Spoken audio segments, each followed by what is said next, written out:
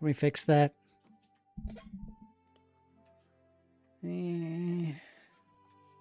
Forgot to change the date. That's the wrong date. It's the 28th. Manage videos. It's the 28th.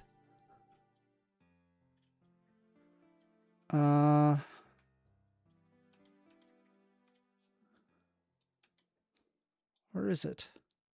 Edit. 28. Do I also have to change that on my Facebook? Let me find out.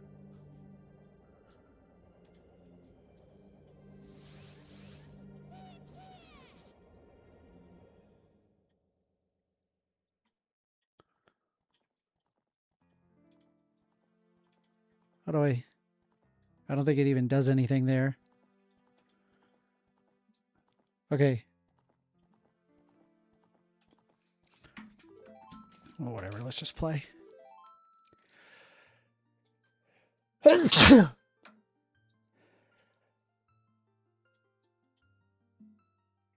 Okay. No sneezing? Okay. All right. What was I doing? What was I doing? Forest Temple. That's what we were doing. Forest Temple. Let's do it.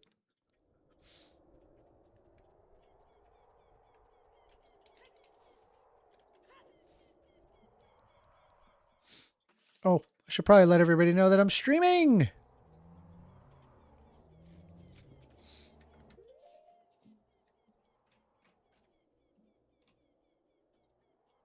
Add everybody.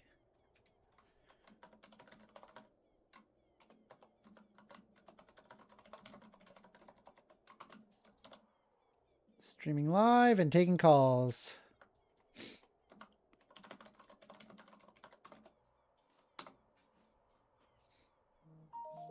Sick. All right, let's go.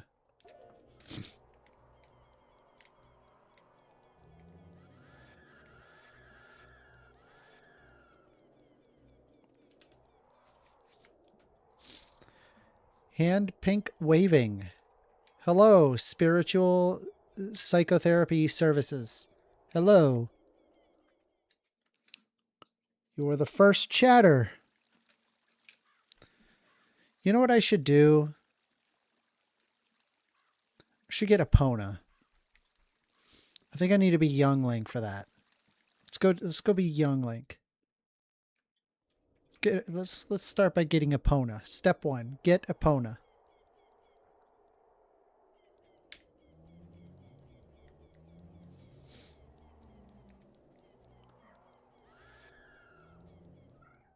What is it, Pepper? What? What?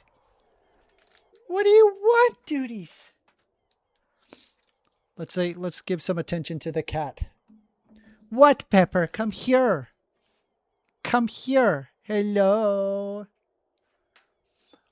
What did you want? I gotta blow my nose. Duties. Hold on. Freaking allergies, dude.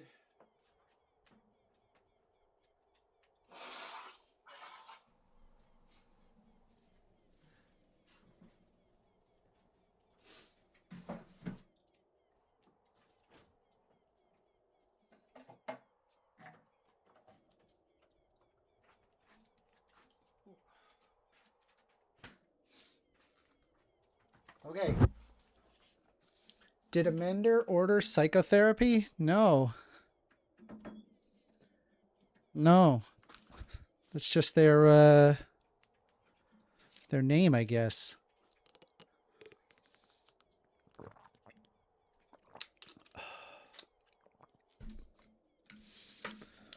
Are you allergic to cats? That would be hilarious. Why would that be hilarious? That would be very sad. That would suck. I would not want to be allergic to my cat.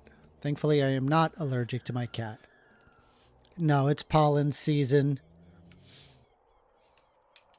And I try to take Flonase to help. And it does help. Problem is that it's not 100% effective. Yes, Peppers. Can you hear her in the background? Because she is meowing at me. She was like, meow. Meow.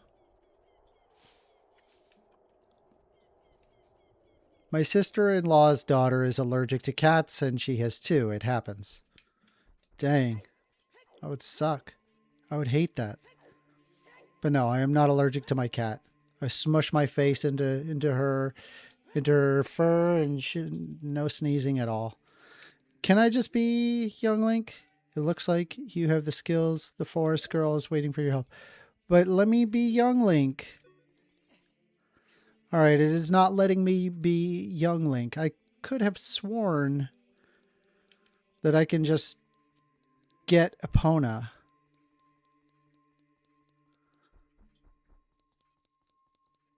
How do I get Epona? I think I just got to go there as adult Link and just take that thing. But last time I tried it, I just paid the guy 10 rupees. Leah Bobega says, let me see the cat.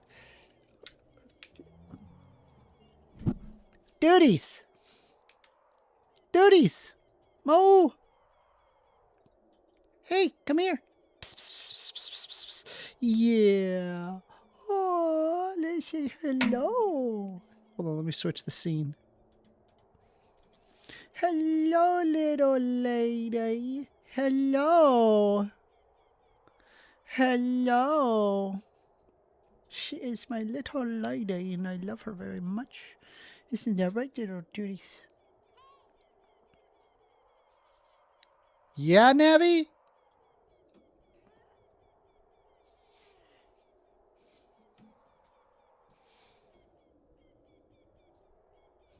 There. Let's get back to it.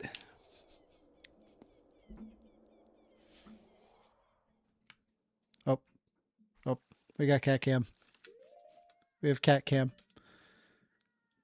This moment has been brought to you by cat cam. Say hello. Say hello to the little.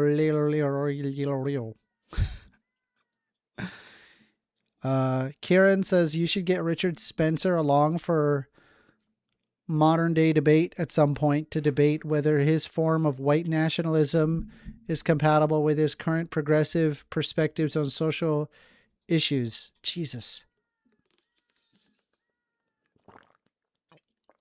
I don't know anything about Richard Spencer. I know nothing about him. What?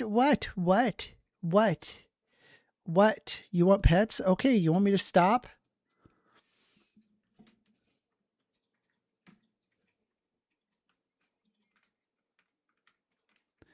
That controller is much older than you. Do you have any idea how old that is? That thing is like 30 years old. It is an artifact to you. Ow. No hurt. Please, no hurt. Okay, are you good? Are you good? Okay, all right. I'll stop. Okay, I'm gonna go. Please, no. Do not fall for her cuteness. Do not fall for it. She is trying to bewitch you. She wants to act like she wants pets, but really she does not want pets. She wants to claw at you. Ow! Pepper! That hurts! Girl cats are assholes. They kind of are. Duties, are you good? Are you good? No more? You done? Okay. No.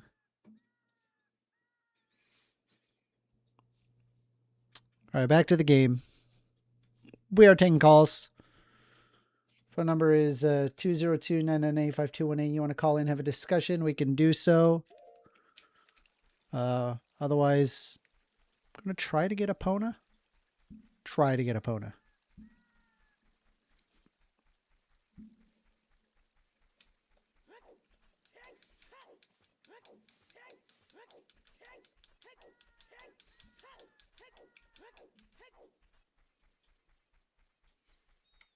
Gotta wait for it to be daytime, I think. Wait, I think I have the sun song. Hell yeah, I got the sun song. Let's go. That's right, I remember getting it. Whoop. Based. It's not sun. Sun time.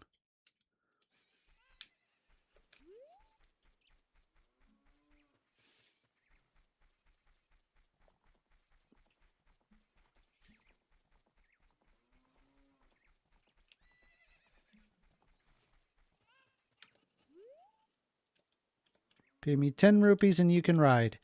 Do you want to learn how to ride? No. Thank you so much.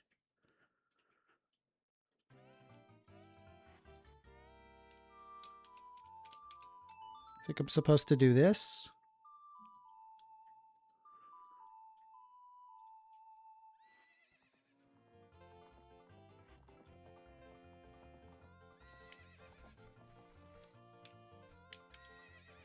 Okay. Got that one.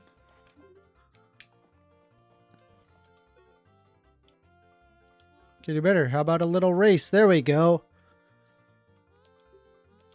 Let's make a little wager. Do it.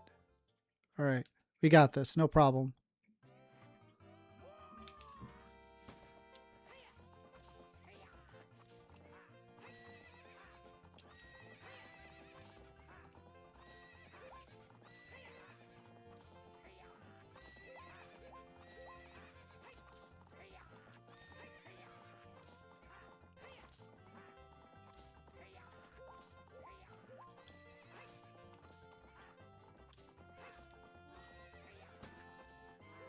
Easy. Excadriller, you know I don't like being called first offender. Come on, man. You know better. Y'all wake up just to make fun of me. You can keep the horse. Okay, so now I gotta race even faster and keep the horse if I win.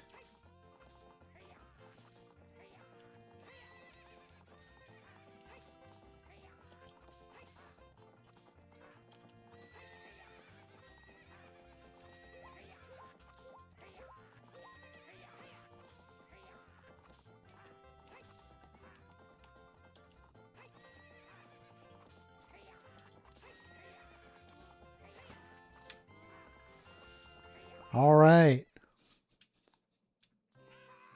What's up with that horse? Is that Epona? How did you tame that wild horse right under my nose? I was going to present that horse to the great Ganondorf.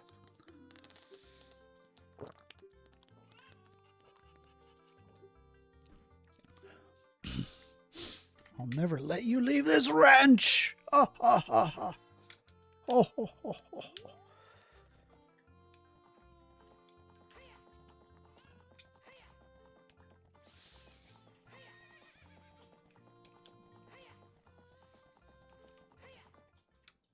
Bruh, I remember this as a kid and I was like, what? I thought it was the coolest thing ever. Never mind, a jump like that would have killed that horse. But hey, we're playing a video game, not real life. So let's just enjoy it. All right, we got the horse. Now that we have the horse, Forest Temple.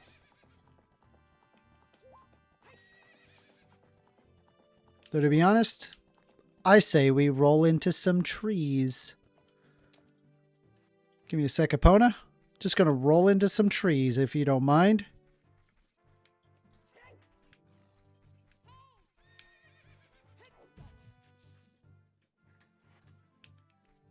Hearts. Hole.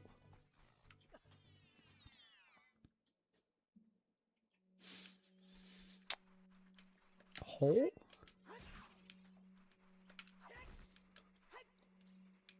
Boing boing, it's 11:11.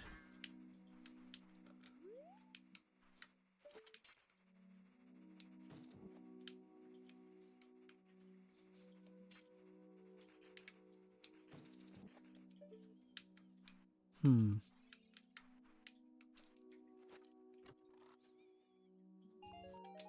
₹5.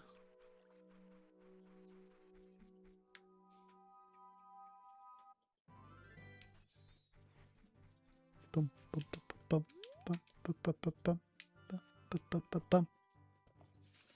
Is there another tree over there? Nope, it was just the one tree.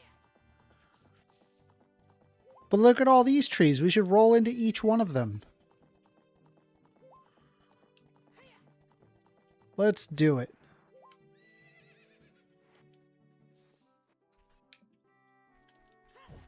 Roll. Oh, just rupees.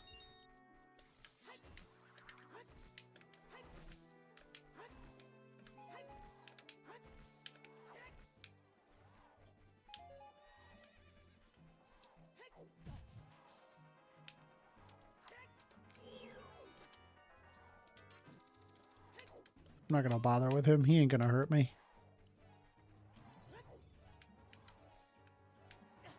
Ow.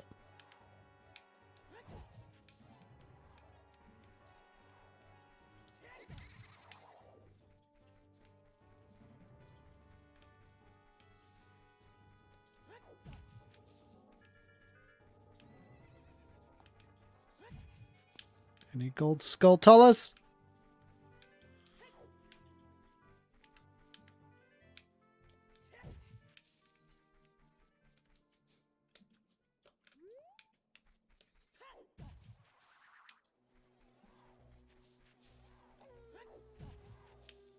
Nothing.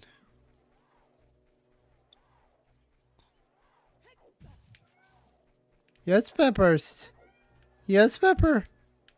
What do you want, duties?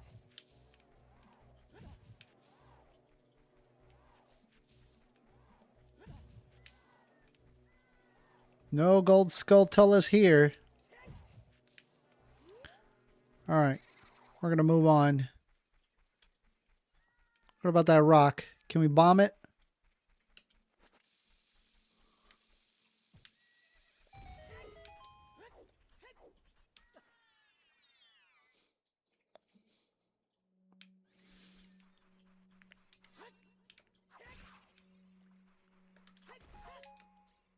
Boing boing.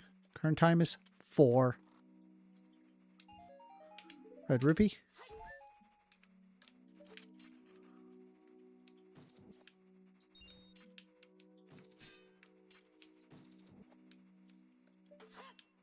Nothing.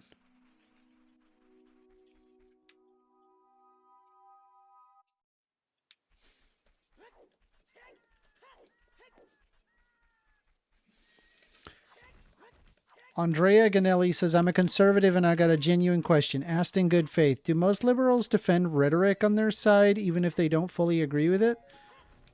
No. I mean, I can't speak for other liberals. Myself, I don't just argue it just because it's on my side. There's certain things on my side that I disagree with.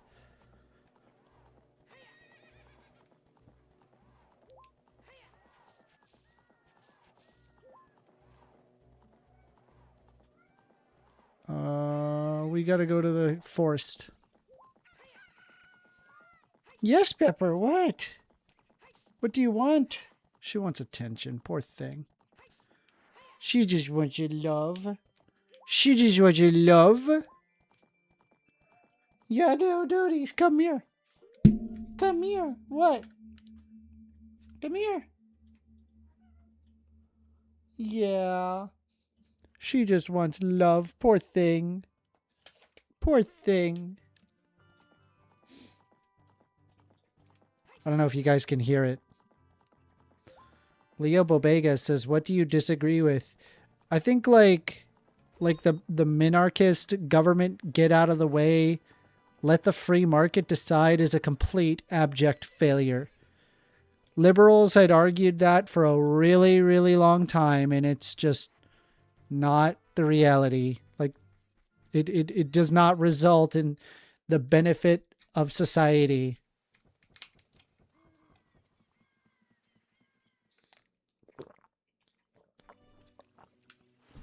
And that has been the talking point of liberals forever. Forever. So I'm more of a progressive liberal as a result.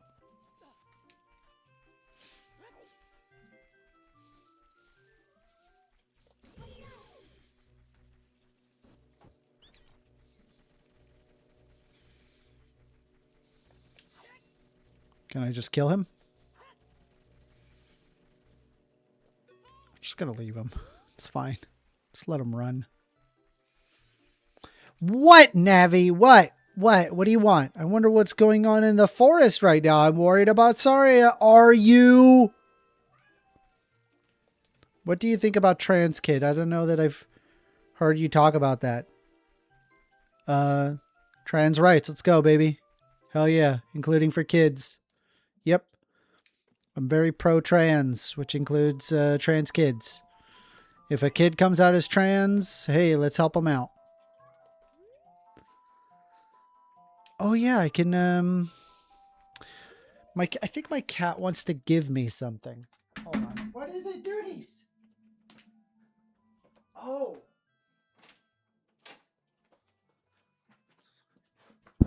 She wanted me to open the door. I'm so sorry. What does progressive liberal means in terms of economics? I just think that there's like instances of the free market that just don't work properly, and it requires like government coercion to like fix the problem. Can I? Oh, they're just gonna smack at me. I thought I could, what is happening with the frame rate? Hey, yo. So you think, say, an 8-year-old should be given hormone blockers and socially transition? No. No, that's you not understanding what or how hormone blockers work. Why would you give an 8-year-old hormone blockers? There's no hormones to block. Do you not see the problem there? That's wild. Why would you give hormone blockers when there's no hormone? Doesn't make any sense. That's consistent with Econ 101. I don't know if that's what I'd call progressive.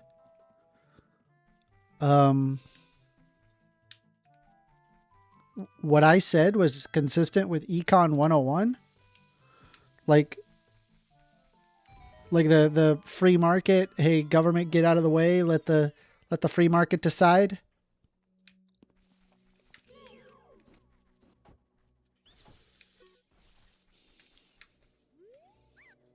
I surrender. To make your quest easier, I can enable you to pick up more Deku nuts, but it'll cost you 40 rupees. Sure. I can now hold up to 30 Deku nuts.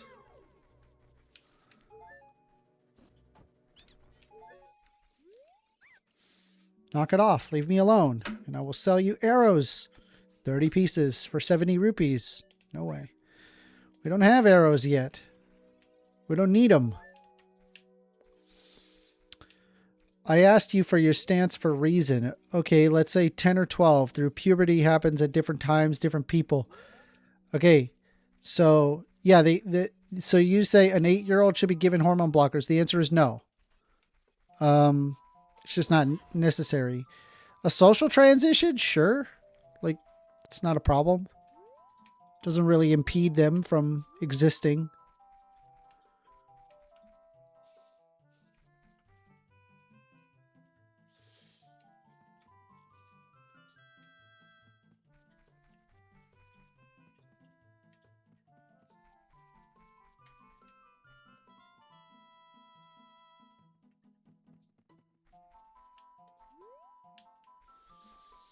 I think I'm in a dead end.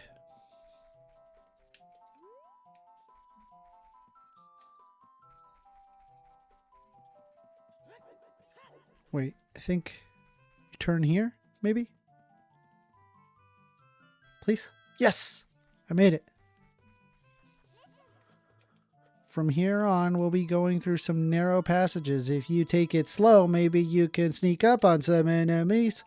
Use the targeting to always look at the proper direction. Why is this so slow? Set your view so you can see the next corridor before you turn a corner. Once your view is set, hold down Z to sidestep around the corner. That way you won't be surprised by the enemy waiting in ambush.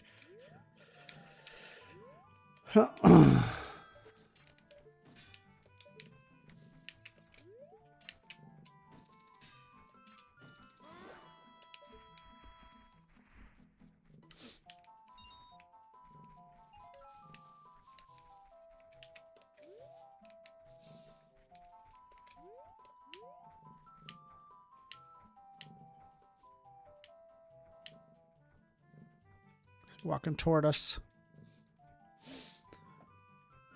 That's why I clarified. Maybe 10 or 12. Whatever now, it's happening even though people have denied it for years. We've seen 14, 15, 16-year-olds given full mastectomies, etc. Do you support that? Yes, if it's necessary. I only support things that are medically necessary. You keep obfuscating and muddy the waters. No, it's not me muddying the waters. It's me explaining to you how it works. You're so steeped in the propaganda that you don't even have your basic facts straight. How could we have a conversation about this when you don't even understand what is going on or what is the implication?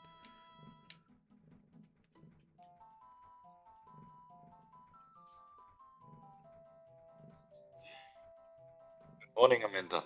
Good morning, Sven. How you doing? Good, mate. Did you hear about Iran? Yes. What's your take on it? I don't know much about it. Other than it could potentially cause World War III. Yeah.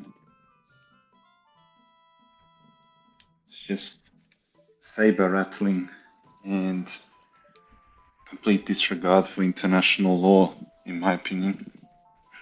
The United States has no basis to argue international law currently. Yeah.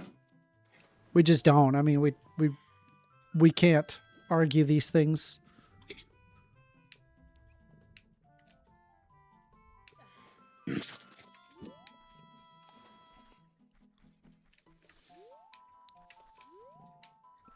I don't know, maybe like 10 years ago, we could probably argue some sort of moral position on it, but I don't know. Nowadays, with everything that's been going on with, Gaza and Trump and, going to Venezuela and, we just don't have an argument anymore. Yeah, but without foot on the ground, without a foot on the ground, that won't be successful in Iran. Even if they invade with boots on the ground, it's going to be extremely difficult given Iran's topography. See, I'm not a mender. That's you. I've interviewed 22 detransitioners. I'm pretty well versed. In fact, 8, 9-year-olds do get puberty blockers. Trying to say it doesn't happen doesn't change the facts. All right, let's pull up the facts.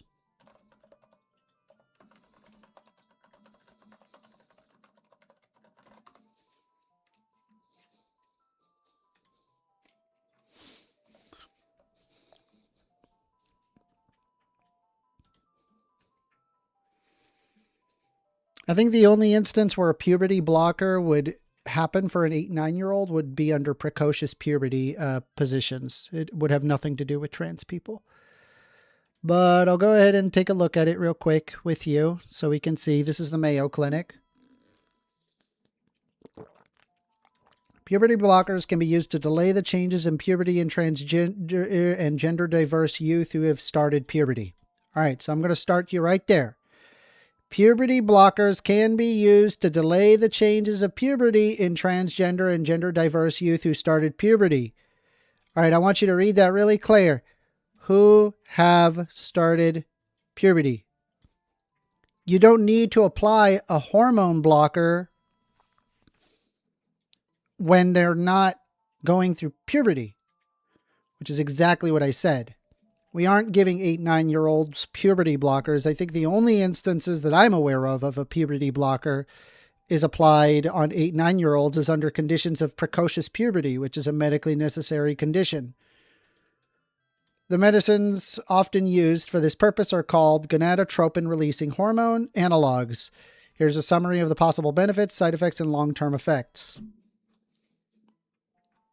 So, again, 8-9-year-olds aren't getting puberty blockers for trans people. Let's see. Children who are prescribed puberty blockers to treat precocious puberty. Yes, that's correct.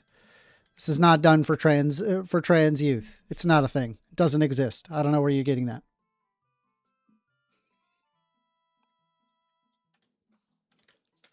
So that's the facts. You could just be wrong. Just I don't know what to tell you. You're wrong. You don't know what you're talking about. Andrea says, why isn't there a mass protest in the USA for Iranians? Because it won't align with the left stance and it would contradict some of their ideas. I'm curious, that's all. Oh, I'm sure you're just curious. I don't know. I don't know enough about everything that's going on in Iran. We've been saying that there was nuclear weapons in Iran for like forever. And that we've never been able to substantiate that. We just would say that it exists and then that's it. We just don't treat them as a sovereign country.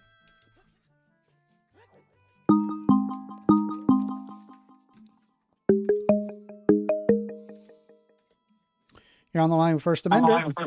Hey, this is Darius, man. How you doing? Thaddeus? Darius. Thaddeus. No, not Darius. Daddy with R. Darius. Darius. Yes. All right, Darius. What do you want to talk about? Does pineapple go on pizza? Yes, no. Why are you doing this?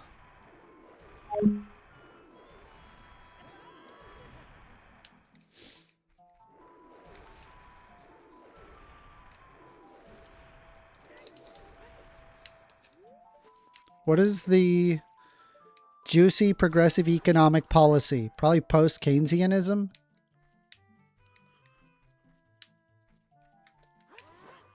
Is he dead? No? Okay, now he's dead.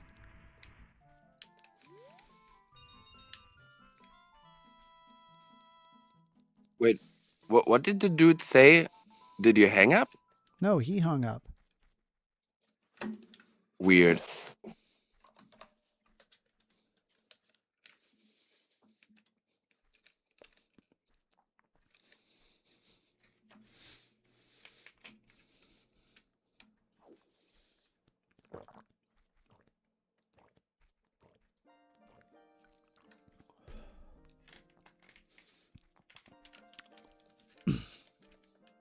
Come on.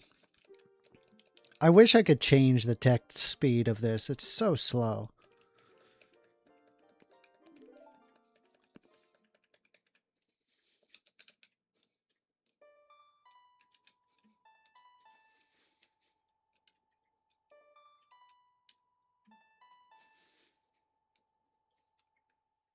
All right.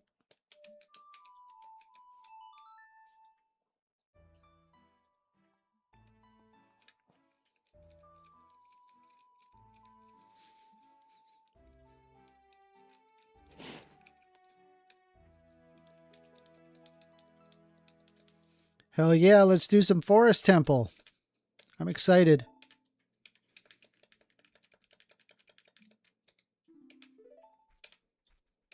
Oh my god, this takes so long. Come on.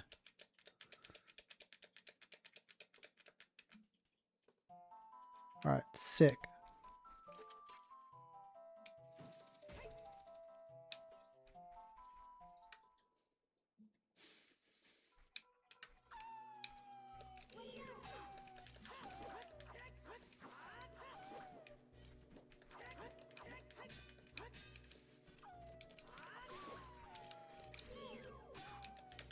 What are you playing there?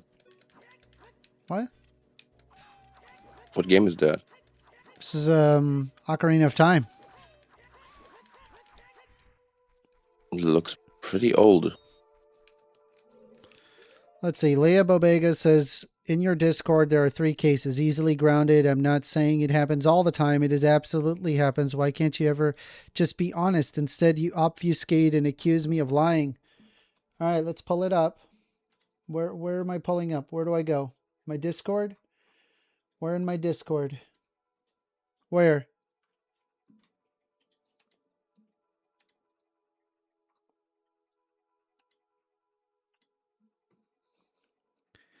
Emily started puberty blockers during a raging state in a national debate. New Hampshire, Mom Scrubs, one of many projects underway. Ian grew up in New Hampshire, parents immediately family there. Good size of chickens. Good depressed. One of the bills could make it a felony to provide Rosie, Ian's middle child, Emily, a medication they take to delay the start of male puberty. Agreed not to publish the last family's name because of legal risks that they could face if this legislation takes effect. Another bill would let businesses, school, and government agencies require that 8-year-old Emily, who has long blue or sometimes green hair, and love for purple clothing and rainbows, use the men's bathroom. The bills passed New Hampshire House are pending in the Senate. I don't think it's worth living here under that threat. So our hands are tied. More than 24 states have already enacted laws that ban or limit prescription for drugs that pause puberty and hormone therapy given to teenagers who want to transition from male to female or female to male. Trump administration's report released early this month. Your own article doesn't even argue what you think it argues. They're not even arguing giving drugs to an 8-year-old. It literally tells you in the article that when they're going through puberty, again, you don't apply hormone blockers on somebody that doesn't have hormones to block. Do you understand what a GRNH analog even does? There's no medical necessity to providing a hormone blockers for an 8-year-old unless if you're referring to an instance of precocious puberty. If there's a law that specifically says, okay, 8-year-olds and up can take puberty blockers, that would actually be medically accurate because that would apply in instances of people who go through precocious puberty. So I don't see a problem here. It would be medically efficacious. Let's see. Next one. Doctors gave puberty blockers to a 9-year-old despite admitting shoddy research. Doctors at a gender clinic in California doled out puberty blockers on kids as young as 9. Again, precocious puberty. That's when you would apply that. Despite reportedly admitting behind the scenes that some research backing gender-affirming care for children was shoddy. That's wrong. The revelations were laid bare in troves of emails that top doctors of University of California, San Francisco Child and Adolescent Gender Center, which were recently obtained by the Daily Caller as a part of the Freedom of Information lawsuit. Who is the Freedom of Information?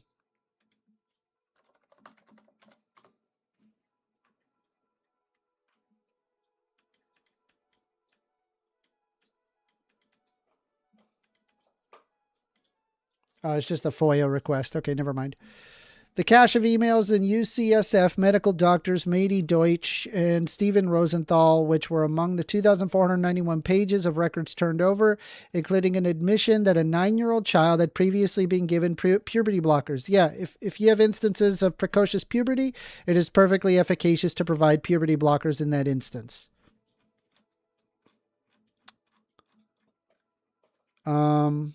Deutsch and Rosenthal are co-authors of the World Professional Association of Transgender Health Standards in Care version 8, which helps inform clinical practices across the world.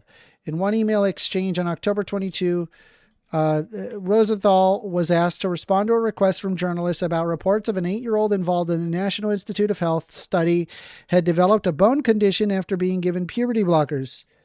Rosenthal, who co-founded UCSF's Gender Center, apparently fired back, telling those with the organization internally that the youngest participant was actually age 9. His response led to inquiring reporters being told the notion that an 8-year-old had been given puberty blockers was incorrect.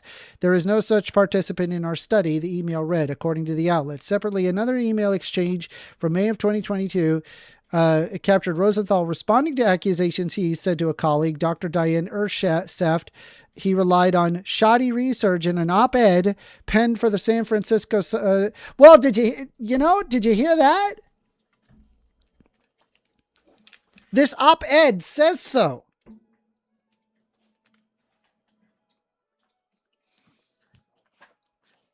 Now Google what an op-ed is. You idiot. The research quoted cited a controversial study spearheaded Stanford professor that suggested puberty blockers helped lower depression in gender-confused youngsters. Yeah, so again, puberty blockers are designed to block puberty. If an 8-year-old is being, an 8-year-old, they're not going through puberty, at least not typically. So you don't apply a puberty blocker on people not going through puberty. Is this hard to understand? You cite the Diana Tordoff study from Seattle's Children's Hospital as evidence of the clear mental health benefits of gender-affirming care, except that apparently the study says no such thing. The email from an unidentified sender read, Diana Tordoff study from Seattle Children's Hospital as evidence. The same shoddy research is wheeled out again and again. Let's pull it up. Diana Tordoff, mental health outcomes of transgender non-binary youth receiving gender-affirming care. Amongst 104 youths aged 13 to 20 years who participated in the study, there were 63 transmasculine individuals, 27 transfeminine individuals, 10 non-binary and gender-fluid individuals, and 4 youths who responded, I do not know, or didn't respond to a gender identity question. At baseline, 59 individuals had moderate to severe depression, 52 individuals had moderate to severe anxiety, 45 individuals had reported self-harm or suicidal thoughts. By the end of the study, 69 youths had received puberty blockers, gender-affirming hormones, or both interventions, while 35 youths had not received either intervention. After adjustment for temporal trends or potential confounders, we observed 60% lower odds of depression among youths who initiated puberty blockers or gender-affirming hormones compared with youths who had not. There is no association with puberty blockers and gender-affirming hormones and anxiety.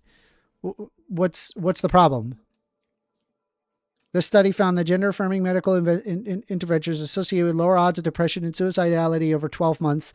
These data add to existing evidence suggesting... So this is the quote-unquote shoddy evidence. Meanwhile, the response to the quote-unquote shoddy research is an op-ed. Get a fucking life, loser. Get a life. You're in propaganda world. If what is required in order to prove it wrong is an op-ed, you're not on the same ball. We're not playing the same ballpark here. What an idiot. Why don't you actually read what you're sending me before you sit there and open your dumb ass mouth? God, you're dumb. Fuck you. Fucking transphobic piece of shit.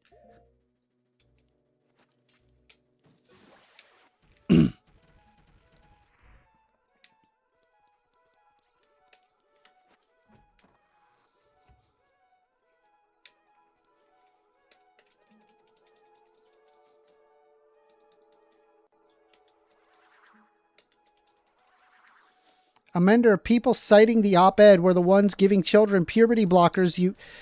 Hey! All right, one more time. The study was what was being told is shoddy. This New York Post cited that it was shoddy research in an op-ed penned for the San Francisco Chronicle. Where is the shoddy research? What are you talking about? Where are they getting the information? What is happening? You're pulling up a fucking New York Post and there's studies like this that exist? You're just being a fucking idiot. You're just falling for the same bullshit that all these fucking dumbass right-wingers do.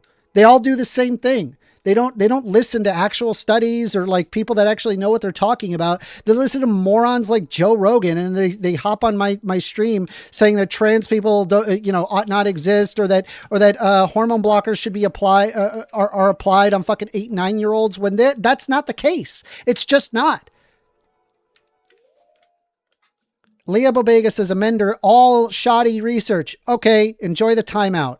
Go fuck yourself, you fucking piece of garbage. Jesus Christ. I'm so tired of fucking transphobes, dude. I'm so tired of it, dude. I'm so done with transphobe. Enjoy the fucking timeout. Go fuck yourself, you piece of shit. I fucking hate these fucking people, dude. Put user in timeout, 24 hours. Have a good day. All right. Tired of dumbass transphobes saying dumbass transphobic shit. If you have something to provide, then provide it, right? But don't sit there and fucking provide me some dumbass New York Post as if you know what you're talking about. You don't.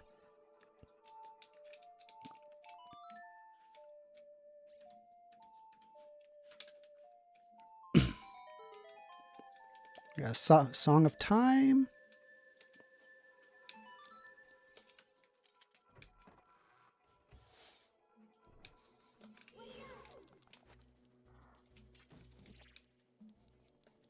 All right.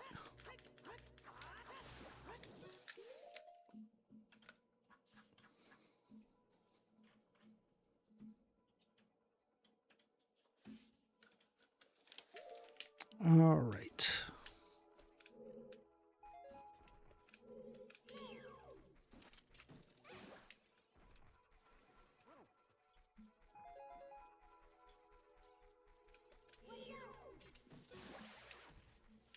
Man, this thing's really helpful. The hook shot.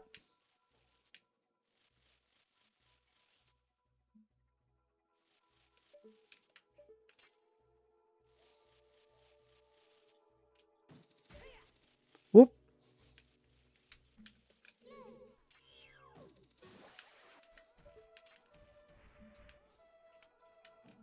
Is it possible for me to just kind of climb up this without getting hit by this?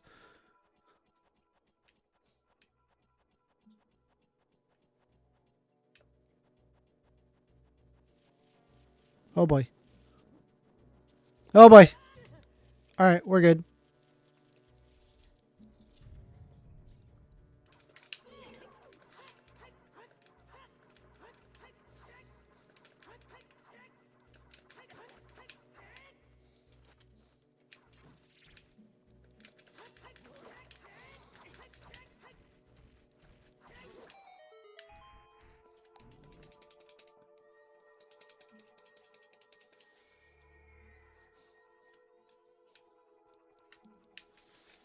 Okay.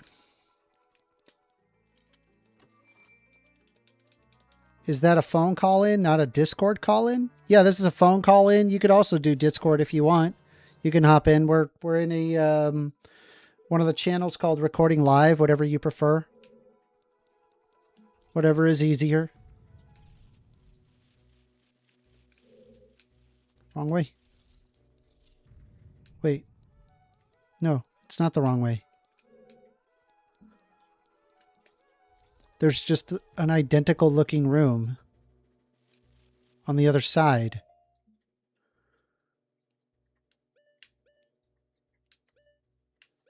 No, wait. What?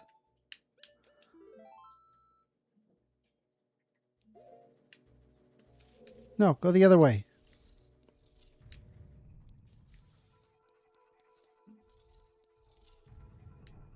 Okay.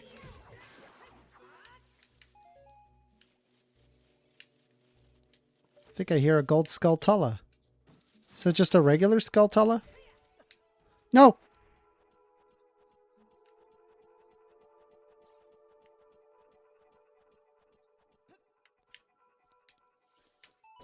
Okay.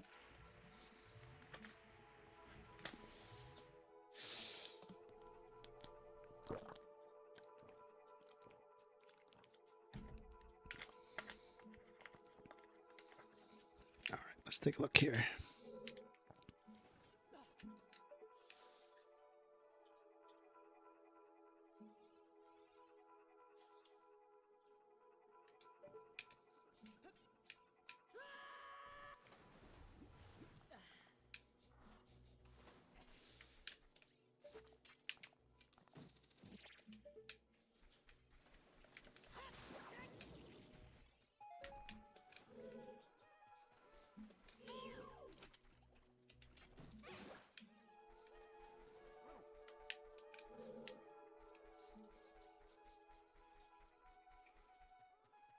Takes international call-ins. We've taken in international call-ins. Yeah, I think you have to put like a 01 or something, if I'm not mistaken. I could be wrong about that. I don't usually do international call-ins, but it's a DC number, so it should be able to take international calls.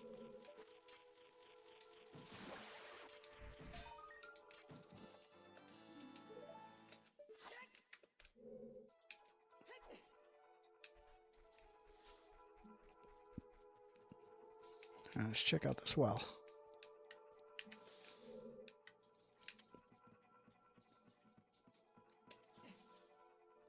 Oh, deep.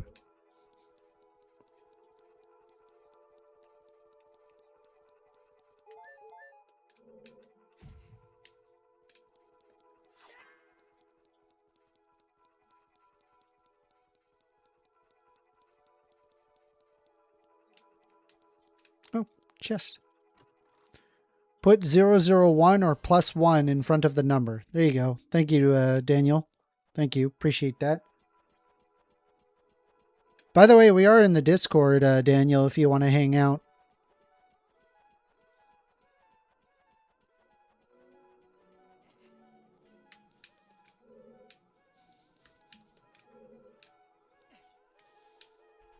Got a key.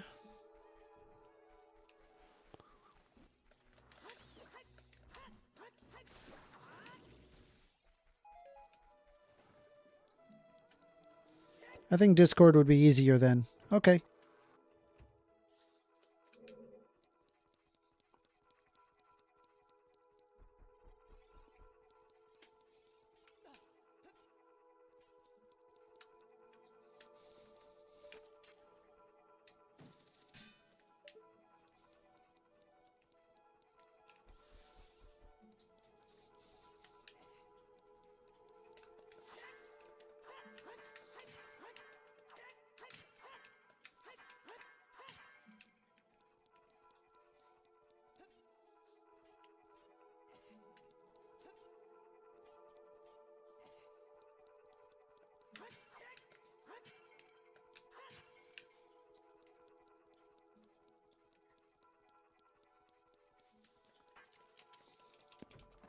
Key.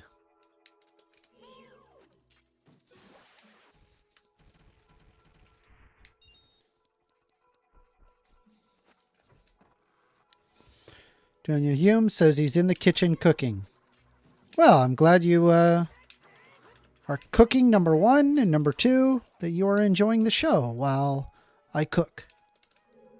We are taking calls, by the way. Phone number is 202-998-5218. You want to call in, have a discussion, we can do so. More than happy to hear from you.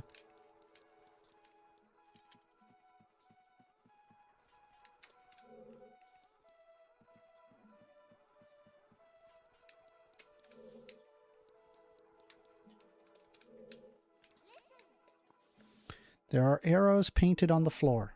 Are there? Wow. There's arrows on the floor. I wonder what you do. What do you do?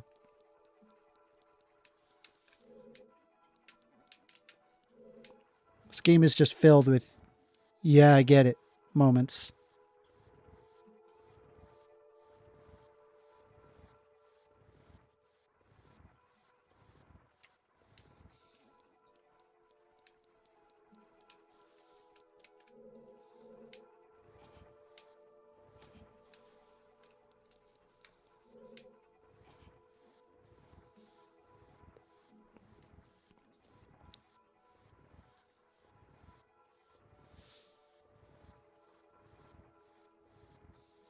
The music in this temple is so freaking good.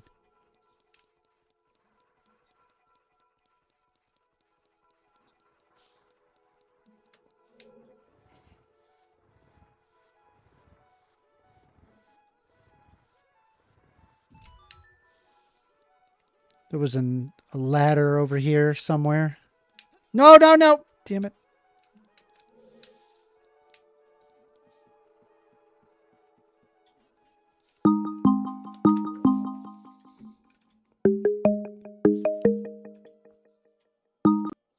You're on the line with First Amender.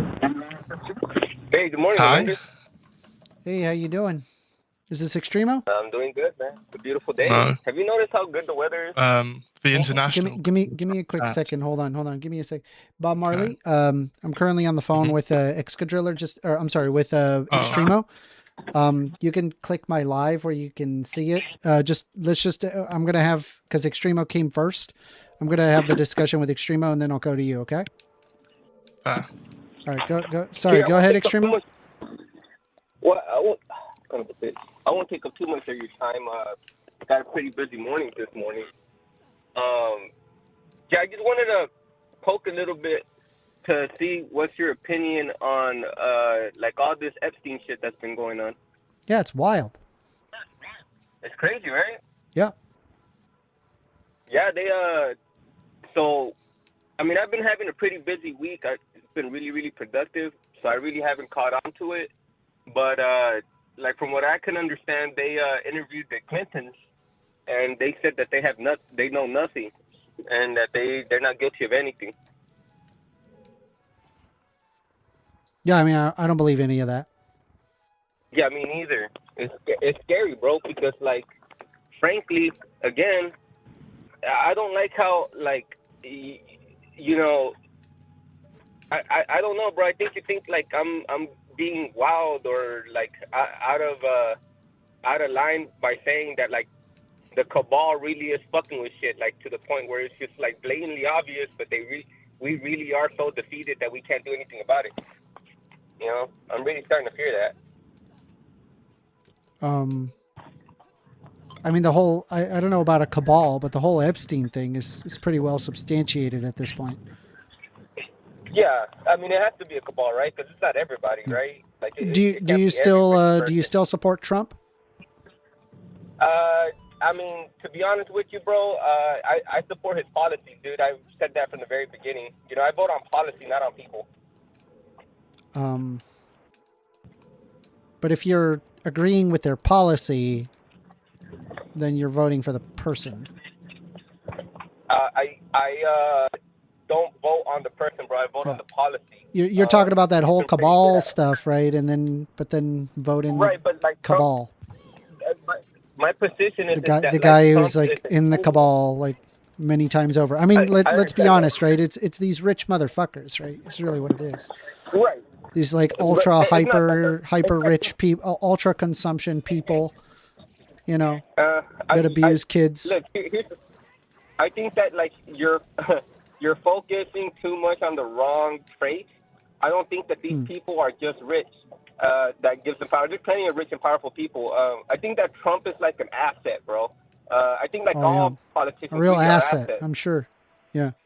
All of them are assets. As long as that asset is sub 18, right? Well, I don't know what you're talking about. What I'm talking about is like essentially. I don't think that a politician. I don't understand how is it that you go from like, oh, I hate this whole cabal thing that is going on with the Epstein files, and then support the guy that is in the Epstein files. Like, I don't really understand that at all. And don't give me the excuse saying that like, oh, I support his policies, which if you're in favor of the policy, then you're tacitly in favor of the person. I don't think so. I think so. That the policy existed. You don't think that's true? The policies exist separate from the person. You know what I mean? I think, frankly, like if there's like a Democrat, right, and you vote Democrat, and that a Democrat gets caught being like a fucking serial pedophile, rapist, or murderer, that doesn't mean that you support raping and murdering. Yeah, but and like pedophilia, if I bro. find a I Democrat think that you vote on policies like but the most people difference do, is you know if what I I'm saying? find a Democrat that does I think that, that I that don't would come be an up with the ignorant thing for you to excuse. do. I don't come up with the excuse that oh well, you know, I support his policy, not the person. I've been very I consistent mean, with it's not. this. I mean, I am consistent. I'm No, telling you're you, not. I've No, always you're voted not. on. No, you're Well, not. You go okay. from So, you just went from, oh, I'm really worried about this whole cabal thing, and then support the guy that's in right. the cabal harder than anybody else. Well, that's why I called it originally, right? My position is that like you either support cabal or do not support cabal. In which case you cannot support anything because it's all ran by the cabal. What? All of You it? see what I'm saying? Every president, All of every it, every everything. congressman, they're Politics, all in the cabal. American yes, the whole system is rigged. It's literally rigged. Yeah, It's but either you believe that, unless if it's Donald Trump, in which case you're in favor of the policies, you know. no, again, right? Do Like, you understand how ridiculous this sounds? well, no, I mean, it doesn't sound ridiculous It at doesn't all. sound I'm ridiculous to coming from your you, position man, here. dude. We gotta No, work on no. work on your epistemology there, man. Your ability Well, of figuring things out is not very good. I'm following the same logic you are, sir. Let's No, start you're from the you're not. beginning. You're not. Okay, well, We're hold not up. following the same logic, right? Because like if I found out that Joe Biden or Bill Clinton or anybody was abusing kids, that they were in a cabal of a child sex trafficking ring, I would go, okay, I'm no longer supporting that guy. It's not really about the policy anymore because their actions are so abhorrent that I can't forgive it. Right. Okay. So let me start from the beginning because not only are you mischaracterizing what I'm saying, you're literally saying I'm saying things that I didn't. No. So Hold on. I'm not mischaracterizing what you're saying. Right? What you said was, well, listen, I support the policy, not the person. But I disagree. Correct. I think that if you're supporting a policy, that tacitly means you're in favor of the person, right? Well, the problem is that like we created a scenario in which that is not the case that follows the same logic. The scenario being, let's say, politician that you support, Amender. I think you're trying to sever the ugliness that is Donald Trump in the Epstein files. And you're trying to say, well, listen, I may have supported him, you know, for years. But really, you know, now that all this stuff has come out, well, you know, I'm in too deep. I gotta support him, right? When I think if you're a rational human being, you can come to a conclusion that that no, you shouldn't support the guy that's in the Epstein files thousands of times. But here's the problem, Amender. Hot take. Like, I know you're gonna record this part. You just don't see the inconsistency because you don't want to. But I'll point it out, right? Because I could do it in 3 different steps really easily. 1, you have agreed that there is billion or rich, powerful people that have their fingers in politics that have like the ability to manipulate outcomes. You agreed with that already. There's no argument there, right? So you agreed that the quote unquote cabal, right, exists. You already admitted that. Second, if I'm telling you, well, here's the issue that I'm running into, the moral dilemma. You either, if you believe what you believe, which is that these people literally corrupt the system to, you know, get their outcomes, then you're agreeing that the system is all corrupt. But of course, but you know, as long as they have good policies, right, we should follow them, right? This is the core issue. This is your core issue, right? Because now either you believe that this is true, that there is a group of rich people or powerful people or whatever way you want to phrase it that manipulate the things that does corruption exist, or and by virtue of that you agree with me that, well, the dilemma now is that even if you support anybody within any of the political systems, then you are essentially supporting corruption because if they're a part of a part of a child sex trafficking ring, I got news for you, man. I want nothing to do with that. I would not, I don't care if that guy is Bernie Sanders, dude. They go down, right? That's it. That would be my position on that. That is not a hot take. And you shouldn't support Donald Trump after knowing the fact that he's in the Epstein files thousands of times. You have a daughter. How could you sit there and look at this like it's perfectly okay? Or that, I just support the policy. It's a moral dilemma for me, bro, because I support... Yeah, no shit, it's a moral dilemma. I agree. So why don't we use a little bit of our humanity and stop supporting Donald Trump? Well, I'm supporting the Republicans, bro. No, dude. No. It's not about a team, dude. It's we're talking about the abuse of children. It's not. It's not about a team. That's the problem. Okay, you're treating these people. You're like, I'm so concerned about this cabal, but if they're on my team, I'm in favor of them. Fucking idiot! What an idiot! What a dumb thing to say. How dare you? Let me explain to you how dumb that sounds, bro. Okay. First and foremost, dude, do you think I wouldn't be supporting pedophiles if I voted Democrat? I'm saying that if you find out that they're a part of that. So please, answer my question. No, there are Democrats that also both are involved in the Epstein files. But the difference is that if there's a Democrat or a progressive or somebody that I genuinely agree with, and if they're implicated in the Epstein files, guess what I'm doing? I'm not going to support them. It's that simple. So who? What? I was like, dude, fucking burn Bill Clinton at the stake. Are you kidding? Dude, I don't Bernie believe. is not in the Epstein files. Yeah, no. no. So I don't know what the fuck he's talking about. Well, so Daniel, I said like as an example. Daniel, I said as an example. Hold on, Extremo. Hold on, I'm just responding to Daniel. So Daniel, I said as an example. I said, if Bernie Sanders was found in the Epstein files, I would have just instantaneously stopped supporting him. That would be an instantaneous move. What he's doing, he's saying that everybody's in the Epstein files, which is, by the way, like the biggest fucking lie possible. Because there's a lot of people, like Nancy Pelosi, for example. Let's let Extremo go. Go ahead, Extremo. Yeah, like my issue, bro, is that like I agree with you. It is that simple. You should stop supporting all politicians, bro. I'm leaning. No, I don't believe all politicians are implicated in the Epstein files. There are some politicians that are implicated in the Epstein files, in which case don't support pedophile politicians. Don't support pedophiles, right? If there's a politician that they get into power and the way that they abuse that power is they abuse little children, that makes me go, okay, well, that's fucking disgusting and makes me want to fucking vomit. I don't sit there and go, well, let's listen to their policy of abusing children. Listen.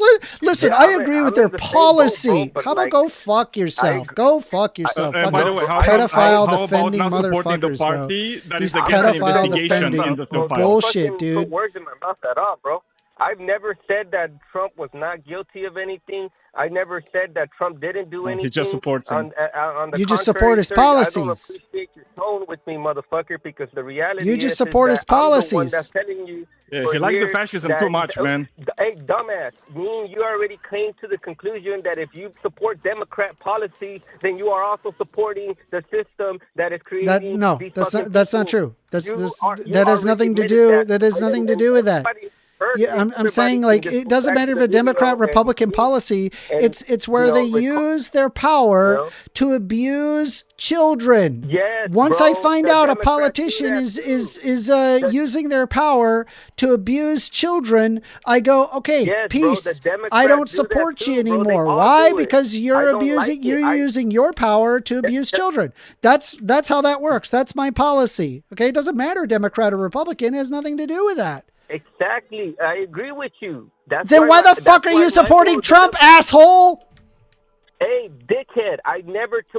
since I've spoken with you You just said you supported his policies. Have I?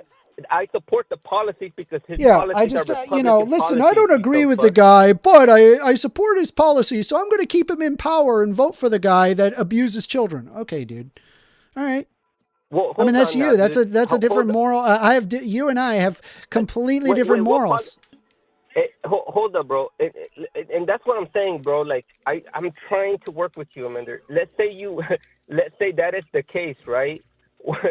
What policy can you point to me that is allowing Trump to so-called allow for people to molest children? You tell me. The fact that Ghislaine Maxwell was just put into a minimum security prison. Do you think I support that? So that way she would shut her fucking mouth. Excuse me, sir. That was under the Trump administration. Trump decided to do that, right? Trump decided to do that. Okay, He's the one that did that. Once I find out a politician is doing that, I'm like, bro, peace. I can't support you. I can't support you. I need you to stop supporting Trump. Stop supporting him. He's a fucking, this guy's gross. Please, I plead with you to use your reason. It doesn't have to be this way. You could be a person that has like some level of human empathy in there. And just because you invested years and years of like being a Trump supporter, I think you could come to a conclusion where you go, okay, I can't support this anymore. It's too much. Look, at the end of the day, bro, like, I'm going to look at it for what it is. I agree with you, bro. If Trump is convicted of that crime, bro, that's undeniable. Right now, it's not. Do you have to be convicted of a crime in order to be guilty of it? Do you think, like, you really believe that's not that what you... I said. But I like, think can someone do a crime without being convicted? Come on, bro. Hear me out. Bro, you're applying fuck you. You're applying kid gloves, right? But let's be honest, right? When talking about illegal immigration, for example, you look at the idea like getting like a court date or being told to go to a court. You're saying like that. Well, we gotta like expedite that process. But let's apply the kid gloves to the child rape. Are you fucking kidding? What is this, dude? This is so. I'm gonna vomit, dude. I'm gonna vomit. Holy shit. Holy shit. What I believe is that like it's not. I think that like Trump is a political fuck me, toy, dude. Bro. Like the reality is that if you look deep into those files, bro, what you realize is that it's not just Republicans or so-called Republicans, bro. You got to remember that at the time that Trump was doing all of these things that you are claiming that he did, he was actually a Democrat. Oh, I'm sure. You gotta remember that, bro. Oh, I'm sure. The reality is that like the fucking backpedaling is fucking really wild, dude. The fucking justifications you gotta go through to make this work, bro, is wild. No, I'm not. Blows my mind. Blows me away. What a disgusting piece of shit he is, that man. He actually did something, and that and I'm agreeing. Extremo. With you. I remember that there was a time where you have been a lot more reasonable than what I have observed you being like. I don't know what has happened to you, but I think that you have gotten even more extreme, less willing to acknowledge when something is wrong. And you're trying to come up with every excuse. And I don't know if it's a sunk cost fallacy. I don't know what is going on mentally in your head where you think that this is justifiable. I really don't. I don't get it. Bro, I'm the one that called you to tell you that it's a moral issue for me because I don't believe that the Republicans. Yeah, so why are you supporting Trump again? Dude, I haven't said that. Since we've spoken, I haven't supported him. He likes the policy. All right, so then, if you don't support him, then say it. I don't support Trump. Do you support Trump? I don't agree with Trump on a lot of things, bro. Oh my God! Answer the question. Do you support Trump? I mean, I support the Republican Party. I don't support. Do you support Trump? I don't. I support the Republican Party. Holy shit. Not Trump. I didn't ask if you support the Republican Party. The Republican Party isn't Trump and Trump isn't the Republican Party. I'm going to ask you, do you support Trump? I support the Republican Party and not Trump. If You say answer you was support yes, the he does Republican support Trump. Party. If you support the Republican And not Party, Trump. but not Trump, then it is safe to say you don't support Trump. Say it. No, yeah, I support the Republican Party. Not Why Trump. can't he say it? Because he's a little say bitch. what? And he knows. I mean, he understands it at some Why level can't that you he's say scooped. it? It's so easy. You literally said, I support the Republican Party, not Trump. You already effectively said, I don't support Trump. That means Then you don't support Trump. Then what's your So issue, I'm bro? I'm so asking you. confused. Why are you So getting I upset? need to Why understand. Are you upset and forgetting in your feelings? What? No, I'm just astonished at it's like the amount of rhetoric that you have to go through in order to make this work. When in reality, I feel like you're trying to take a circle peg and jam it as hard as you can into that square hole. And I'm telling you, hey, it doesn't fit. And you're like, yes, it does. Squares can fit inside of circles, like just all sorts of bullshit. So just to be clear, my answer of me supporting the party and not the candidate, it's not good enough for you. No, I'm asking you, just say it. Say it. Answer the question. I didn't say anything about the Republican Party. I didn't say anything about the Republican Party. Right? So I'm asking you. Just because it's bothering you, bro. This is yeah, it bothers me because you can't answer simple questions. If somebody asks me a question, I answer it instantly. Instantly, I answer the question right away. Right? Because I don't have anything to hide. I don't either. I'm telling you, I don't support the candidate. You also agree with this, right? So if the Republican Party would choose Trump as a candidate, would you support him? For the policies that the candidate is pushing, or do you vote for the candidate? All right. Let's try this. Personally. If you don't support Trump, but you support the Republican Party, and the Republican Party decided somehow in the third term that they're gonna bring in Donald Trump again, would you support him? Yeah, I would be conflicted, bro. I would be very conflicted. I mean, I don't think I could, bro. I think that would be the straw too far, bro. Okay, then just say you don't support Trump.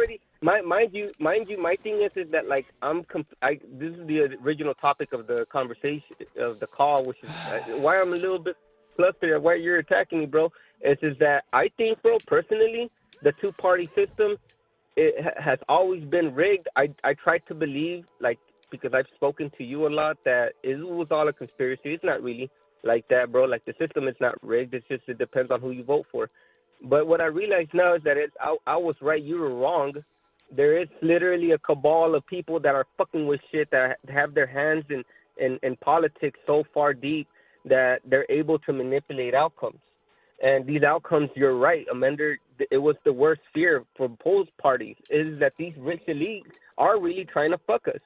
We really are goy food, Would you still voting for Trump if you knew what he did? I think that we should work together, bro. What he knows not worry now? about Trump. I get it, bro. Trump is the bad guy in your head because he's the president. Well, I like and the preaching he's in the from Epstein him. files. That's cool. I agree with you. But the reality is deeper than that, right? If the worst outcome he's not the bad guy in my head. He's the bad guy. He is the bad guy. Right. It's not. No, I'm talking it's about not the in bad my guy head. The target, right? Like you're acting like that. It's a fantasy. It's not a fantasy. No, it's not a fantasy. I agree with you. It's scary. The proposition of a fucking elite class of people that even have their hands on the president of the United States is frankly the worst possible thing that could possibly happen. That's literally like buy freedom, say hello to you, Minority Report, where you're fucking tracked every single day by this fucking secret, shadowy government that's gonna fucking decide if you're right or wrong before you even do it. Well, like I'm gonna move on, Extremo. Right? I think you could think about this a little more, and realize that if somebody asks if you support Trump, you should be saying hell fucking no. Very simple. Hell no. He's a pedo. We'll see in the next few months, bro. We just waged war with Iran, and I don't know, man. Like, there's a lot of good things happening. I thought it was Israel that's waging war with Iran. Is it the U.S.? Right. No. Yeah. It's both. Sure. All right, bro. No, it's Salam both. alaikum, bro. You have a blessed rest of your day, bro. Don't think about it too hard, bro. It's all politics for me, bro. You know that. It ain't personal. Don't think about the kids that were raped, Amanda. Come on, it's like, come on. Don't think too hard about it. Just ignore it if possible, like Extremo does, because he doesn't care, right? I mean, now it kind of makes you understand why I think this guy is a despicable guy, as I've told you like so many times before, right? He's the same person that was okay with like beating up his kids, you know, to discipline them. Oh, well, and he's the one that doesn't really care about like kids getting raped, you know, if the policies are good, right? If the policies are good, like, no, he's Hitler, we understand this, you know, he's Epstein, he's Trump, it doesn't matter. Like, all that matters is like, you know, we like the policies, which is bullshit, obviously. It's like, you know, I don't care. It's like, dude, you could be the guy that brings in like the fucking like socialism all over the world. If I knew that guy raped kids, I would not support him whatsoever. Simple. Like, I don't understand. Yeah, but you need to have some moral backbone, not to be a weasel like he is. The sad part is that he used to not be that way. I don't know what has happened to him lately, but he's gotten more and more. He was always like this, Amanda. You just I know. Listen, glasses with him. I'm telling you. Well, I'm telling you that I've known him for many years, and he didn't used to be that way. I don't know. It's sad to see. I met him. Yeah, that he's like on that. MDD.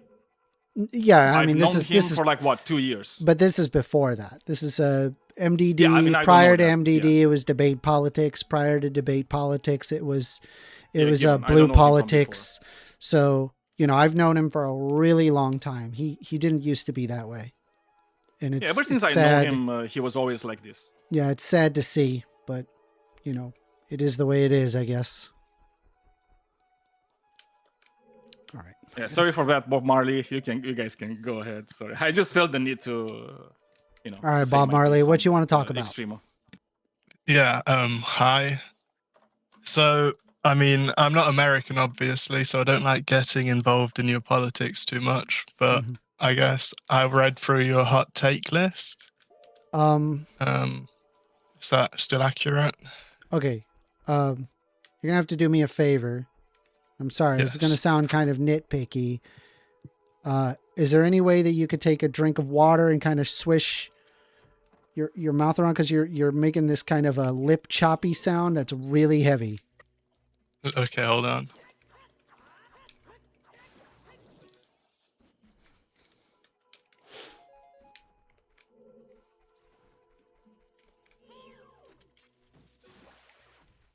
Okay. Better? Yeah. Okay, so your hot take list. Is it still accurate? Like, in date? Yeah. Okay. So I read, like, you are in favor of 100% wealth tax on billionaires, as I understand it? Yes, any amount past $1 billion, yes. And it would be based on assets. Okay. I mean, would you care to justify that first of all, so I know where you're coming from? I think economically speaking, what I've observed is that a lot of money and wealth, it tends to consolidate at the top. And I think if you want to have a healthy economy, you need to have a well and meaningful flow of money from the bottom to the top, from the top to the bottom. And if you want to stop the economy from being too top heavy and therefore reduce overall transactions, you have to have a cap on it, on consumption itself. On consumption. Mm-hmm. Okay, so this wealth cap, you said on assets. Yep. So let's just grant you your need to lower the amount of wealth consolidation in the top percentiles. Then why do you think such a hard cap would be the way to go about this, rather than maybe a more moderate wealth tax, higher estate taxes, higher income taxation? I mean, I'm in favor of those things as well. I just think that this is a pretty good solution, and I think a lot of people can would be in favor of it. I think that if it could be passed, it would result in a meaningful economic impact that would be quite good for a lot of people. Right now, the cycle of money does not flow freely throughout the economy. It consolidates at the top. Wouldn't you agree? I mean, I don't necessarily actually agree, but the argument I would go down would be... You don't agree that money consolidates at the top? This depends very much how it's measured. Like assets, wealth, overall net worth? I mean, yes. Overall, does wealth it is consolidate? True that does wealth consolidate at the top? In the United States, generally, yes. In Australia, I don't know. I would have to look that up, but I'm sure it's not good in Australia either. Well, it depends. It is obviously the top 1% own more than 1% of the wealth, obviously, so it isn't fair in that sense. But I also disagree with the narrative that this has increased massively, as some people would imply. Well, let's take a look here. Let's see if I can find like a study on this. I mean, I know of a couple of studies, but it depends how they measure it. So the most popular series are from economists like Piketty, Saez, and Zuckman. But other economists disagree with their methodology. So it shows here, this is off of Forbes, saying wealth of the 1% reaches the decade high in the United States. The share of wealth owned by the 1% richest people in the United States has reached a new record of 31.7% in the third quarter of 2025, the highest since records began in 1989, according to figures published last week by the Federal Reserve. Quarter 2 of 2025 and quarter 4 of 2024 have already seen all-time highs set above 31%, as the wealth and the super rich tends to recover quicker from setbacks like financial crises and global upheaval. Billionaire wealth around the world has also reached a new record last year, accelerating its growth over previous years, according to recent calculations by Oxfam. The nonprofit cities tax breaks for the wealthy and unchecked monopoly power as reasons for this development. The net worth of the top 1% in the United States has been above a share of 30% almost consistently since 2014. While the top 10% currently own just over 68% of the country's wealth, this is a stark contrast of just 2.5% of the U.S. net worth in the hands of the 50% at the bottom of the wealth ladder. Okay, so do you agree we should probably go with peer-reviewed published studies rather than, say, Oxfam? Yeah, sure. Okay, so, and again, I said, it's not clear to me. It depending on how you measured it, this is correct. Well, so let me just ask you. Let me walk you through it, right? Go ahead. Let's say you've got rich entrepreneurial businessman, and I apologize for the crudeness in my drawing here. I don't know. You could see it, right, on my live? With a delay on stream, yeah. Well, if you're hitting my live on Discord, you should be able to see it live as I'm doing it. All right, so let's say we've got rich businessman, right, who I'm assuming that they're representing their money, right, the investing class. Mm-hmm. They take their money and in turn invest in what? Well, business ventures, right? Mm-hmm. So this usually means employees, right? Employees, make the money. Employees for their labor. Mm-hmm. And so they each get a much smaller than what the investor has. And then the employees in turn buy things, and they put their money in banks, right? So it'll be like a bank, and we can even say housing, and we can even say businesses, right? That's what employees do with their money. Okay. And then in turn,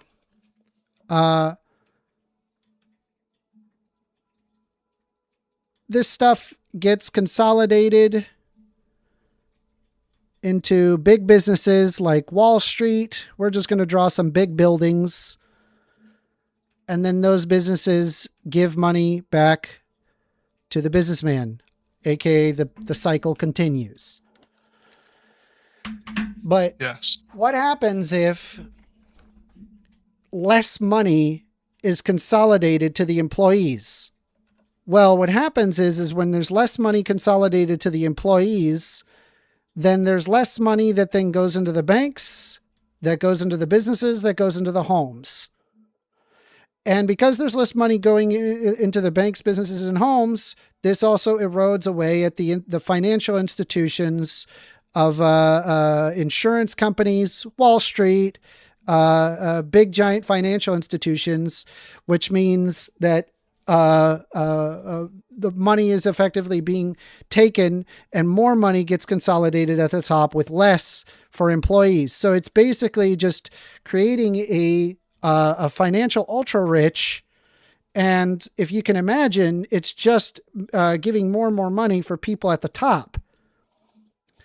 And so what I'm saying is, okay, I'm okay with the idea of rich people. I'm okay with the idea of financial institutions. I'm okay with the idea of banks, businesses, homes, and I'm okay with the idea of employees not owning the means of production. I'm okay with all of these things.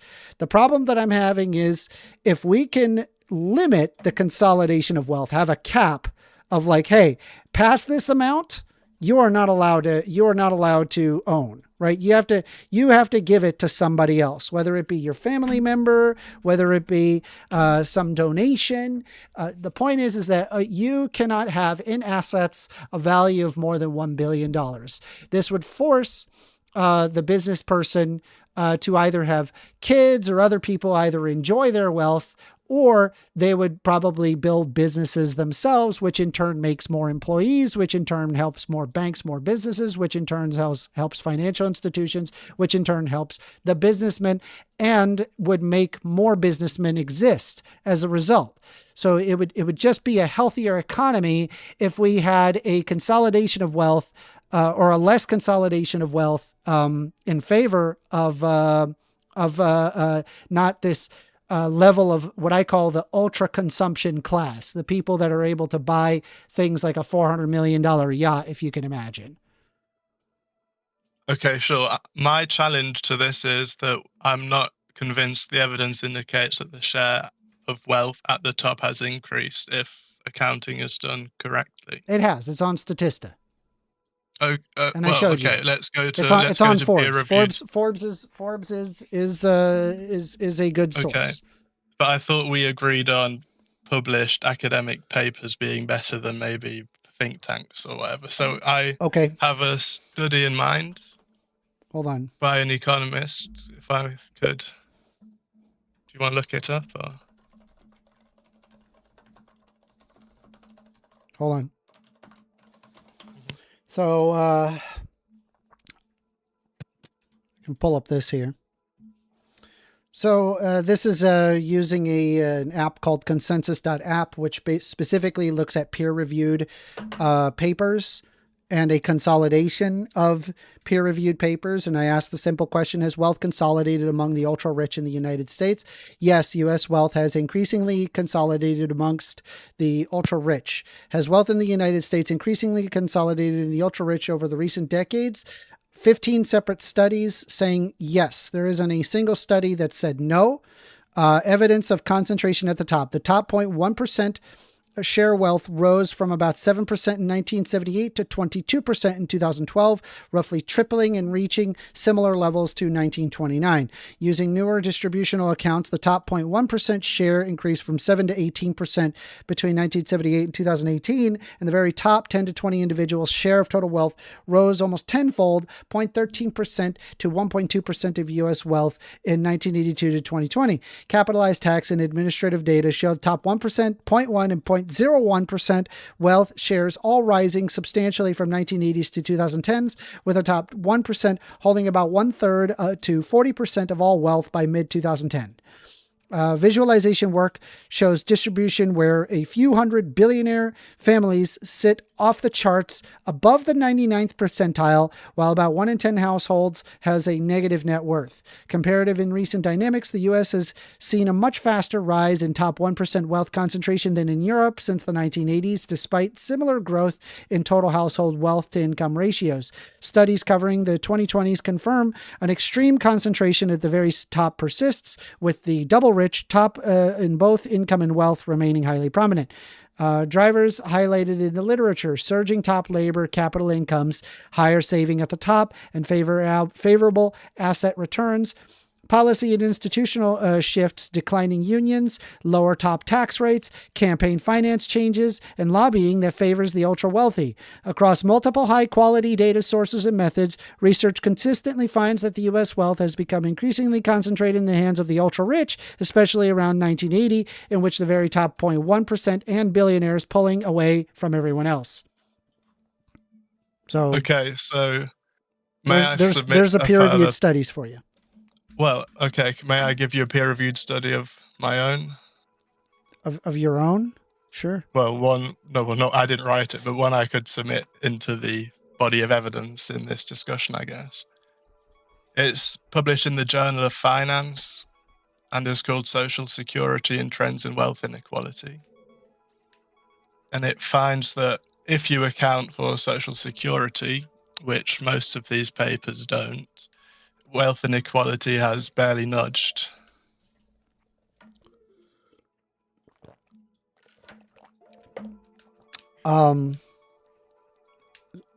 So you're saying that wealth inequality is barely nudged by accounting for... Why would none of these other studies, 15 other studies, didn't consider Social Security? Obviously, I've not read every single of the 15 studies, but this is a new paper published last year now. Let's take a look at it. Sure.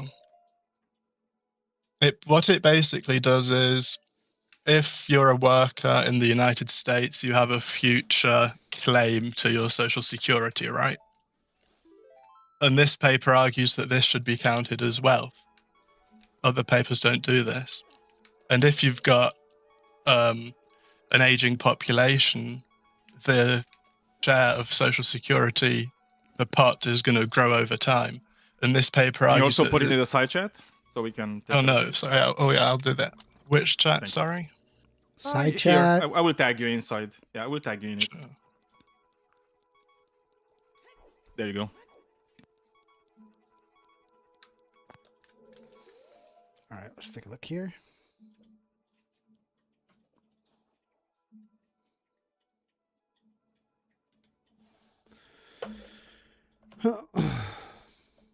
Recent influential work finds large increases of inequality in the U.S. based on measures of wealth concentration that notably exclude the value of social insurance programs.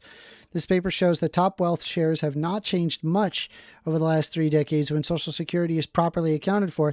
This is because the Social Security wealth increased substantially from $7.2 trillion in 1989 to $40.6 trillion in 2019, and now represents nearly 50% of the wealth of the bottom and 90% of the wealth distribution. The finding is robust to potential changes in tax benefits in response to system and finance concerns. Really? Let's see here.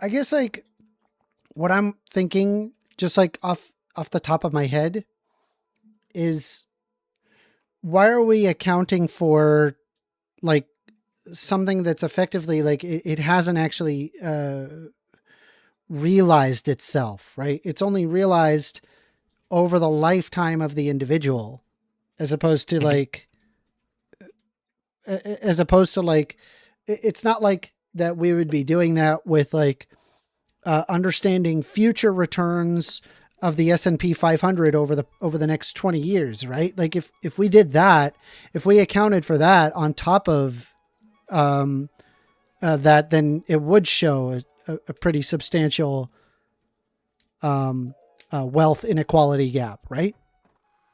Well, what I'd say is, so you said it's not realized, but the wealth of, say, Jeff Bezos, that's not realized. He didn't actually sell it yet. It could, if Amazon went bust, it would go to the near zero. So none of these things really. I suppose so, but it's like the S&P 500. You could just sell it. You're going to make a lot of money. I mean, yeah. So the issue that I'm having is that none of that is effectively realized. So it's like if you're realizing that based on Social Security, why wouldn't you do that with like the stock market and make it even? I mean, I guess my argument was that this is done with the stock market. Amazon's stock price is taken as it currently is, not as Jeff Bezos would. I'm saying like if you say $40 trillion, I would assume that giant number is under the basis of over the lifetime of the individual, of the millions of people that receive Social Security, which the Social Security recipients, they themselves paid for. Well, my understanding is it's currently, like, when it says to 40 trillion in 2019, that means that is in 2019, not necessarily the claim people will have. Well, that's bullshit. That's not true. The number 40 trillion doesn't make sense for a single year. That doesn't make that's not what that is. It's not the single year. You just said 2019. Is that 1 year? The stock it reached in that year would be my understanding. Okay, so the number $40 trillion is probably referring to many years. Yes. As in the total amount of money that is currently there, probably in Social Security, and what is due to people after they reach retirement age. Yes. They have a claim to that, right? A guaranteed claim. Okay. No one has a guaranteed you're looking claim at to that the future of S&P. over in an assumption of number one, they're going to live that entire time, and then number two, that they're that you're going to consolidate all of the over the course of 20 plus years, that you consolidate it down into a single number, and then there all of a sudden now it looks like that the poor are quite well off. Doesn't make any sense.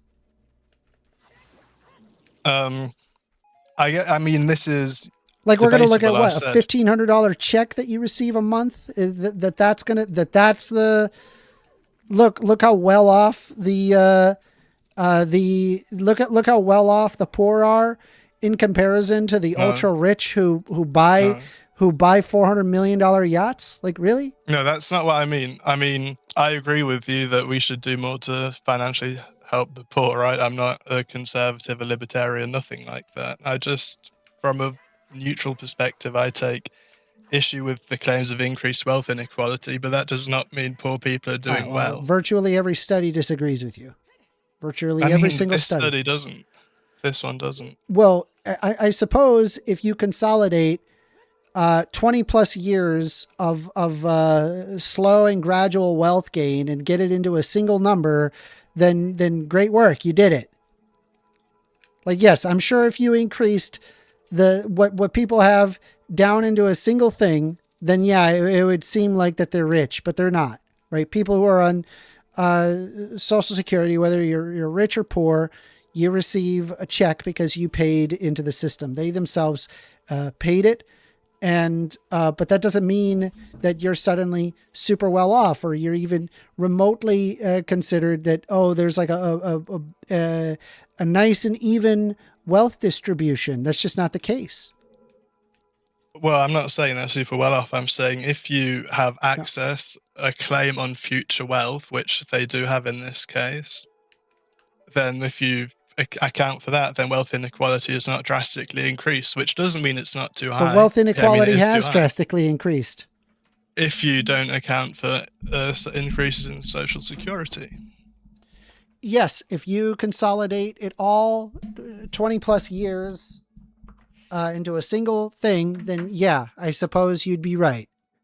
That's how wealth works. I mean, if I so let me ask you this, right? Okay. I'm just gonna ask you. Let's say, right,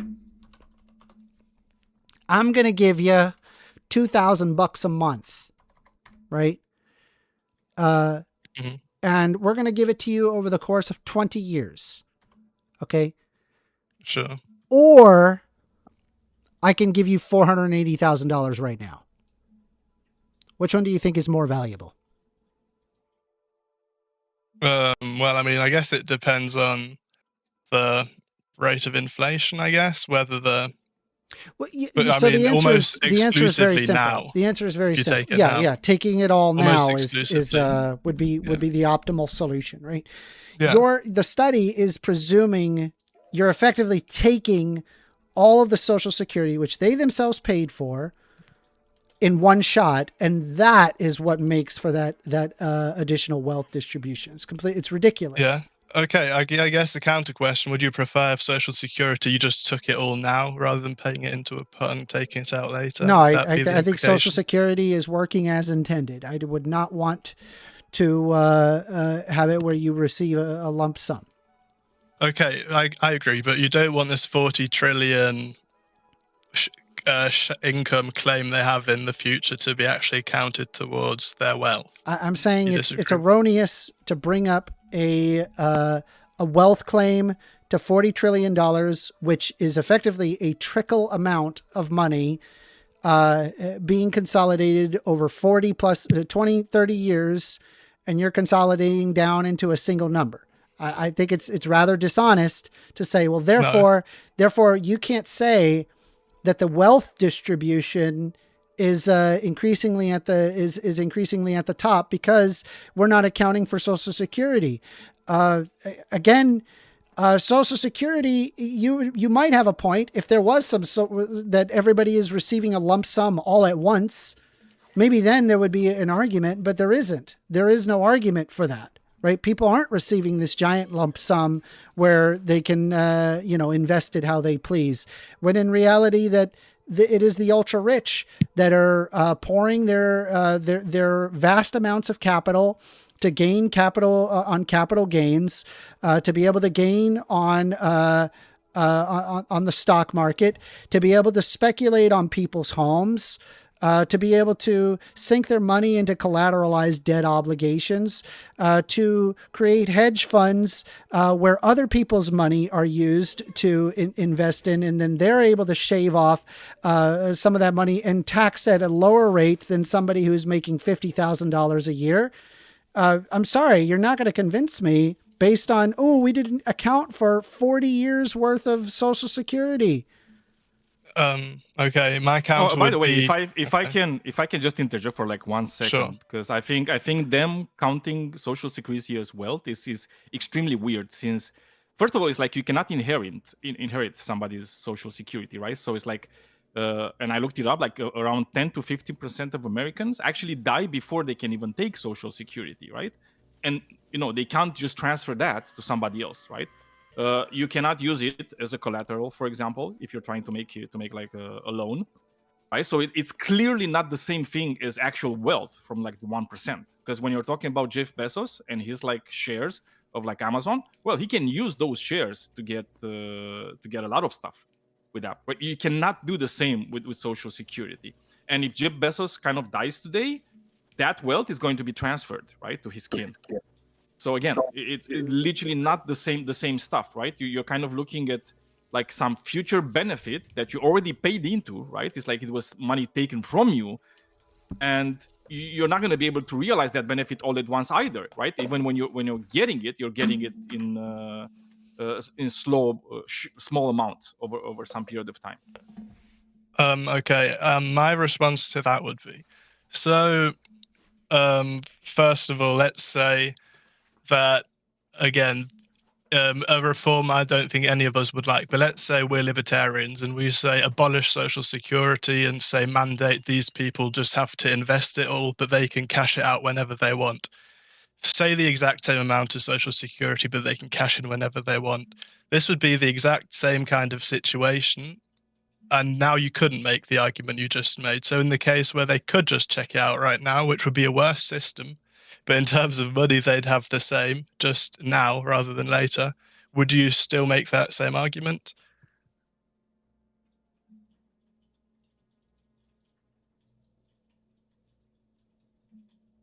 Oh, sorry, Zach. I thought I was I was not muted. So this kind of like debunks your own scenario, because you're saying, well, we shouldn't be looking at this scenario that exists right now. We should be looking at something that doesn't really exist when it comes to social security. Wouldn't that be worse? Like, maybe, I don't know. The reality is that social security is the way it is right now, and it has the limits that it has that I just pointed out. So if you're trying to critique like what I said, you need to critique it in the sense of what social security is at the moment, not what it could be in like some libertarian mind. Okay, my case is in both cases there's a big pile of wealth sitting there. In one case you can access it now, in the other case you can access it in 30 years. You need to account this wealth somehow. So would you say in the social security case, where do we account this wealth as? Who owns this wealth? If it's not the people that have a claim to it in the future. Okay, so we need to also look at why social security was established, right? And the reason social security was established, and it actually did its job, is to kind of make sure that people, especially in old age, they're not like dirt poor and just like dying because they can't afford like the absolute basic necessities of life. And that's what it kind of does, right? So like social security is not something that creates like a lot of wealth. No, its goal is to prevent abject poverty in old age. That's all. So, but what you're doing, you're kind of taking this thing that is going to happen in the future, and you're kind of translating it in the present and saying, well, that's also wealth that everybody has. But the reality is, you cannot access that wealth. You cannot use that wealth to make more wealth, as you can with like every other like billionaire. And mind you, like even in his study, it doesn't even debunk like what I'm trying to say, in that there is a rapid consolidation of wealth. That's true in the United States. I suppose if you consolidate all of the wealth of Social Security, that and increase the number by the total amount by 40 trillion, which by the way is well above a year of entire US GDP. I think that's more than double the total US GDP. Or no, wait, I think, what is the GDP of the United? I think it's like 30 trillion. So 40 trillion is just this insane number. You're effectively like doubling it in that moment. And then it's like, okay, well, see, now the poor, there's this unaccounted for giant pile of money, and it's like, okay, well, but they don't have access to that giant pile of money. And, and if they die, that pile of money kind of goes away, and it's spread out over like millions and millions of people. So I don't think it's also their money, just to be clear, right? It's not like it pays for itself effectively. And so I guess, even if I acknowledge your study, it doesn't disprove the rapid consolidation of wealth. And I'm saying that, hey, we should have this wealth cap, because if there was like an asset cap, I think that this would allow for less consolidation of wealth. And at minimum, right, bare minimum, you would at least have more entrepreneurs, right? Whether it be,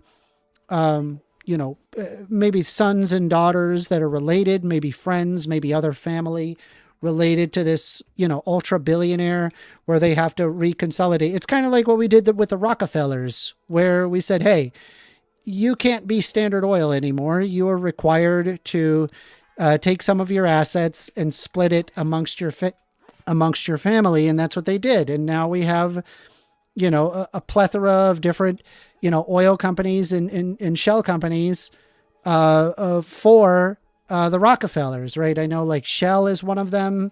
I know Exxon is one of them. Texaco is one of them.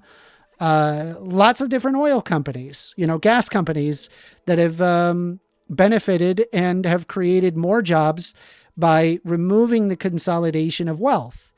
And I don't think that that's any different now when I'm referring to that. I don't believe a person should own more than $1 billion in assets. Okay, I mean, I'll make one point to your counter, and then we can move on from the point whether it's inequality's increased or not. This is my main claim. So what I would say is, if you point out, hold on. Yeah. We shouldn't even be disagreeing on that, right? It is incontrovertible evidence on that. Okay. It depends on how it's measured. If you disagree with that, then you're going against the facts. I mean, the research paper I sent, It doesn't. If you increase the total number by 40 trillion, then yeah, sure. That would happen with any, like, hey, take a look at this. We got the poorest people ever. But if I increase this number to 40 trillion, now it's equal. What is this argument? Well, I mean, it's not an arbitrary number. I'll just give one last counter, I guess. But here's the thing. Yeah. The concentration of wealth is there. It's observable, and virtually every single study agrees with me that there has been an increase in consolidation of wealth, that there does exist an ultra rich. You could also confirm by the asset ruling class the increase of purchase of yachts. It has the yacht industry has actually exploded in valuation because of the increased demand. We know that this is happening. We know that there is an increased consolidation of wealth. We know this. Okay. So we can't disagree on that. That's the fact. Do you understand? Well, I mean, I am trying to kind of disagree with that. So my point is, this paper only looks at the top 1%. But if you look at the top 0.1%, the actual billionaires, then it has increased without a doubt. That's what I'm saying. But even in the top 1%, it doesn't matter. 1.1, 0.01. It's the same. This paper, I'll just quote the paper. This paper shows that top wealth shares have not changed much over the last 3 decades. That is what the paper states. I mean, other papers state differently, and it depends on how it's measured. I don't think one paper's wrong, one's correct. It's not one paper's wrong, one's correct. I have 15 different sources that disagree with you, and you're providing one in response. And saying, hey, if we increase the number by 40 trillion, then it all of a sudden it equalizes. Sure. I'll point out, I agree with the study that if you increase the number by 40 trillion, that it looks better. But saying that the number, hey, look, it looks better when you increase the number by 40 trillion doesn't actually remove the argument. I agree it doesn't. I'm just going to point out that science doesn't work in the way I've got 15 studies, you have one. If a new study comes out criticizing the prior studies for not accounting for something the study claims they should be accounting for, then those prior studies, it's not like I've got 15, you have one. Then the one study says this prior studies didn't take into account this factors. You don't count studies. You look at the quality of the studies, the claims of the studies, and that's how you evaluate them. So do you feel that wealth has not consolidated? It depends on how it's measured. I'm asking you, what do you think? Do you think wealth has been consolidated? In absolute terms, yes, like in terms of what people have access to currently, as you said. Okay, so we don't disagree. We don't disagree on the incontrovertible fact that wealth has increased across the top. And so I argue that if you want more more businesses and more economic growth and more of the quote unquote trickle down economics that all sorts of people like to argue, I don't believe that it is beneficial for there to be an asset ruling class exceeding $1 billion. Right? You are not allowed to own assets greater than $1 billion. Mind you, right? 99.99% of people are not going to see even half that. Right? That number, that's a very high number. Like, honestly, like if you say, for example, had $300 million, you've already got the biggest house. You've already got the nicest car available. You've already got all your kids. You could have 10 of them and they're all going to a private school, that costs $50,000 for kindergarten, right? It's a huge quality of life difference that would exist there, right? And so that is like when my bar here of a requirement is very low. A business owner would easily be able to garner plenty of fruits for making risky decisions. This would not prevent somebody from making their own business and becoming ultra rich from it. Okay, what I would do is reframe this, and first of all, I'll agree with you. I don't think anyone needs $1 billion. It's like, I mean, it doesn't make a difference if you've got $1 billion or $2 billion. What I would say is, you can reframe this as if this is through ownership of assets through a company, say, then what you're also saying is a company worth $2 billion cannot have a single owner anymore, right? Mm-hmm.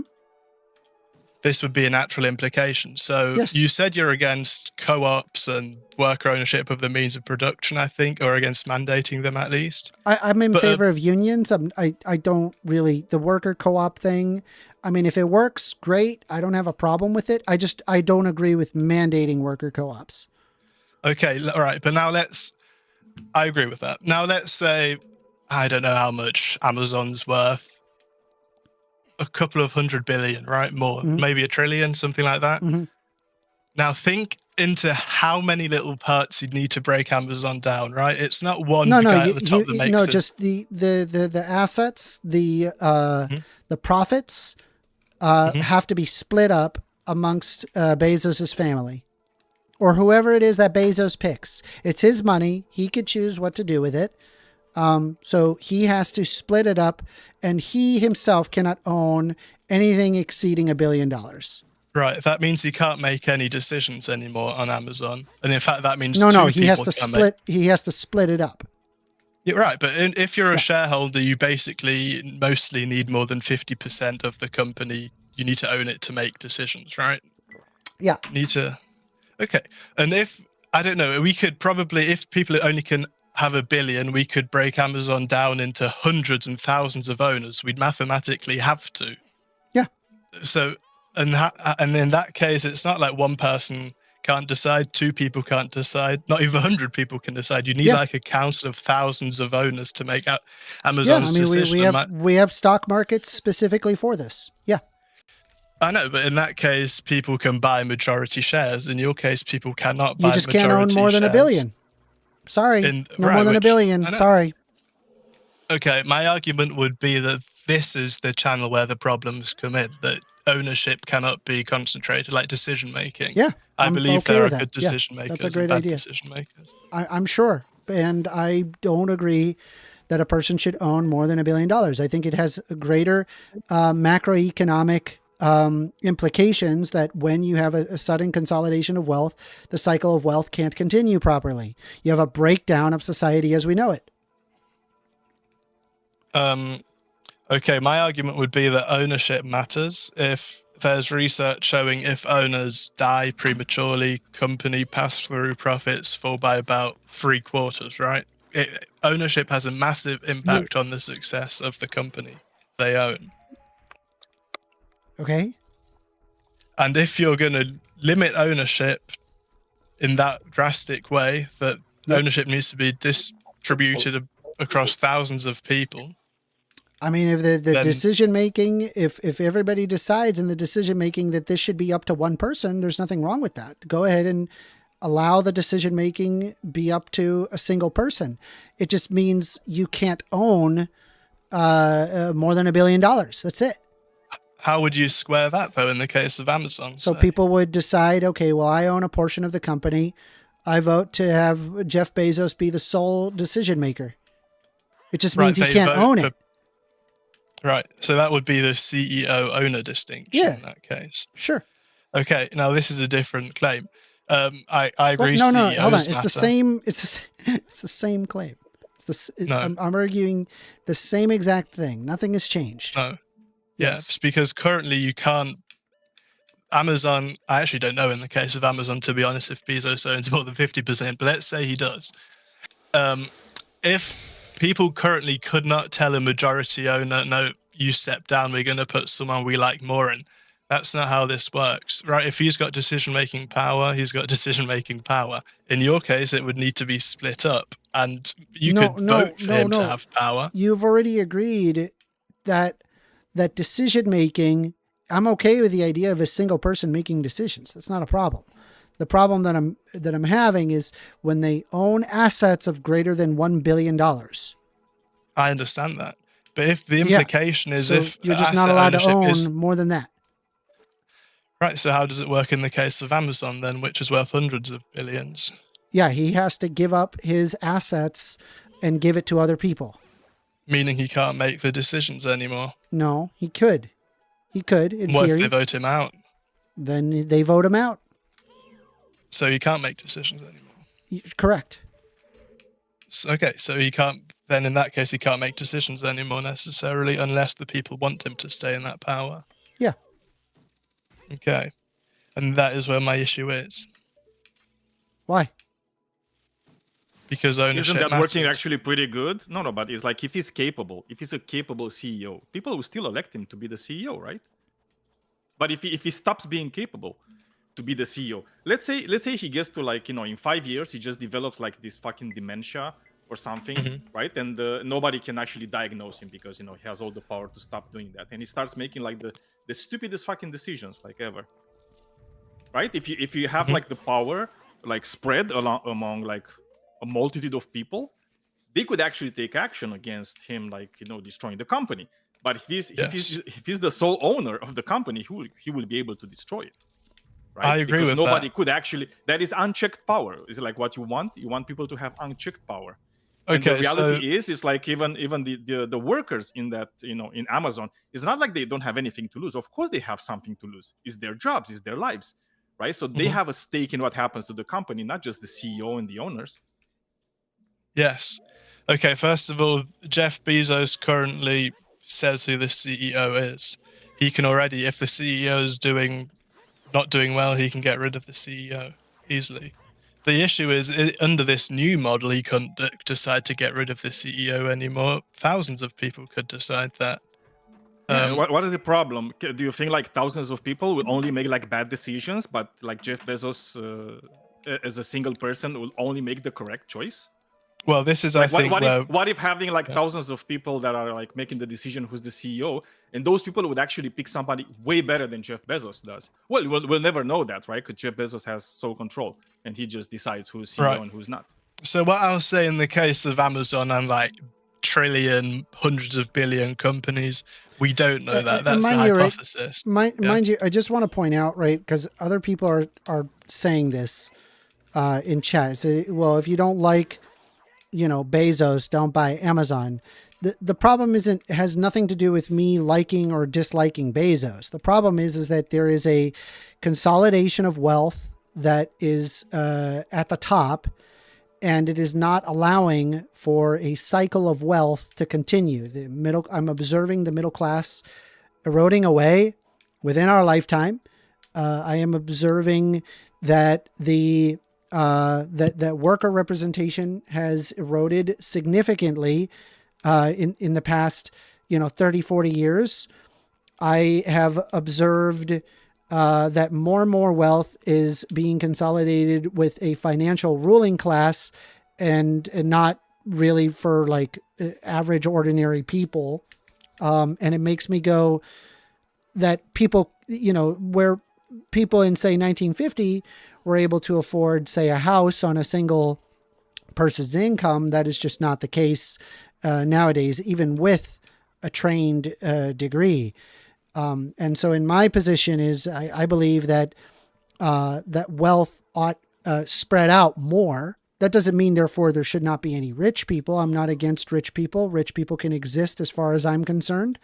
I'm simply saying that we should reconsider this ultra consolidation of wealth that has pushed other people down. And so the solution that I have thought of is a solution that really wouldn't affect negatively anybody except for maybe, I don't know, 3,000 people we're talking about in the United States. This would actually benefit most people in general. And it's not like that the families or people that would not receive something, or that the wealth would be divested. It would just simply be transferred to another person. And so I think it's entirely reasonable. It makes perfect sense. Do you see? Yeah, I mean, I agree with you. We should redistribute wealth. I disagree on how we do it. I'm in favor of higher estate taxes. If the tax code were actually enforced as it should be in the United States, the richer people would pay a lot more income tax, right? Man, if only you If you knew just how fund the bad IRS things really properly. are. If only you knew how bad things really are. You have no idea. Well, you have no idea. I mean, we have written on the books. We have written laws on the books that specifically are there to benefit the ultra rich. We've specifically done it that way on purpose. I'm sure. But I just disagree with your way of getting rid of this problem. Okay. I think we should limit borrowing against wealth, for example, right? And this way people don't have to pay income taxes if they just borrow against their wealth with banks, right? Yeah. Should limit that. Campaign finance Sure. reform, things like that. Sure. I think that's how I you would actually agree with hone that this in. I just think a hard wealth cap on $1 billion is going to lead to the perverse incentives I spoke about, because I do think ownership matters. Maybe. Right.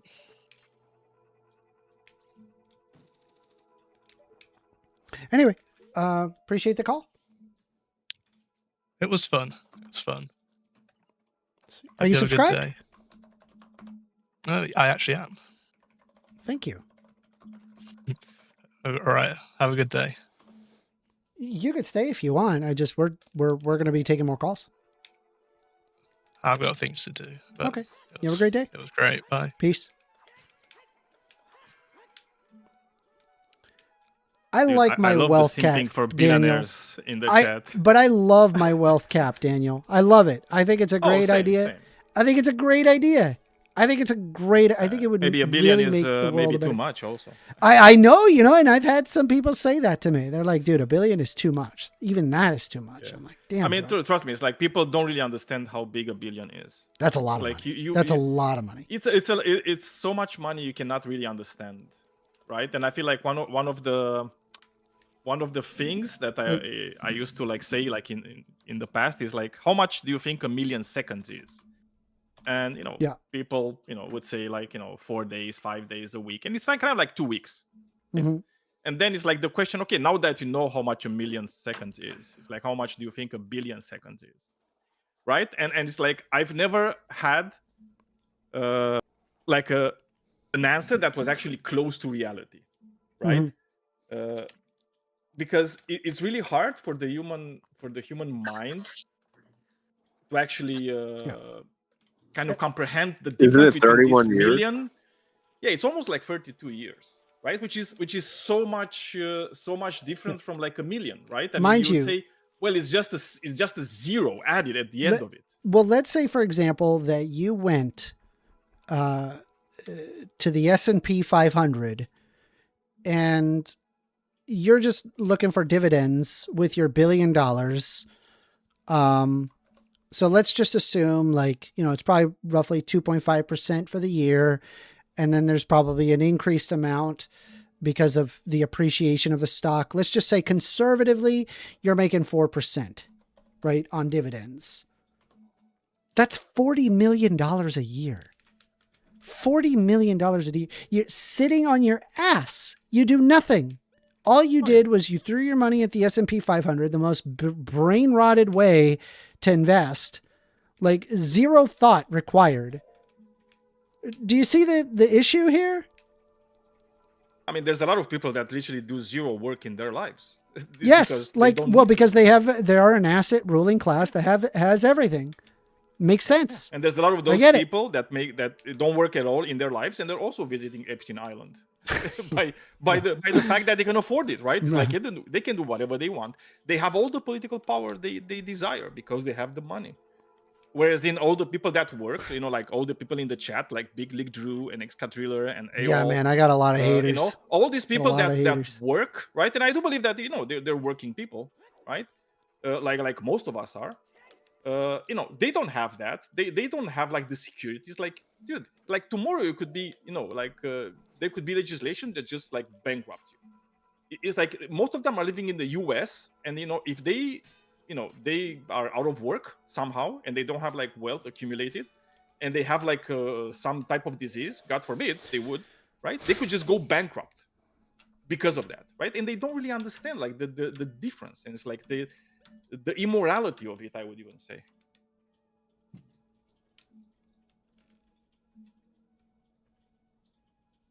I'm trying to like what Excadriller is telling, or Big League Drew says these people are actually dangerous. And I mean, people like Amender and Daniel, if you followed 100% of my advice, like governmentally, what do you think would happen? Like,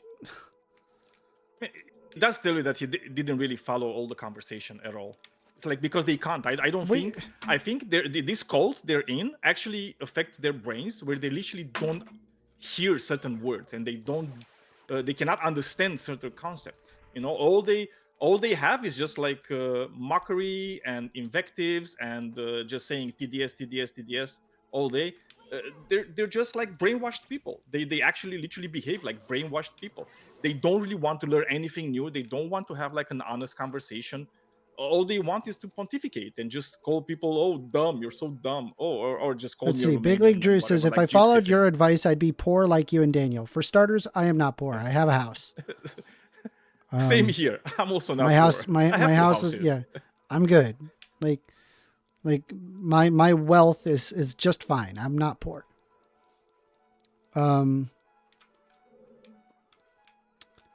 So if the cap is 1 billion, would it be fair that the owner of the company shut down the facility after they make the $1 billion threshold and tell the employees to go home for the year? Well, it wouldn't be necessary because they could just transfer that wealth to their family, right? They would have to physically transfer their assets to others. And there's also like kind of like a mentality difference of making that money to actually like having an asset amount of that money. That's the difference here, right? I'm talking about assets.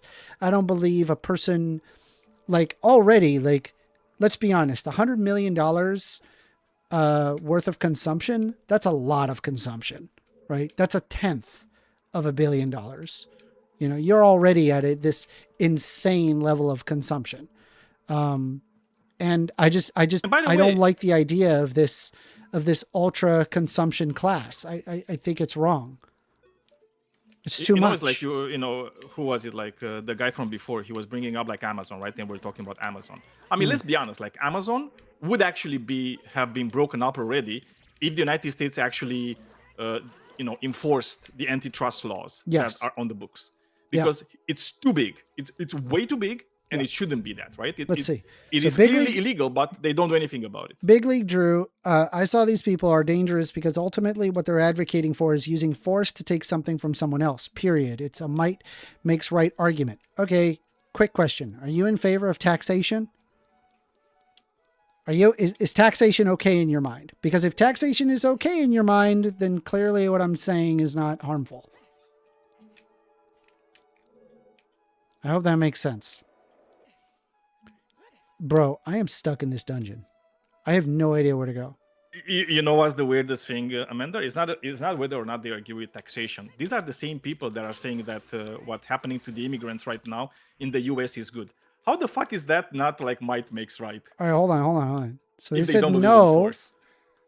Wait, no, as in, are you okay with taxation or you're not okay with taxation?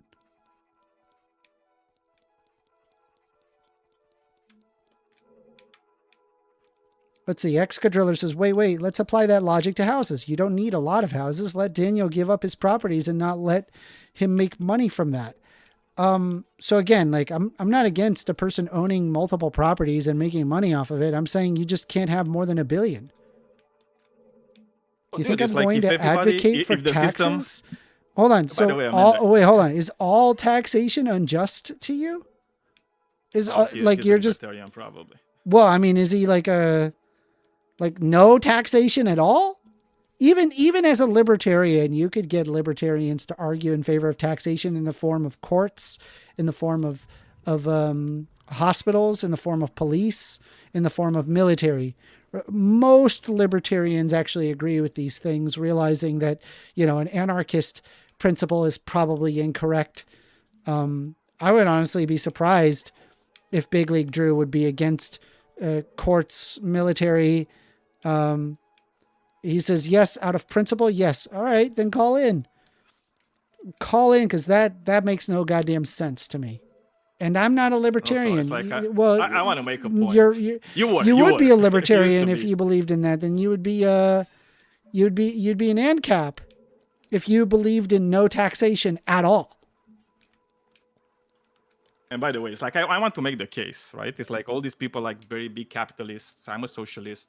Not my fault that I play the game. You're also playing, and I have more than you, right? I'm good at the game. What I'm saying is like I don't like the game. I think the game should be different. I think the game should be different in a way that everybody can have a chance to have like a fulfilled life. And if that means that in order to fulfill this system, I need to relinquish one of my houses. Oh yes, I would gladly do that, because I clearly don't need to have. He says no calling right now. He's in Germany working. All right. Well, let me help you out. Okay.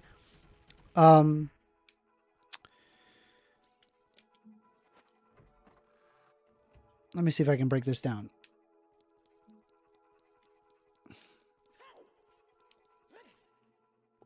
One day, I am going to be old, and I will not be able to go to the bathroom easily, and I will need likely a diaper to live, and then I will have a poopy diaper because I'm too old. And the question is who's going to be there to change the diaper? Well, typically, the person who would be changing a diaper, if say I was in a nursing home, would likely be a caretaker of some kind. A caretaker who is paid money to change people's poopy diapers, because I would be incapable of doing so. Now it turns out that person who is changing my poopy diaper, they went to school. They went to school for free because of the taxes that was garnered off of my house. They went to college, likely with a grant or a subsidized loan, which my taxes helped pay for. And in my mind, I'm feeling like, listen, this is the cycle continuing. It's an instance of, a person where I need a person's help when I become incontinent. There will become a day where you will become incontinent. Well, either you will be incontinent. That's honestly best case scenario, that you become incontinent. Worst case scenario is you die before you ever even reach that. So yep. I'm like thinking about it. I'm like, listen, I want to live in a society where there's a level of consistency that is assumed, which means taxation to ensure people are educated, to ensure contract law is upheld. We don't live in, we don't end up living in a weird Mad Max world, if you will. I hope that makes sense. Do you understand my argument, Daniel, or is it you think it's crazy? Oh, I understand the argument, but they don't care about that because it's just like simping for billionaires. Big League Drew says, Amender, the answer is have kids. They've been taught. And live in a strong community. Yeah. Again, I would, if I did have kids, I would not want kids to change my poopy diaper. Like what? I would want my kids to live a wonderful and meaningful life sans changing poopy diaper.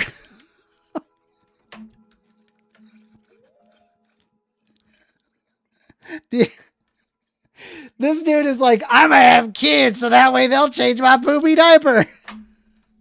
Yeah, unless the kids actually don't like you because you're a piece of shit that mistreated them, and they just leave you be, Because most of these people also believe in like beating their kids to discipline them, right, and all the other things. So you know what it is. Let's see.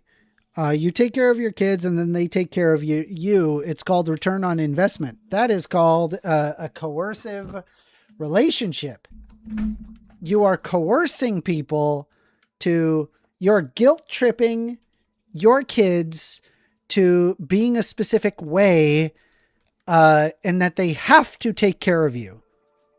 And I think that's not correct.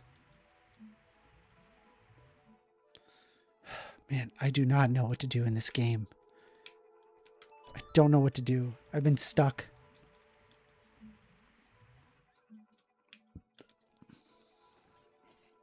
But what is the thing you have to do? All right. So AWOL is actually spitting some facts, saying, okay, let's say you're not elderly. Let's say, I don't know, 40 years old and your child is 15 and you're injured in a car accident. Can your child help you then? I didn't say your child can't or shouldn't be helping you. I never said that.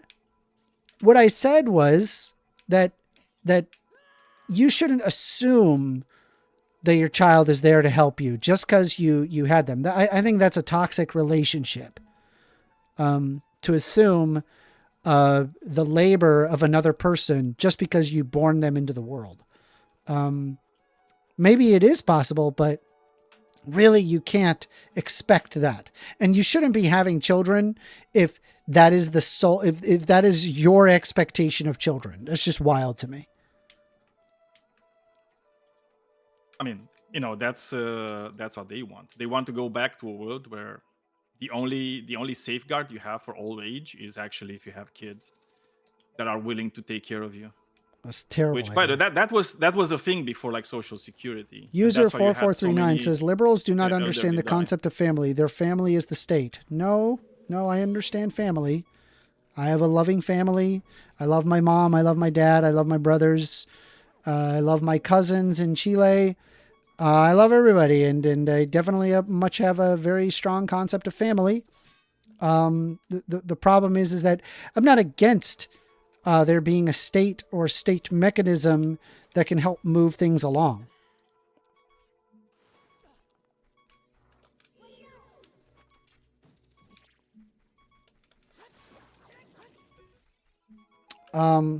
Well, let me give you an example. So Big League Drew says it's not about forcing or expectation. It's about planting values and people wanting to do good. All right. I'm going to get you in on a secret. When I was little, my dad, he would place chores upon me all the time. I remember there was a time where, let me change the scene real quick. So there have been several moments of stuff like this, but I can give you just an example. There was a time where my dad, he's a jeweler and he does jewelry work. And one of the things that jewelers do is they do this thing called where they make wax molds. Basically, they have like a wax mold. It's like made of rubber, and it's got like a hole in it, and you can press down on it to then make like a ring mold or a mold to a link chain or whatever is in the mold. And my dad had a bunch of these, and me and my brother were strapped for cash. We wanted some cash, and so we wanted to do some work for my dad. And my dad said, okay, I'll give you each $100 if you can catalog and make a proper mold of every single one of my wax molds. And me and my brother, we were working on getting an Xbox 360. My parents were not going to buy an Xbox 360. We would have needed to have earned it ourselves. And so we were like, yeah, that sounds like a great, we're both me and my brother were going to make $100. So we're like, yeah, that's $200. Let's get to work. This was not a small amount of work, mind you. My dad had hundreds of molds. And the molds, when you kind of would make them, you would make it and then you would check it, find it's not complete. You'd have to throw it back into the wax. And you would basically have to do it maybe 2-3 times per mold, right, to get it right. And, we got into like a groove on it. And every day after school, we would go into the Florida room, which is like a porch area that's screened off, and just on a table, just make mold after mold after mold. One person would be cataloging it, like what it was and where it would go, and label it. And then the other would be focusing on, the actual molding process, right? Because there was only one mold machine. Both of us were determined to make $100 each. This took, I think, about 2 weeks. It was 2 weeks of us, like right after school, rush right home, make molds, go to bed. And that's just what we did. And at the end of it, we were finally done, and we were like, hell yeah, we're done. We're going to make $100. And rather than my dad just giving us what he had said he would give us, he was talking with my stepmom on our grades. And throughout our entire, through our childhood, we never had good grades. And they basically said, okay, well, for every C that you have, we're going to negate $5. For every D that you have, we're going to negate $20. And for every F that you have, we're going to negate $50. And me and my brother had worked so hard under the expectation that we were going to receive $100 each. And this came out right at the end. Like, we didn't have any knowledge of that being an expectation. And at the end of everything, I received $40 or $30, and I think my brother received $40. We were sobbing, dude. We were exasperatingly upset at what happened. And it was so bad that I had gone to a therapist because of the unusual punishments that I would receive from my dad's side when I was living with my dad and stepmom. And there were other punishments that were very bizarre. And even to this day, I think, man, that was strange. Doesn't make any sense. And my therapist was like, don't do this to your kids. They're just not going to trust you anymore. And that's just one instance. I can give you another instance where I remember I was going to go see my friend. I'll give me a second. I remember I was going to go see my friend.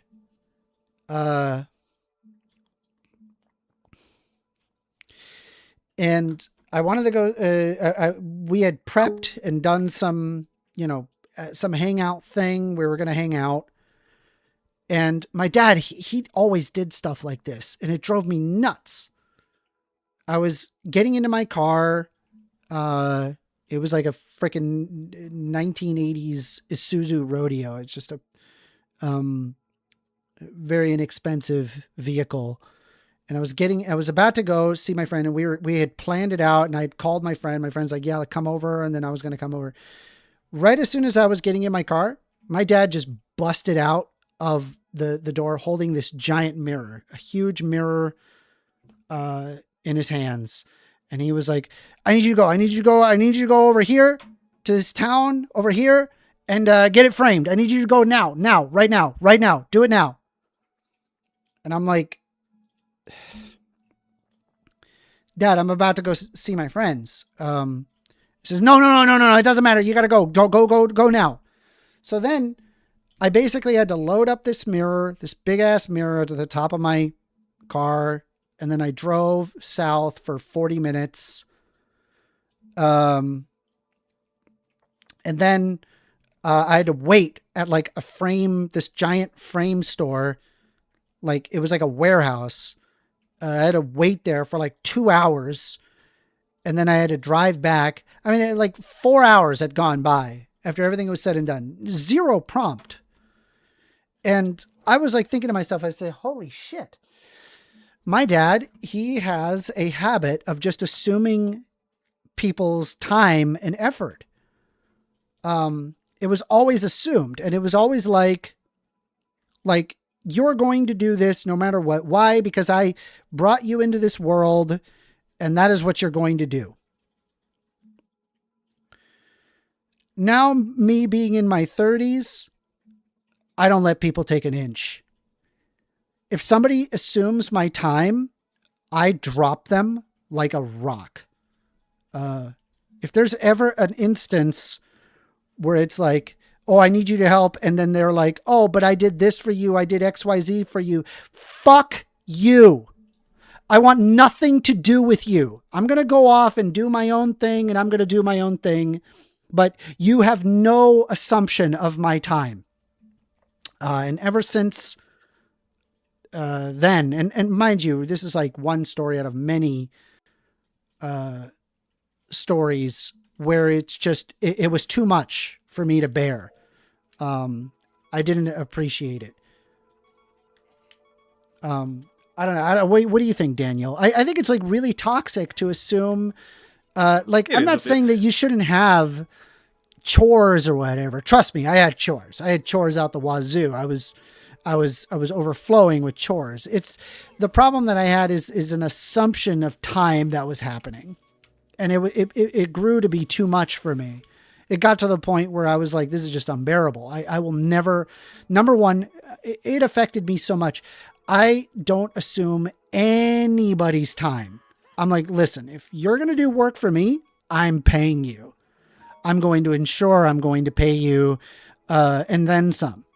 And then the next thing was that I don't let anybody take an inch. Baron Fade Routhus says, when I have all the consoles, my parents hate me because they took an hour out of my day. No, that's not what I was arguing. And trust me, there's plenty of punishments that I'd rather not talk about. Because I will have to go. I need to finish the thing in my kitchen. So I just want to address like Jack Attack MMA. So Jack Attack MMA, I don't know. You're probably like very slow. You're like a slow boy. Engaging with him. Yeah, you're like a really small, slow boy. Yes, I'm willing to discuss anybody else if you're willing to discuss Trump and the evidence against Trump in the Epstein files. Because all you slow boys and all you pedo defenders, like the only thing you don't want to do is talk about Trump and how he appears like more than 1 million times in the fucking files, and how he actually, has so many evidence against him. Like literally, women came out with like testimonies for, about him raping them when they were like 13 years old. You don't care about that. So we can do it, right? We can do a Jack Attack next week on the show, because we need to be able to actually clip you and to show the whole world exactly how much of a pedo defender you are. So if you All want to right, do that, yeah, we can do it for sure. So real but I'm quick, not gonna do it in the fucking chat. So real quick, somebody is saying that I should forgive my father. So for starters, I love my dad. I have a really good relationship with my dad. Me and my dad never really had any issues. The problem was when I was living with my dad and my stepmom, and the expectations of the stepmom was very high. And I think a lot of the ideas that were brought up were not of my dad, but rather it was my stepmom who made these decisions on my dad's behalf, because my dad never behaved that way prior to meeting my stepmom. I think my stepmom was, I mean, she may even be watching this.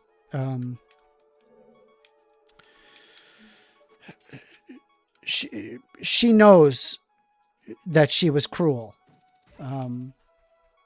when I was growing up, and you know, it affected me very negatively, so much so that it required therapy for me to get out of my, I had a bit of suicidal ideation in my teens because of the unusual punishments and really at the end of the day, like what I needed was a tutor.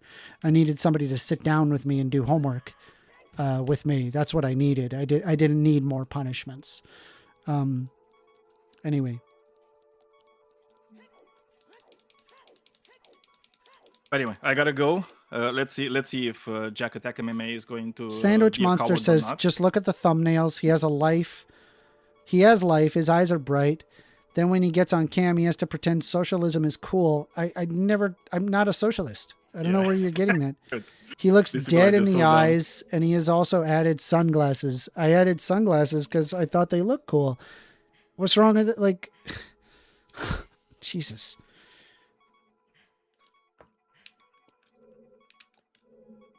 Hard to talk about serious subjects when you have dead eyes. Okay. I mean, I don't think I have dead eyes. They're just like morons, so it's fine. You know, they do they, we do us. Debate a liberal. Come for the politics, stay for Anyway, the insight see you into later, the man. human psyche. I don't know. Yes. Probably. See Maybe you it was later, a man. mistake for me to see you later. Maybe it was a mistake for me to like open myself up to you assholes.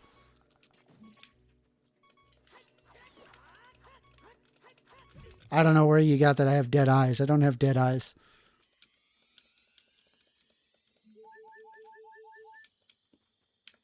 I have to figure out where to go, dude. I don't know where to go. I don't get why everybody criticizing the sunglasses. Seems like a fine aesthetic. I like the sunglasses. I think they're cool. This is not where I thought the show was going to go. What is the evidence against Trump? Please tell me. Not accusations, evidence. I mean, all you have is accusations and the fact that none of it was investigated. I think that is telling in and of itself.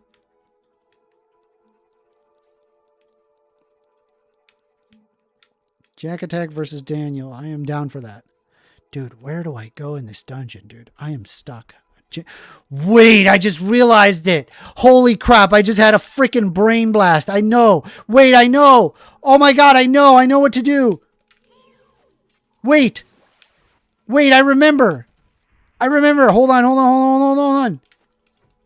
I need a key.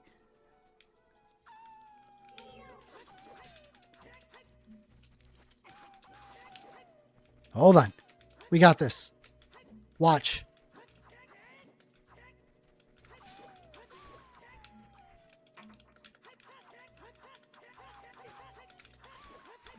It was investigated that, oh yeah, is that why they decided to investigate the 19th hole?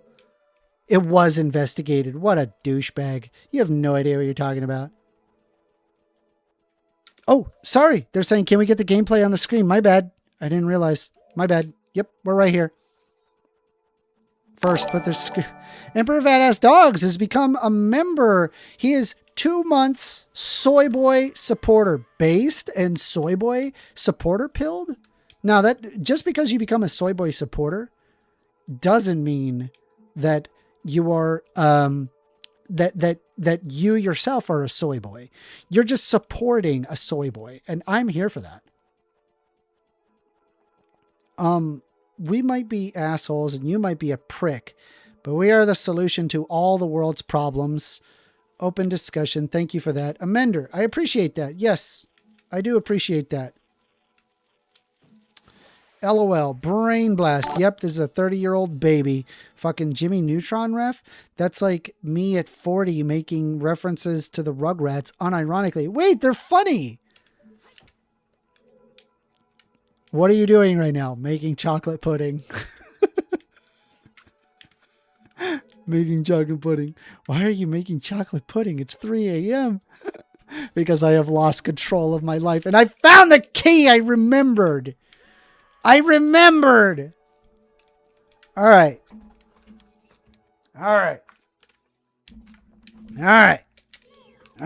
Here we go. Big League Drew says, at AWOL, we'll eventually get him to take the red pill. No, I don't think that's going to happen. I'm too far in. It's not going to happen.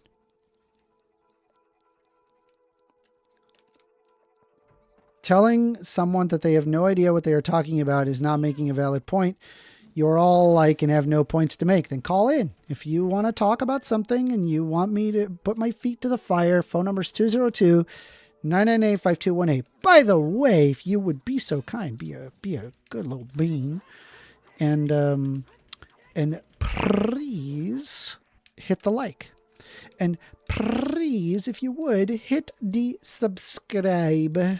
I really appreciate you guys.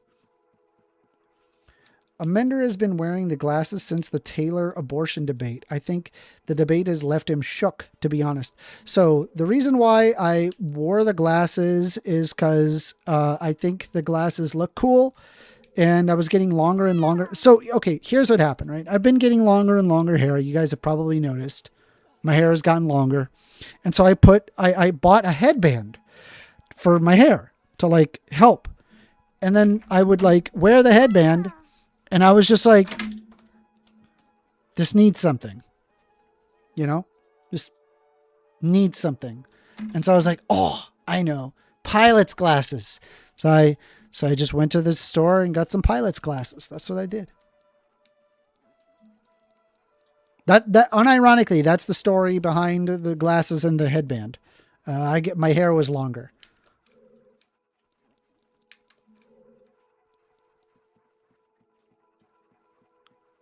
First, we all know women suck and men rule. That's why you dated a guy. I'm not against women at all. And women don't suck. That's half the population.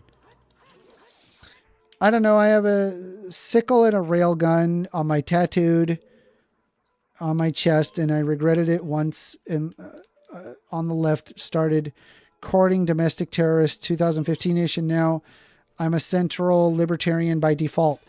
I got news for you, man. I used to be a libertarian. I am no longer a libertarian. I became a Democrat. There was a series of books that I did read that changed my worldview. One of them was Fear by Bob Woodward, and another one was Austerity by Mark Blith. Emperor Fat Ass Dog says, "You're going to read my super chat?" Oh, I'm so sorry. I didn't see it. My bad, Fat Ass Dogs. I was distracted.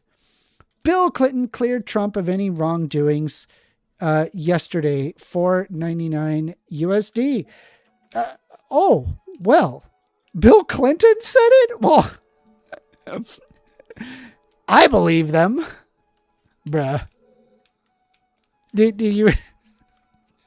you think that's convincing? All right, I think I'm in a good spot. I'm in a new spot of the dungeon. I just don't, I need arrows. Oh, what do we get? Isn't that an invisible,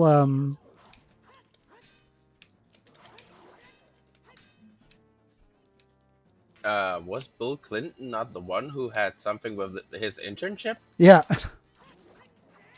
Oh yeah, that's good. I mean, it's always nice when someone who's as morally bad is clearing the reputation of someone other who's as morally bad. Panelverse saying, come on, people. Let's go ahead and hit the like button and support the show. I appreciate it. Thank you very much, Panelverse, for the the message. Let people know that they should be hitting the like and subscribe. If you like this kind of show, you know, we got more coming. We got more. There's more of these to come. Oh, did you heard it? Jeffrey Dahmer cleared Ted Bundy. Oh, yeah. Yeah, you know. Yeah. It didn't help John Wayne Gacy out because he was like, John Wayne Gacy. What's up, Poon? No, Jeffrey Yeah, bro. Dahmer. Where you been? Where you been, homie? Oh, just slept in a bit. Sick, dude. Good to see you. Good to see you too. Good to see everybody. I'm ripping my hair out in this dungeon, bro. This dungeon's been freaking wrecking me. And the reason why is because I missed that key.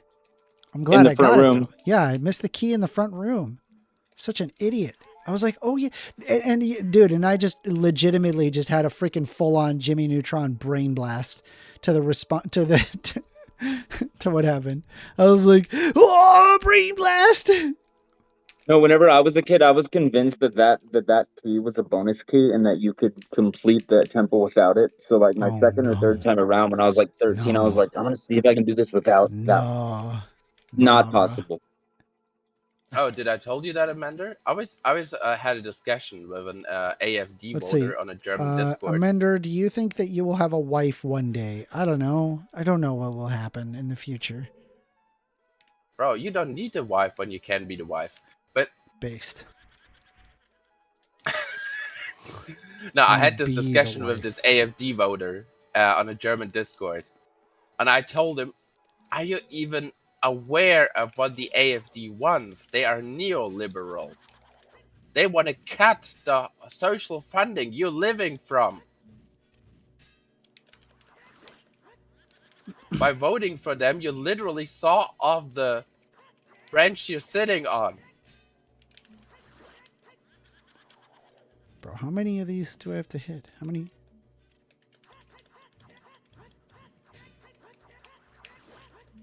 Hey, I think this stabby move deals extra damage, doesn't it?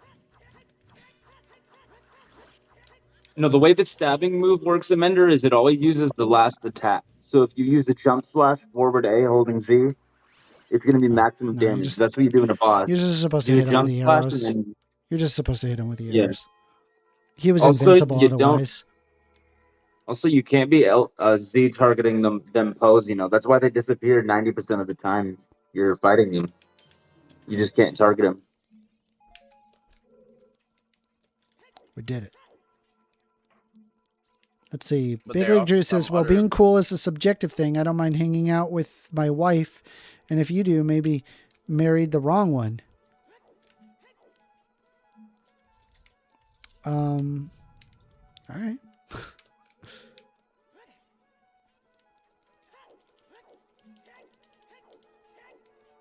I think we can make this area straight.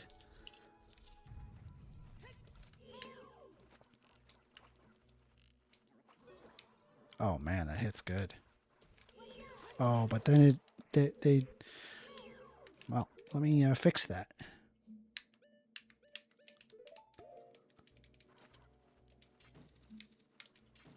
Yep, and Republicans took us to war over nothing. That's true. Very true. Very true. That did happen. That is a thing that happened. To war with what? Well, I mean, what we're doing in Venezuela, what's happening in Iran, it's not good.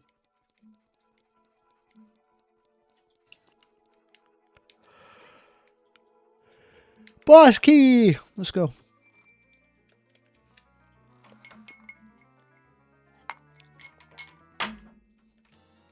Hell yeah, boss key. Let's go. Boss key. Also, Mender, whenever you do Phantom Ganon, you gotta challenge yourself. Try to do it with the bottle spoilies. The Master Sword. I'm messing with you. I've played this 1,000 times. You can deflect the magic with the bottle instead of the sword. Why? Why would I do that? Because just to challenge yourself. I don't know. It's crazy. It's pretty funny. I don't know why the hitbox doesn't kill anything, but it does deflect the bullets or the magic balls. There was another spot and I missed it.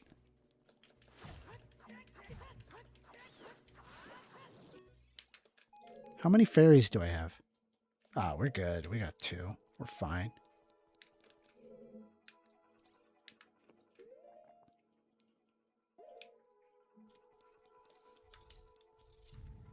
Ooh.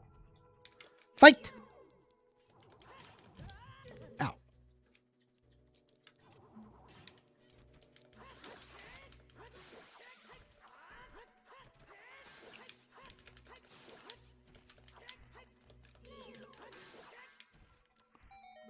Did we do it?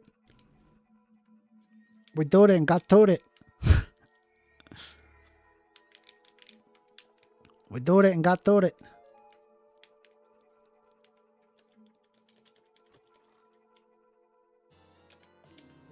Another small key.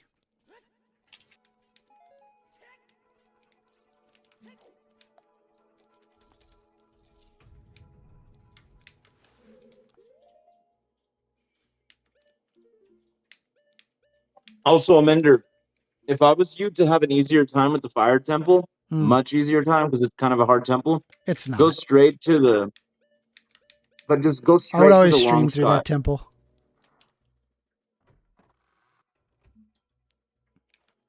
No, I'll be all right. Don't worry about it. I've beat this game 100 times.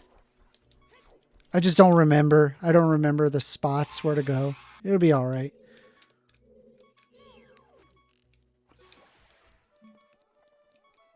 But let's be honest, right? That one key at the beginning, that's wild, bro.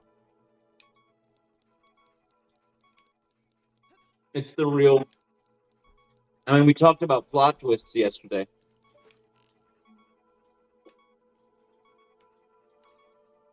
Well, that chest is. Ganondorf placed that chest.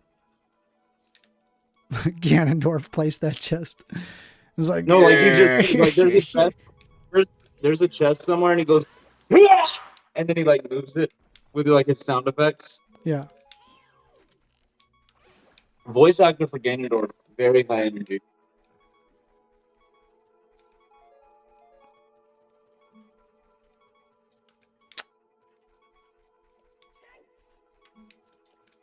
But whenever I was a kid, I always imagined that Ganondorf would sound Jamaican for some reason. Did I also say that we're doing the I'm gonna 100% this game. So that means ice arrows, gold scale, all the heart pieces. Oh, the ice arrows, the lovable ice arrows. Yeah, it'll be fun. I love this game. It's a good game. It's quite literally one of the best. It's both the best game objectively and by everyone's It's bias not. at the same time. It's a good game. It's not the best game. There's a lot of games out there that are just like, this is an insanely good. Like, I could think just off the top of my head, Half-Life 2 is just okay. Well, it's just like this insane. It is so good. Best Nintendo game. I can't think of a single like thing that is wrong with that game with Half-Life 2. It's a perfect game in every way. How about the fact that they haven't finished their story? That they didn't. Well, I mean, that's the fact that they didn't That's finish. true, though. It's not. That's not. Yeah, that's not a fault of the game. That's like a fault of production. Like it's not really the game itself. And I'm talking about Half-Life 2, just the game, like as is. Like it's an incredible game. It's literally perfect in every way.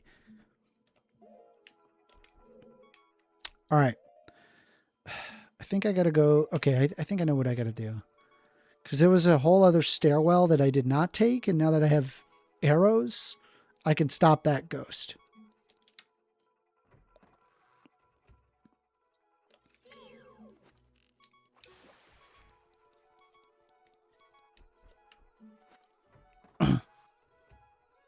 Let's see. Big League Drew says, what is your current favorite game, Amender? What is the best game of all time? I have 2.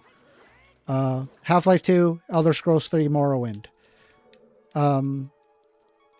With that being said, Elder Scrolls 3 Morrowind has a lot of things about it that are not super great. But with that being said, God, I love that game.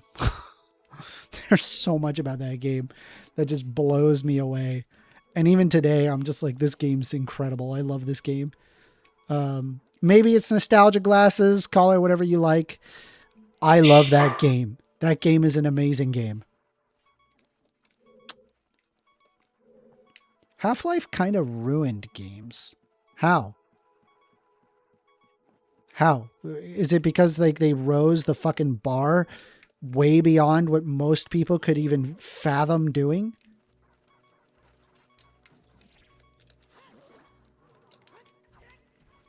Why am I doing this? Just leave. Blue Shift is forever good. I never played Blue Shift. Should I play it?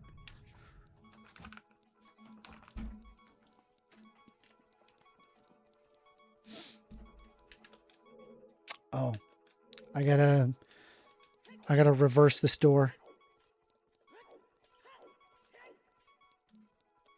Big League Juice says, ooh, Morrowind, not bad. Yeah, dude, it's like this part of like gaming where it was like, God, I can't explain it to Zoomers. Zoomers won't get it. They're never gonna get it. Like if you're like sub 25, you're never gonna get it. You won't understand Morrowind. You never will. Go play Skyrim. It's fun. You're a bit young to remember, but everybody wanted to be Half-Life for about a decade in the late 90s, early aughts, kind of like how everybody wanted a Doom clone in the early 90s. Well, just so you're aware, I'm 36. So, I am not too young to remember that. But also, everyone wanted to be Half-Life? I don't really understand what you're trying to say. I'm assuming play it? Play Half-Life? Half-Life was awesome. Great game. Play it. Amazing game. Play it. It's like a timeless masterpiece.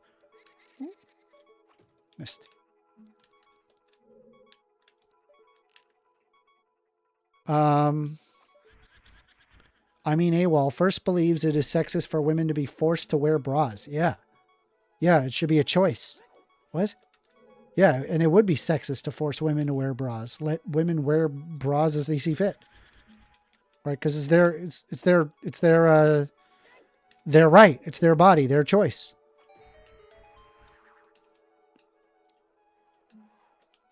All right. And I'm not really worried about having one heart. Like it's even if I die here, it's not. I have a bunch of. I got fairies, so we Gucci. I'm a big supporter of free the boobies. Chat on screen stopped. Did it? Shit, why does it do that? Chat on screen, why are you like this? Chat on screen. Why chat on screen stop? Chat box. URL. Okay. Test. Test. What? Why is it doing that? Come back. Come back to me. Why chat box stop? Oh, Amanda. Let me pull up Restream. You need to wish me luck. On that what? This time, that the chest in the game. Is this stream I'm doing like somewhat of a flashpoint or something, and oh, now I it's always working. get What the same hell? outcome. Why did the chat just stop working? Now it's working. Okay, whatever. Hold on. Bras are good for boobs, though. They help sagging and the effects of gravity. Yeah, just let girls decide that. Just let women decide if they want to do that. Like, up to them. Like, I'm sorry. Like, Bro, they only start sagging up to a certain size. Well, they also just sag as you age. Like it is that way. Like there's nothing you can do about it. It's gonna be that way no matter what you do. Well, Amanda, surgery does exist, by the way. It's true, but I'm saying like naturally speaking, they're gonna sag. It's okay. Is it boobs? Because if so, then sag. Like nobody who There will come supports a free the day, nipple is like you know, anti-bra. Bras are against our best interest as women. Like no, women use bras, especially when they work out. But like they can free the nipple's choose about to wear bras. equality. I guess they like can choose to. problem. Is They the important choose. thing, right? Like, don't force women to wear bras. It's such a weird Exactly. thing Like women argue. will literally force themselves if they need to. No one is so it's forcing fine. them It's up to though. Where is that I coming remember from? reading somewhere. Baron, So, Baron, you are the one that said it. Hold on. Where is it? I mean, Where do you say it? bras are just implied by society, right? Society makes women wear bras because it's seen as being more decent. So, you kind of got a point.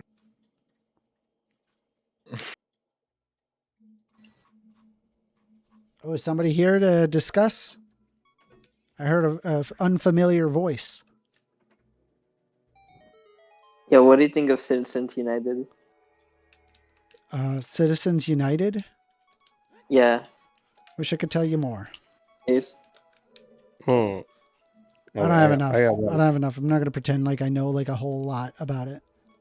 Do you have a strong feelings on the U.S. strikes against Iran today? Bad. That's all I got. I really don't have a lot for that because it's like it just happened. I have to read about it. Like I need to read more. Amanda, the world's biggest superpower attacked a sovereign nation. Like fair enough, if it was just Israel versus Iran, but the U.S. is directly involved in bombing Iran. Yeah, what's new? Well, yeah, but like, sure, the U.S. has been doing this bullshit forever, dude. Right, but do it awful. secretly, right? But like, why would they do it? You know, like the U.S. government has hated the Iranian government since like '79, bro. I don't even understand. Like there is once again still to this day no like legitimate proof of weapons of mass destruction. They have said this so many times, and I have not. It has never happened. It has never been substantiated, and I just don't understand. Well, like Iran what is that? That doesn't make any sense to me. They had a centrifuge, I think. Someone told me. Just people who say they want war to happen really bad, Amender. This sounds really cliche, but it really is the simple. I think they just don't know how to comprehend the fact that war ruins so many lives because they live in America. Big League Drew is touching on something that I realized a while back, and this is why if men have nipples, how is it different? Okay, I'm gonna just give you the hot take. Okay, you ready? I believe either this or that, right? In order to be consistent, either free the woman's nipple, allow women to legally be out without a chest covering, or B, cover the man's nipple. You can't have both. It's so sexist. It's so sexist to have covering for the women. But not for the men. Breast tissue, Amanda. No, it's not. No, and I'm going to tell you why. Okay. Right.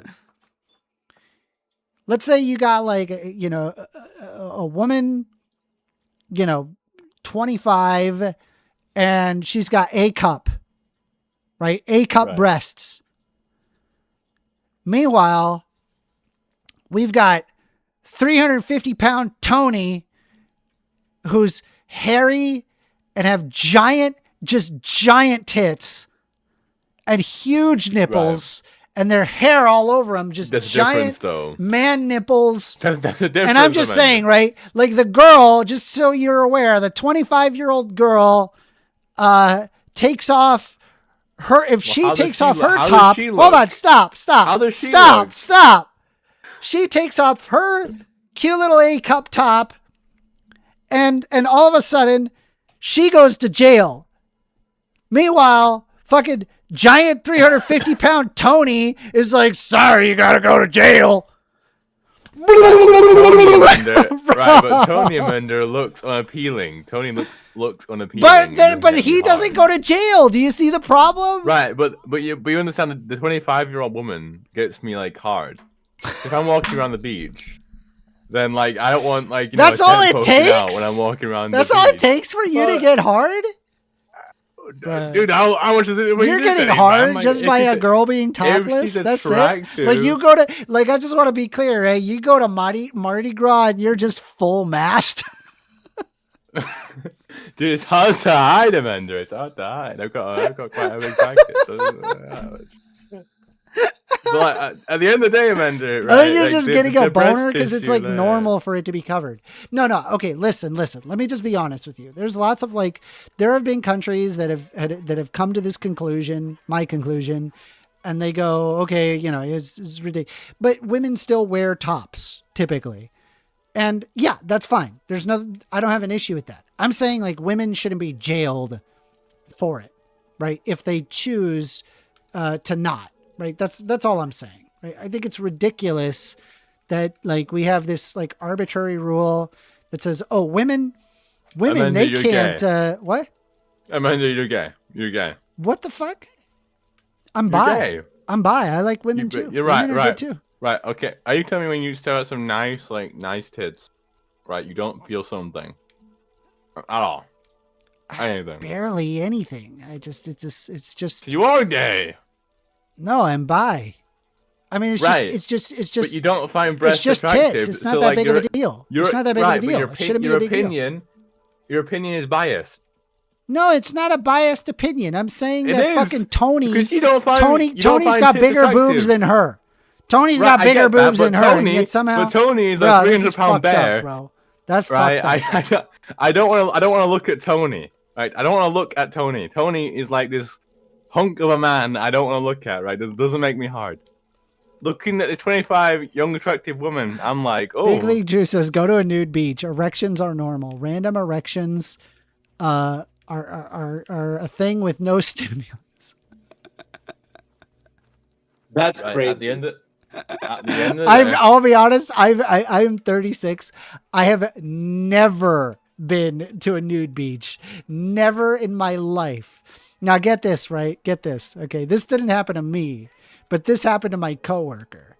So I was in an IT group where we would do like call-ins, or we would do like, we would go to people's houses and fix people's computer problems, like whatever it was. They would call us and be like, hey, we need X, Y, Z. And then we'd be like, okay, no problem. We show up, we go fix the problem. Right. And so, there was this one call that came in and I was like, hey, I need help with XYZ, like this computer thing. I think I got viruses or whatever. And so then we would go, okay, we're gonna, I think he needed like some hard drive work done. So we needed to like physically be there. And so I was like, all right, we're going to check your location. So we check the guy's location and the guy's like an hour out. It's like an hour drive to get there. And I'm like, yo, that is way too far. That's way too far. That's not worth, an hour's worth of work, drive 3 hours out there. I'd rather take a job that's close by and it's not, 3 hours of work to get there, so that's, that's what was the mentality. And so then, but one of my coworkers was like, oh, I'll take it. I'll take the job. No problem. And so I was like, all right, go ahead. Have fun. So they went off and they go to take the job and they come back and they were like, dude, like they were gone all day. Right. They come back. They're like, dude, that was a terrible job. That was an awful job. And I'm like, what happened, bro? And he was like, dude, do you know where you took me? And I'm like, I don't know where I took you. What are you talking about? He's like, bro, that was a nudist colony. I was like, there was a fucking nudist? It was a nudist colony? It was like, I was like, did you see any hot girls? And he was like, No, dude, it was a nudist colony. There's no hot girls at the nudist colony. It's all like a bunch of old people. I've seen, And then Amanda, he is explaining himself. He was like, yeah, I was driving in and I like saw like on the street, like in the nudist colony, just like a naked person. They were just like walking down the street. And my brain didn't even register that they were naked. My brain just was like, oh, person. And I didn't even register that they were naked. I show up to fix this guy's computer, and this guy is completely butt-ass naked. This old dude, he's got his dick out, and I'm just trying to fix his computer. And like, I sit down, and he's like, hey, listen, I'm not used to a nudist colony. Would you be okay if you put something on while I'm here? And then the guy was like, oh, okay, sure. No problem. So this guy puts on the thinnest see-through fleece top on that you can definitely see through. And my coworker was telling me that he was approaching him and looking at what he was doing, and he would lift his leg up and just like look down at the computer to see what he is doing with his balls just dangling.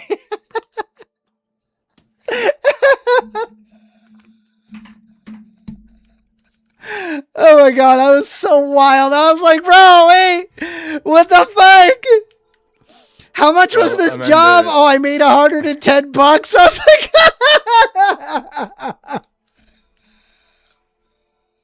I made 100. There now. Sorry, what? You'd have loved it there. No, you're gay, so Huh? you'd have loved it. I didn't go there. Yeah, no, but It was my coworker. The coworker if went you did there. go there, you'd have loved it. Why would I love that? That is not good. And No, you I love wouldn't have loved lifting a that. old man penis or something. What the fuck? Are you okay? I don't know. I'm trying to insult you, man. Sorry. You know what I mean? Like, if I saw an old man like naked walking down the street, like it would register in my brain. But like, I just go with the flow. I'd be like, okay. I mean, there was This is zero. like- There was zero communication that it was a nudist colony. Zero. Just They none. call up. Nobody. That was never communicated on. Which is fucked up. That, like, I feel like that should be like, hey, by the way, I know you're a contractor and that you don't deal with nudist colonies. FYI, we're a nudist colony, and you know, maybe be aware that we're a nudist colony. You know what I mean? Well, Like, yeah, it just- but then you wouldn't observe them. You see, so they're just trying to like. so they just don't mention it, Get and then you get blindsided. What if it I was a wouldn't woman? mind. Like, I what? What if the wouldn't service mind. technician was a woman? Like, what? That's so messed up. You Well, need okay, you but need I to mean, communicate why that. is it different? You But, gotta like, why is it communicate different that. if it's a woman? Yeah. Why is it What? different if it's a woman? What? What are you talking about? But why is it different? You're saying that women should like. Because have their women get nipples sexually out, and assaulted more. Right, but it's a nudist colony. So there's like. a What bunch do you of old mean? Naked women there, no? I was just saying, bro. That's wild, bro. I wonder Let's what see. the If I Extra Driller wonder says, what if I the- see an old man naked, I'm like, what the fuck? like That is definitely a what the fuck moment, right? Where you're just like there's zero reason for an old man to be naked. See, I wouldn't. Like, I please, I would go. put the I'd go turtleneck as far back, as or to say, Amanda, we should look into the statistics of SA on on these nudist colonies. I bet it's really low. I don't think a lot of like sexual assault happens on nudist colonies. Where can I just say, where is the compass in this dungeon? Where's the compass? Where the fuck is it? But like like the locker rooms when you're like in school or like when you're like or at the gym or something, and like people are just naked in there all the time. Yeah. I remember I was in secondary school and I like walked onto the boys' locker room and everyone's just like looking at each other. And I'm like, it's so fucking gay. Yeah. It was so, dude, like everyone in my secondary school must have been super gay, man. They must have. They just looked at each other like, you know, appendages. This is a pretty easy dungeon. We got this.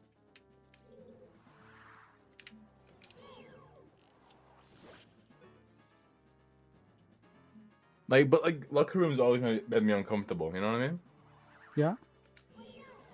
Well, because like people get like naked all the time. It's like, yeah, you change in there, whatever. But like, it's like such it's like such a non-issue to me. It's like if I need to use the locker room, I go in there, I get to a locker, I get changed, you keep your head up, and then I lock the locker and then I leave. You look at the locker at all times, no? You don't look around? Not really, no. No, you keep your head forward, eyes straight. Yeah. Dude, other people don't. I've literally, like, in the corner of my eye, I've seen like an old man staring at me. Who cares? But it's what? creepy. A woman it's staring creepy. at you? So No. An old man. Yeah, and I've seen like an old man like go on about your staring business. at Like, me. what are you on about? Dude, What? I'm young. Okay, Who what if he's cares? like trying to I'm traffic young me, too. Amanda? Right, you're like 40. I'm young. 36. I'm middle-aged. Same thing. Okay, well, I mean, I'm not that old. I think there's a difference if like you're like 36 and I'm like 18 and an old man staring at me as an 18-year-old. You'll be fine. It's okay. Just change and leave. It's creepy. It's not. It's creepy. You just why don't change we and have leave. why don't we have changing booths in these like locker rooms? What? I mean, you could go to the bathroom and change there if you want. That's what I normally do. Okay, then. But sometimes okay, they don't have like about? these like they have like these weird. Then what are you complaining things. about? I'm not complaining. It's just it's creepy, and I see. Why is it creepy? You just change and leave. These old men look at me. I'm like, whoa. Just change and leave.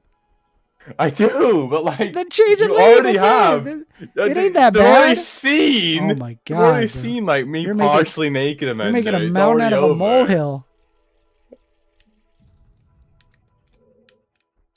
I mean, you're sounding like you want old men to look at you. No, I'm just. It's not a big deal. Like I'm just like you just go and do your thing. Like you know what I'm concerned? I'm just like, dude, I'm at the gym. I have an X amount of time to be here because like I go to the gym during my lunch break.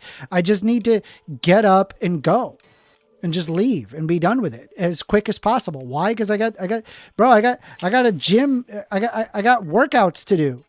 I don't have time to be worried about what some dude is looking at me, whatever. I'm fucking leaving. I'm leaving and going to do my workout. Bye.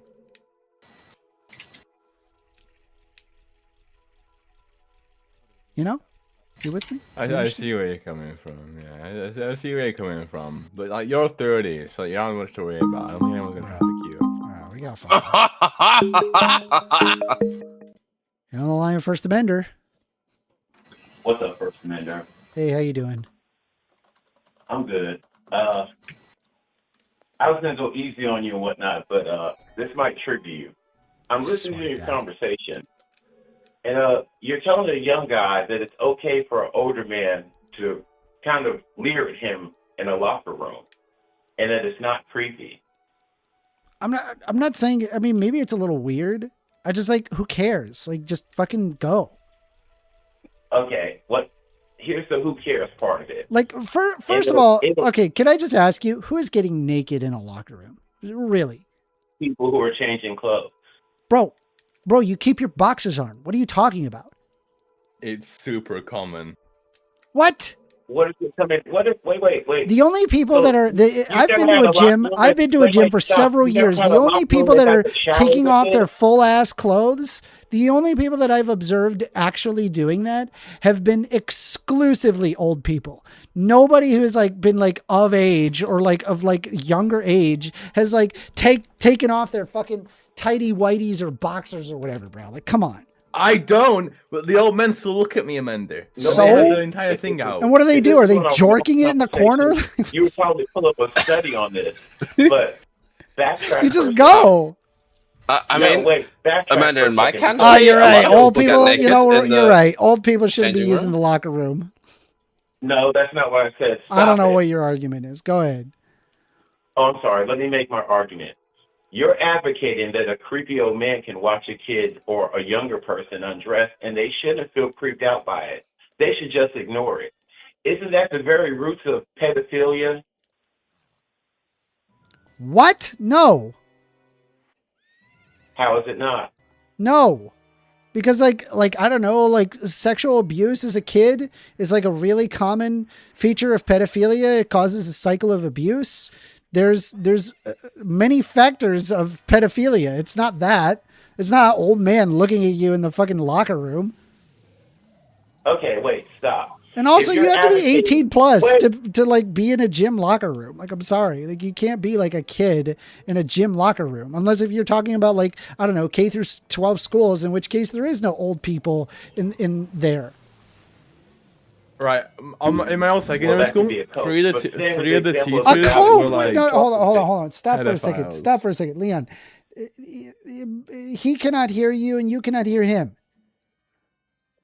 Is he agreeing or disagreeing with me? No, he's just talking. He's talking something separate. I'm Go ahead. agreeing. Okay. But going with his example, though, what you're saying is that he should ignore that behavior. He shouldn't think it's creepy. He should just ignore it and go on about his business, right? Yeah. Just it's just a locker room. Now take It's that not a big mind deal. state. Making a That's mountain out of a probably why. molehill. Okay, that's probably why you don't understand why people had the issue with the trans bathroom thing, because in your worldview, people shouldn't pay attention to other people in the That's bathroom. what this They is should about, the mind their trans bathroom thing? No, well, tie it together. You see what I'm saying, right? No, I don't. Okay. First Amender, don't interrupt me. Just give me 1 minute, okay? Okay. If you say that it's okay for an older man to go into a bathroom or a locker room or whatever and look at someone who's naked in a leering way and it makes them feel uneasy, you're saying that person should ignore that feeling and go on about their business. Yeah, I would you're tie just that there to to the change your trans clothes and be bathroom. done with it. Yeah. Let me finish. It's not a big deal. The reason why I'm doing it is tied together. Okay. The reason why I compare that to the trans bathroom thing is when someone says they feel uncomfortable for trans women in the bathroom, your point of view is that they shouldn't worry about that person and how it makes them feel because it's creepy. They should just go on about their business. Is that accurate? Is it accurate? Yeah, that they should just leave people alone, just let them change. Yeah. Okay, so when do people get the right to feel violated? When can you say When you're being sexually you can assaulted, feel I that guess. someone- So the line is I mean, you can assault feel is violated even in that moment. This doesn't stop you from feeling violated. I mean, you can feel that way. It's just, it's, to me, it's like you're feeling violated over nothing. It's a non-existent issue. They're not hurting you. They're not assaulting you in any way. They're just like looking at you. And what are you to assume what their internal motivations are on it? Like, it's just stupid. Okay, first, would you say that when women feel violated when men stare at them like a piece of meat? No. Maybe sometimes. Is it But valid? sure, there's validity to it. Sure. Okay, so I'm saying that where's the line at it? How much leering can someone do at someone else's naked body I before don't they're fucking crossing the know, line? dude. I don't know. I don't know. I don't have an answer for you. I don't know what the exact, yeah, I mean, like if somebody was just like, I'm assuming like someone is staring at me like horror movie style at the fucking like Blair Witch Project, wide eyes, just staring at me in the corner for like, I don't know, the entire time that I'm changing. I'd probably ask them, I'd be like, hey, what's up? You all right? Like everything fine over there? I'm going to go work out. Bye. My focus is not on them staring at me. My focus is I need to get my workout done, and I need to get out of this locker room as quick as possible so I can do my workout. Okay, so you just kind of just don't pay attention to your environment. No, I do pay attention to my environment. I'm saying like it is not important. Like just go there, do your business, and leave. Like, why is this a big deal? Why are you upset? Because like an old dude is staring at you. Like, just fucking leave and go work out. That's why you're there. You're there to work out. You know, it's crazy, man. Half of your arguments advocate for people's feelings, but then when people put their feelings in the argument, you act like you don't understand it. Very weird, very strange. Also, by the way, you brought up the trans shit. I didn't even bring it up. Well, okay, so what? I didn't say I didn't bring it up. I just tied the two together because it made sense from the point of view. It doesn't make any sense. Of course it does. You just don't want it to make sense. So I'm in agreement with considering him. like if you listen to my position on it, where it's like, hey, leave trans women alone, let them use the locker room, and also I happen to see an old man who's staring at me a little too long, and I'm not bothered by it. That would be consistent, wouldn't it? That would be completely consistent because I'm not bothered by either situation. That was the actual point of it. That was literally the point I was making. Was that's why your point of view on the trans issue is the same as this issue. That was the whole point of this. You are you know what? Let's get to something else. You were talking about unjust laws the other day, and I really wanted to call you Thursday, but Rob beat me to it because you were cooking on Thursday, and not in a good way.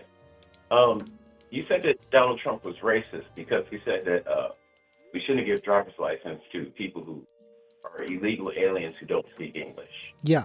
I mean, there's a lot of reasons why Trump is a racist. That's one, but that's okay. That's fine, but please tell me. A lot larger of a reason was the part where he had apartment complexes that specifically discriminated against people on the basis of being black.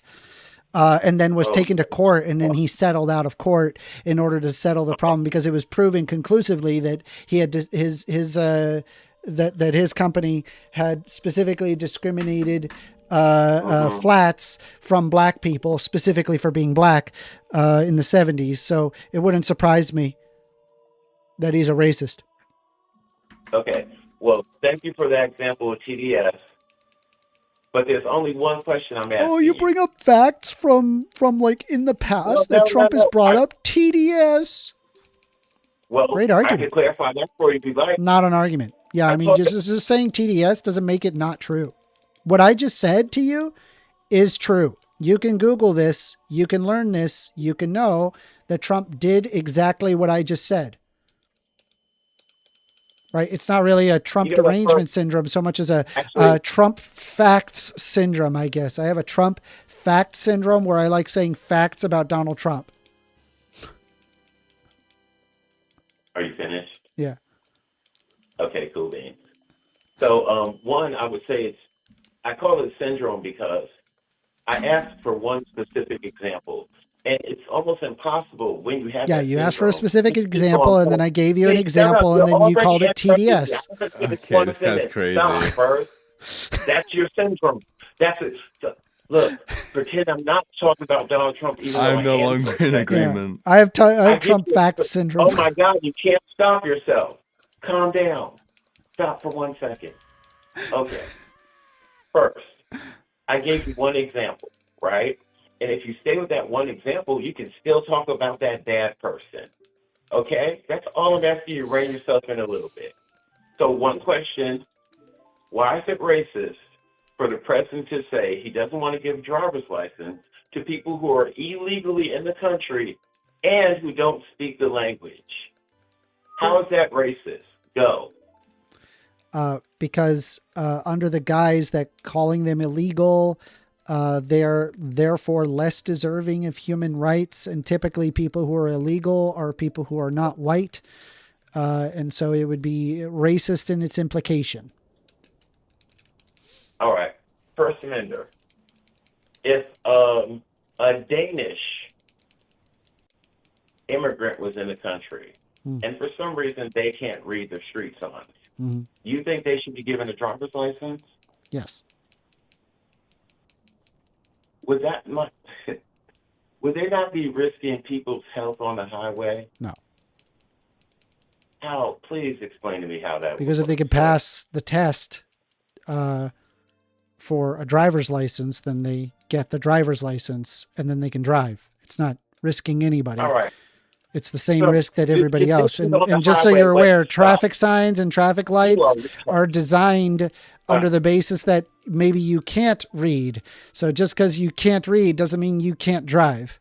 So yeah, the Danish guy can drive. You are like the scientists who decide to make sharks smarter. You are smart and stupid at the same time. It's incredible. First Amender, on the highway, conditions change. There are signs sometimes that are put up that are electronic, right? That are changing conditions on the highway. Have you seen that before? Yeah. This lane ends in the next fourth of a mile, whatever. If I can't read that and I'm driving a truck, I guess there's going to be a sign that's going to indicate that you need to merge in, won't there? You'll be fine. Wow. You don't have to read to be able to drive. There's lots of people that are illiterate in the United States. They can still drive. I have one question. Hold on, Magnus, he can't hear you. Yeah, but you can tell him. All right. Go ahead. Hold on, go ahead. What's the question? How is that driving example working with Europe? Hold on. I need to hear. I'm trying to hear Magnus. I'm sorry. I know you can't hear, but Magnus, you got to keep this to a limit because I can't. Yeah, it's really short. I want to know how is his driving example working with Europe, with the Schengen room.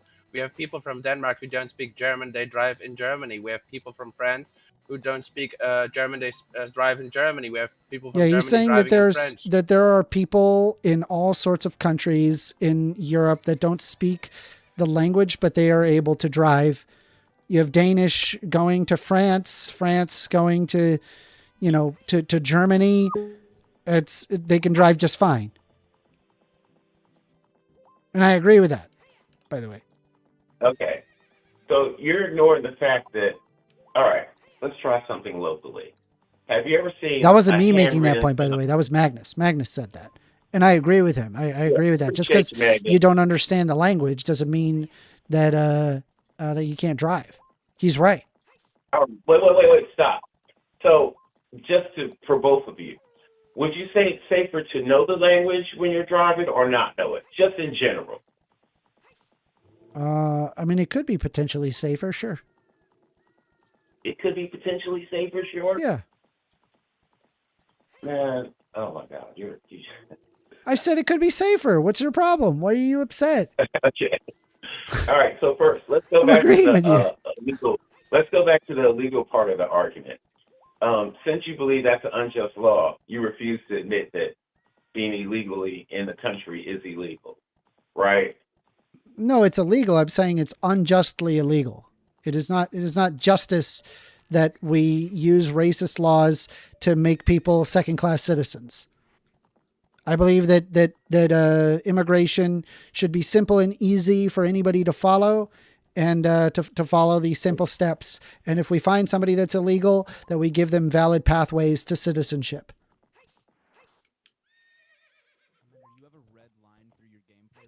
Wow, you are like a robot. You have so many, I breezed out because I've heard you say that so many times. I mean, no one has been able to defeat me on that argument. So that's why I keep saying it. This guy's a bit crazy. So first, the whole unjust law thing, we never really talked about that too much. In your opinion, if a law is morally unjust, it's not as important to follow that law. right? I'm saying it ought not be followed. It ought be repealed. Okay, Unjust but in laws your ought be personal- repealed and not followed. Correct. All right. You base that on your political point of view or your moral structure? It's probably like an underlying philosophical lens. All right. For other people within the United States, if I base mine on my Christian views, is that right or wrong? No, it's not wrong. Not in and of itself. Okay. All right. So what if I decide that a law is unjust under my religious view? Should I follow that law still? I mean, if it genuinely is unjust, sure. Well, again, it depends on what you consider unjust, right? I agree. Oh, Yeah. okay, random. I believe that child support is unjust in certain situations. What about the child? What about the child? The child needs the child support to survive. And you brought the child into existence. That's not my argument. If I believe that law is No, but unjust, that I'm has nothing pointing to do I'm with pointing the out like argument. the reason why child support exists.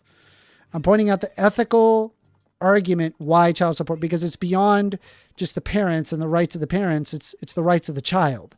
It's the child's right to be able to exist and live a relatively normal life given poor circumstances. Yes, it is. But for this example, that's not why the person defies the law. Maybe they think that the mother should do everything. That's not even important to it. The point No, is that it's not that the if mother should do person- everything. Oh, It's God. that the mother doesn't want to be with you anymore. And so now you must pay child support because the mother does not want to be with you because that's the best outcome for the child. So Right? first, And I don't you're believe that arguing about- that women should be forced to stay with somebody that they don't want to be with. Oh my God, you sensitive ass liberal. Stay within the topic. You're missing the whole fucking purpose. I was not arguing Amanda, against you're not child liberal, support are you? personally, although I do have a I'm a bunch of woke problems liberal. with it. The point, shut up. I know what you are. The point is that the person who I'm talking about feels like child support is an unjust law. You babbling about why child support is just has nothing to do with this example. The example is they feel it's an unjust law. Should they Yeah. follow that law? I disagree with them that it is an unjust law, and I gave the reasons why it is unjust, and therefore it is not unjust. Even whatever metric that they have would have to defeat my position. Okay. Right? They would have to So, say, they would have to among somehow the- show that the outcomes would be beneficial to not pay child support. Well, they could show that for themselves, right? What? Yeah, I mean, I If guess you if you're show like the super outcomes are selfish and you beneficial only for think of themselves. yourself and not your child, then yeah, that would Okay, make sense. again, there's a moral structure going into it, but we're talking about that one person's point of view and what they I'm consider trying to explain to you unjust. the underlying philosophical framework that I'm holding. I believe that outcomes is what matters. And if you cause more harm than benefit in the future, then it's something that we ought not do. Oh, wow. Okay. We have to put a pin in this for a split second because that reminds me. Earlier, when you were talking about the shirtless woman thing, the last Keep sentence going. you just said about outcomes, do you think we would have a more positive outcome or negative outcome if women could go shirtless in general society wherever they wanted to? I think that jailing women for deciding to go topless is stupid and doesn't make any sense. Weasel. You fucking weasel. I feel like I'm trying to explain my position and answering your questions as accurately as I can. I'm sorry. Go ahead first. My bad. I'm sorry. Well, Go I ahead explained it. You're just, and then you're like, you just called me a weasel for just casually explaining my position. Okay. So your position is jailing them is wrong. That's what you're saying, right? Yes, on the basis of not having a top on. Yeah. It's stupid. Okay. Yeah. Why are we doing that? All right. It's very sexist. What I asked you. Okay. And what I honestly, asked like if you was- if you preferred Oh my clothing God. women, by the way, then the men ought have to cover their nipples as well. I just think it's internally inconsistent that women have to cover, but men don't. It's incredibly sexist. we can get to that first, but can we just really just stick on one thing and just actually get through the sentencing? If in general, and I'm not talking about jailing women for not wearing bras, that's crazy. That had nothing to do with anything. But what I asked you was, if we let women just decide to go shirtless in public, in general, would that be a more positive outcome or a negative? That's what I asked you. I believe it would be a Not more about the positive law. outcome to allow people to make the decisions for themselves and not be jailed. For Take being jail free. out of the picture. Jail is not in my question at all, man. What are you doing? Listen, please. If we can decide that women can go around in public topless, is there going to be a more positive outcome or negative? That's all Positive. I'm asking. All right. Now, why is it positive? Less women jailed. So is jail the only purpose of this? Is that the only thing you see here? No, it means that the women, instead of being jailed, they have the opportunity cost of being able to go out and work and provide for their family or kids, or take care of their kids, or just be present among people and be functioning human beings, as opposed to being in jail and being a drain on society. It's a huge opportunity cost just because they decided to not wear a top. Okay. First Amender, what would be the negatives of it? I don't see any negatives. You'd have a lot more happy teenagers, to be fair, right? There'd be a lot of happy teenage boys. They'd just be smiling. Yes, there would be a lot of happy teenage boys. They'd be Distracted like, teenage hell boys yeah. looking at the other Hell cars yeah. they're driving. You're such a dipshit sometimes, sir. I am not Like, a just dipshit. This makes perfect sense when you think about it. When you put two and two together, it makes sense. Okay, how about social norms? How many social norms would it change? A bunch around women wearing things on their chests. I mean, to be fair, like this is, by the way, and just so you're aware, this has actually been done in other countries. The only thing that ends up happening, is that most women still clothe. It's just some women decide that they don't wear anything, and that's okay. And I'm here for it. It's been done in France. Okay. We did it in France. I like it. I like France. You child. Oh my God. How is that dude, I'm pointing out a logical inconsistency that exists in our laws that's fucking sexist as fuck. And somehow like that, I'm being a child. I'm like, no, I'm pointing out the reality that it's sexist. It's sexist. I think it's a sexist law. Either be consistent or let the boob free. Okay, so let's just throw a couple things out there. First, let's start with I could start from religion, but that would just piss you off too quickly. Let's just start from a parent. 50 says, hell yeah, Canada allows it too. Based in Canada, pilled. Yeah, okay, Canada. Yeah, it's a good but thing. Anyway. Okay, yeah, so, you guys are acting like this is an insane thing to think, and it's not. I don't think it's insane at all. I think it makes perfect sense. I think if you break it down, it's like, oh, actually, it's really reasonable to assume that women should be able to go topless if they decide that they want to go topless. What's wrong with that? Why does it bother you that women are topless? All right. Is there any sexuality involved with topless women? Yes. Okay. Is that sexuality involves both men and women, right? As far as attractions go. Yes. Yes? Yes. Okay. Do you think that might be, let's just start with general things. Do you think that might be distracting in any way? Yes. Okay. Number two, do you think that would lead to an increase in assaults, harassment, things of that nature? Yes. It would? Okay, good. Yes. I'm glad. I really thought you were going to say no, and I was going to have to start cursing at you.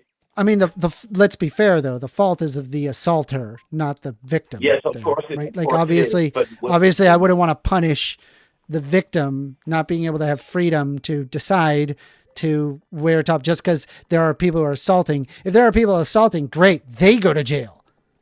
Fuck those guys. But the women should be free to do as they see fit, free of harassment. Okay, first. Yeah. I knew you had to spur that out, so I'll forgive you on that one. I did. So, just because it's a spur doesn't mean I got it wrong. Well, in some ways you're still wrong, but I'm not going to get off the topic yet.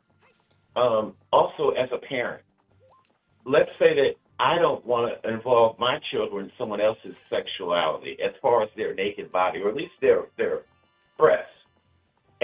When do their rights overstate mine as a parent? Like, maybe I don't want my 4-year-old son to watch my neighbor's naked breasts walking across the yard. Is that a valid perspective as a parent? No. Wow.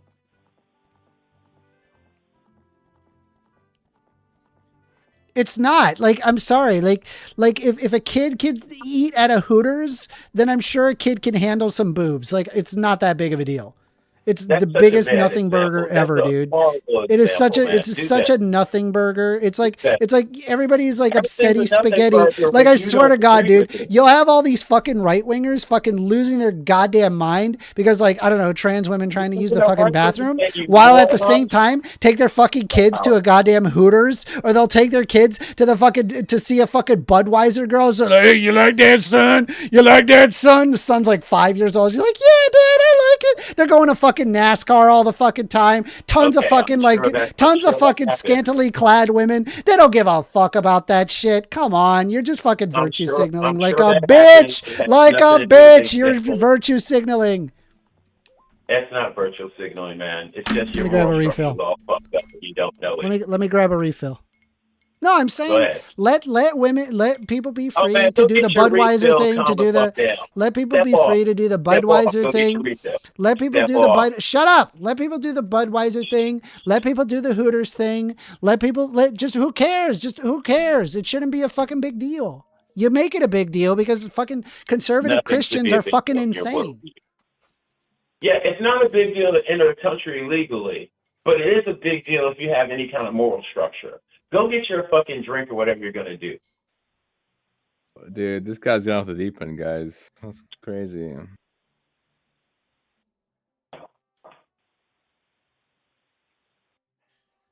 Oh, so chat, since I'm all alone, I'm just curious. Is it a negative or a positive if there's no laws against women going shirtless in public? Positive or negative? Hit it in the chat. I can't see it, but later on I'll look at it. Oh, by the way, I have to ask him about Epstein.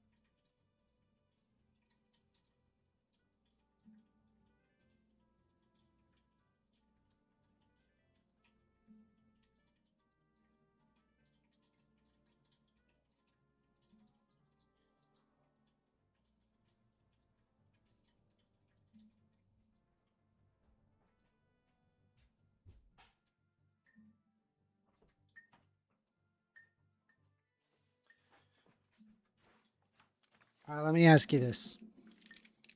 All right, go ahead. After all this Epstein stuff, do you still support Trump? Oh my God, you are such a broken fucking record, first.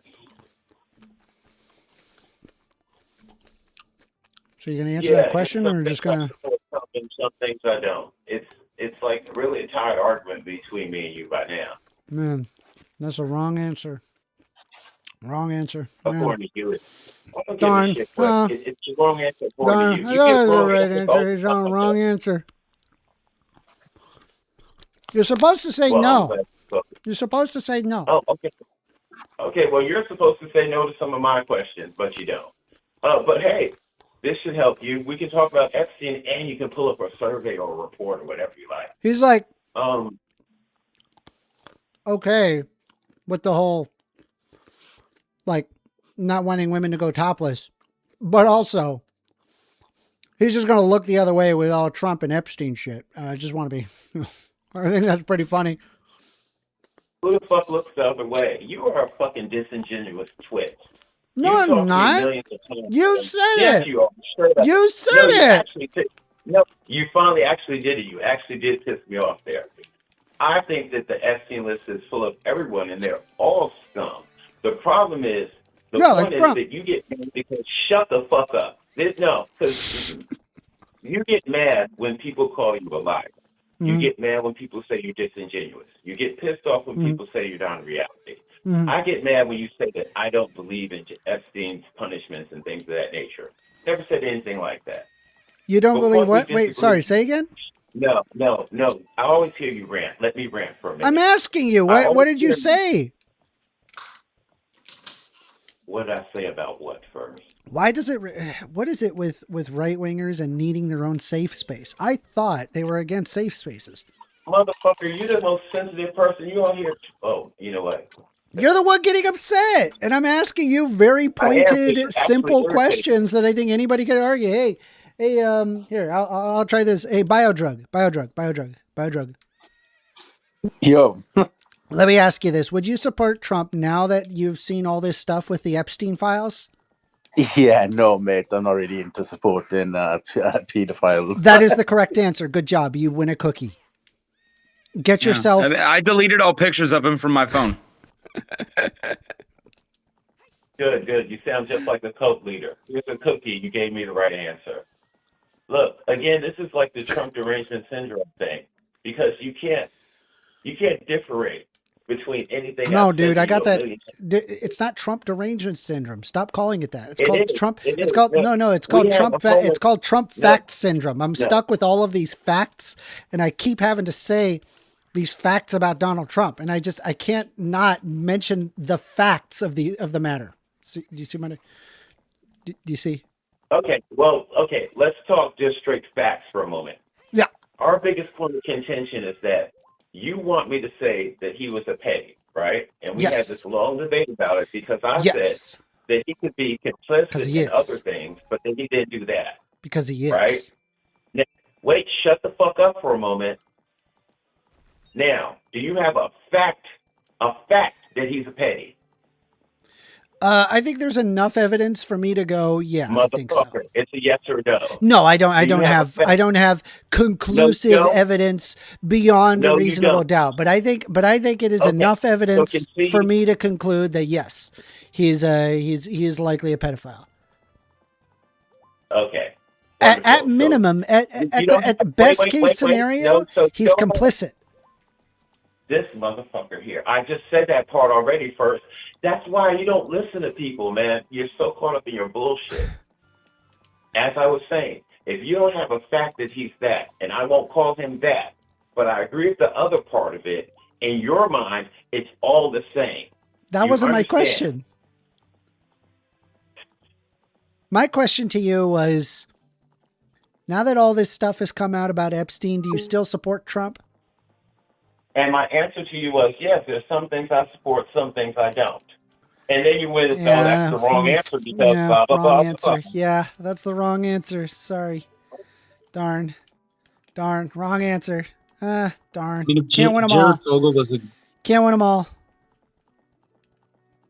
Yeah. I'm under. Well, If Jared I Fogle came want along you and to ran say for I know president. you can't. Yeah. Look, Let me ask you this. Let's say if Jared Fogel did no, all of the policies no, that you wanted, no. right? Like every single policy you could imagine, he's the perfect candidate, but also he's fucking Jared Fogel. Would you support Jared Fogel? Would you be like, oh, there's some policies I want and some policies I don't? Would you be like that? Or would you be like, fuck Jared Fogel? No, I wouldn't support all their policies. It would be a fuck. No. I say operate under the assumption that Jared Fogel is doing every single policy that you like in your head. Okay? Yeah, and every policy. Now, would you be like, well, listen, I don't support his pedophilia, but also I like his policies. Like, would you be like that with Jared Fogel? Or would you be like, nah? No, because you're not understanding the answer. You're not understanding the question. Your answer indicated you didn't understand the question. So I'm asking you once again, assume that the policies are everything that you like. Would you support Jared Fogel knowing that he provides all the policies that you like? No, I wouldn't. For like the third time. Why? You dipshit. But they're not the same person Why? regardless. Why? Why would you not support Jared Fogel? Move on first. Why? I just want an answer. Like, what do you mean move on? I'm asking you. Why? Move on first. Oh my God, he can't answer, bro. Bruh, dude, that was wild. I don't think I should have to answer. He had 14 terabytes. 14 terabytes of CP. You should clip that. That's probably the first time you've had something to say to me that I didn't answer your back for. Fuck, man. So anyway, I had an Epstein question for you that's not a Trump-related one. All right. So I know it might be difficult, but just try. All right, I'll try. So it's also partially conspiracy theory, so it should draw you right in. Ooh. So there's a conspiracy that Epstein is one of the motivating factors behind the trans movement's popularity. Have you read any of the Epstein files about that? Let's pull that up. Was Epstein a primary person to make the trans thing popular? Yes. Let's see. I know that Blair White did a show on it, or at least a short or something like that. You can watch a short, right? Based on available documents, including recently released files of correspondence, there is no evidence that Jeffrey Epstein was a primary person responsible for making the transgender movement popular in a public or mainstream capacity. No, look at somebody who's actually talking about those particular file notes. Jeffrey Epstein hoped to seed the human race with his DNA? What the fuck? Honestly, like, if you want to know what really got the whole trans thing into vogue, it was Tumblr. Actually, no, I don't want to know. It was Tumblr. I just want to ask your opinion on the actual It wasn't conspiracy Epstein. itself. Yeah, it's bullshit. wasn't Epstein. It's nonsense. Okay. All right. Oh, it's bullshit. Okay. Do me a favor. Look up Blair White and her shorts and do a title under Epstein and the trans movement, because she actually just has pulled up just a particular file pertaining to that conspiracy. Blair White, Trump, Epstein, trans. I didn't say Trump movement. My God, Trump syndrome. Blair White, Epstein, no Trump. It's trans just movement. Epstein and trans. Yes. Blair White, Epstein, trans movement. So is that like a Freudian slip that you just had to throw Trump in there and the title regardless? Yep. You're a funny guy. Yeah, let's take a look here. Mm-hmm. Chrome. First video. Blair White says loud minority of trans activists are making us look insane. Blair White slams transgender activist, says kids cannot consent to body altering surgery. Wait, this shouldn't be that difficult. It's a Blair White short, and the title is Did Epstein spark the trans movement or help spark the trans movement? Something along those lines. And I've probably seen like 20 videos come up in different feeds about it. So it's out there. Blair White, the Epstein files are absolutely, it's a short. I think, well, the one that I'm talking about is You'll have to short, link it. You'll have to link it to me because I don't see it. You need to click shorts only, I think, Amender, because it's a short. It's not even an option for shorts. Oh, what? Yeah. I typed Blair White short. Did Epstein spark the trans movement? It's not there. Filters. There's no shorts. It's giving you Videos. Yeah, I mean, if you have the link, I'll look at it, but otherwise, yeah, whatever. Okay, how about this first? Do the Epstein files link Epstein to the trans ideology movement? How about that? That's an easy title. Blair White, prominent American transgender YouTuber and conservative political commentator known for center-right views on social issues, feminism, and trans rights. Great. So we got another Uncle Ruckus of trans people.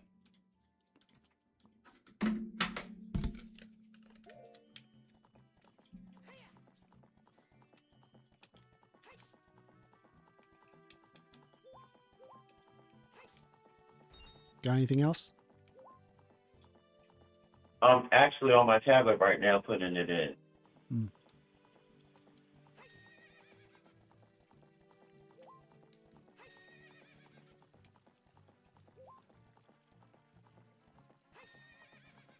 I put it in the side shot the minute. I think I found it. It was like a Facebook Emails shot. reveal I do Epstein not want to put on encouraged Facebook controversial shorts. politics That will study. dox the shit out of me. I'm not opening a Facebook short.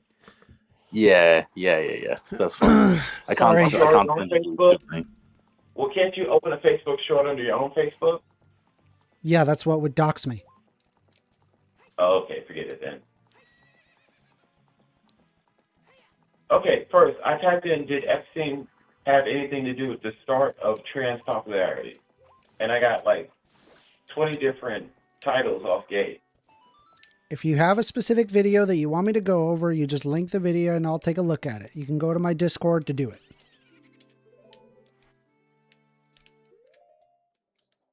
Wow, that's a lot of work, man. How about... It's not a lot of work. You just sign in, post a link, and that's it. Okay, let me give you one more thing. Type this in exactly. Epstein encouraged controversial scientists to study transgender biology.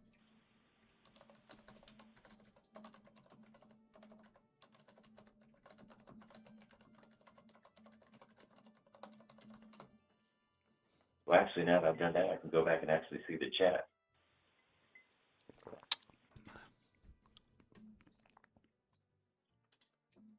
Emails reveal, Yahoo News. Emails reveal Epstein encouraged controversial scientists to study transgender biology. All products featured on them, independently selected by them. Editors. What is happening with this, whatever. Jeffrey Epstein, a controversial evolutionary biologist, he's not an evolutionary biologist. He's not a biologist. He doesn't even have a biology degree. What is he talking about? Exchanged dehumanizing emails about transgender people, according to a newly released correspondence reviewed by STEM researcher EVL Nichols. Nichols posted on the website Queer Science Lab on February 3rd, detailing her findings from the Searching the Word Transsexual in the Department of Justice's latest release of the Epstein Files, a trance of documents consisting of personal correspondence, flight logs, court documents, and more detailing disgraced billionaire activities in his personal relationships. Specifically, Nichols found correspondence between Epstein and biologist Robert Trivers dating back to 2009. Notably, this is after Epstein had pled guilty to one count of solicitation of prostitution with a minor under the age of 18 and one count of solicitation of prostitution in 2008 and was sentenced to 18 months in a minimum security facility. That first email saw Epstein inviting Trivers to Florida to discuss what you are doing and offer to pay Trivers tickets and accommodations, though it's unclear when Epstein and Trivers established a financial relationship in 2015. He had emailed Noam Chomsky claiming that he was Trivers' major funder after the biologist had been thrown out of Rutgers for good this time. This refers to Rutgers University in New Jersey, where Trivers suspended from teaching in 2015 after refusing to teach a class. Nichols located an email which Trivers thanked Epstein for the extra money and appointed as an advisor to your foundation. Epstein responded, "I want to see you piece on transgender in the bio world." 2 months later, Trivers responded and said that he was getting to the end of transsexuality. Trivers continued to make dehumanizing comments about trans women, including if you are... So it's the opposite. It's an anti-trans advocate.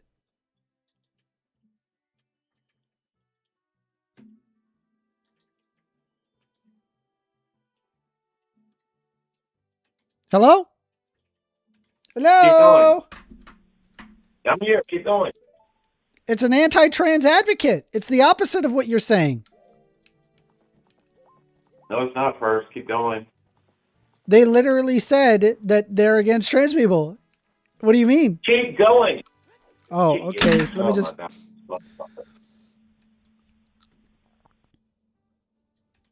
Trivers continued to make dehumanizing comments about trans women, including if you're a heterosexual male and you have a minor desire to suck a dick, then what better organism to do it than a transsexual? She will smell like a woman, be softer and more hairless like a woman, and may, to some degree, actually resemble one morphologically, leaving the dick for you to enjoy in a feminine setting. In 2018, Trivers and Epstein once again corresponded about trans people in dehumanizing ways, comparing trans women and trans men, with Trivers calling the latter unhappy and lonely and that they are men with mum-pums, the worst of both worlds. All products featured on them are independently selected by them. Editors, however, would you buy something through our retail links? Condé Nast may earn an affiliate commission. So later on, they go on to speak about how much money and profit can be made off of the transgender ideologies. These are actually literally in Epstein files. Yeah, they're anti-trans. They're an anti-trans bigot. No, and they're with Epstein. You idiot. Listen to me. It's literally what was there. Can you profit off of someone you hate? Yes or no? I mean, I suppose so, but you're just arguing that transphobes have something to do with Epstein's, whereas trans supporters don't.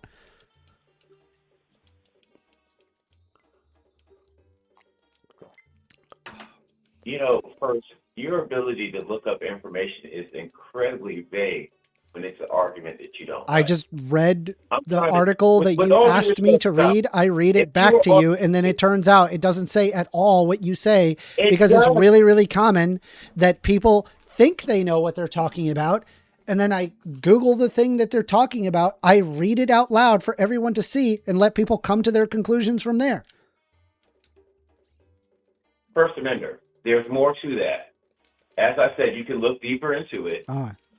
Even if they're saying negative things about that description of trans people, they're also talking about medicines and how an ongoing process will make millions of dollars in the future. So do you see why people would say Epstein had something to do with moving trans ideology forward?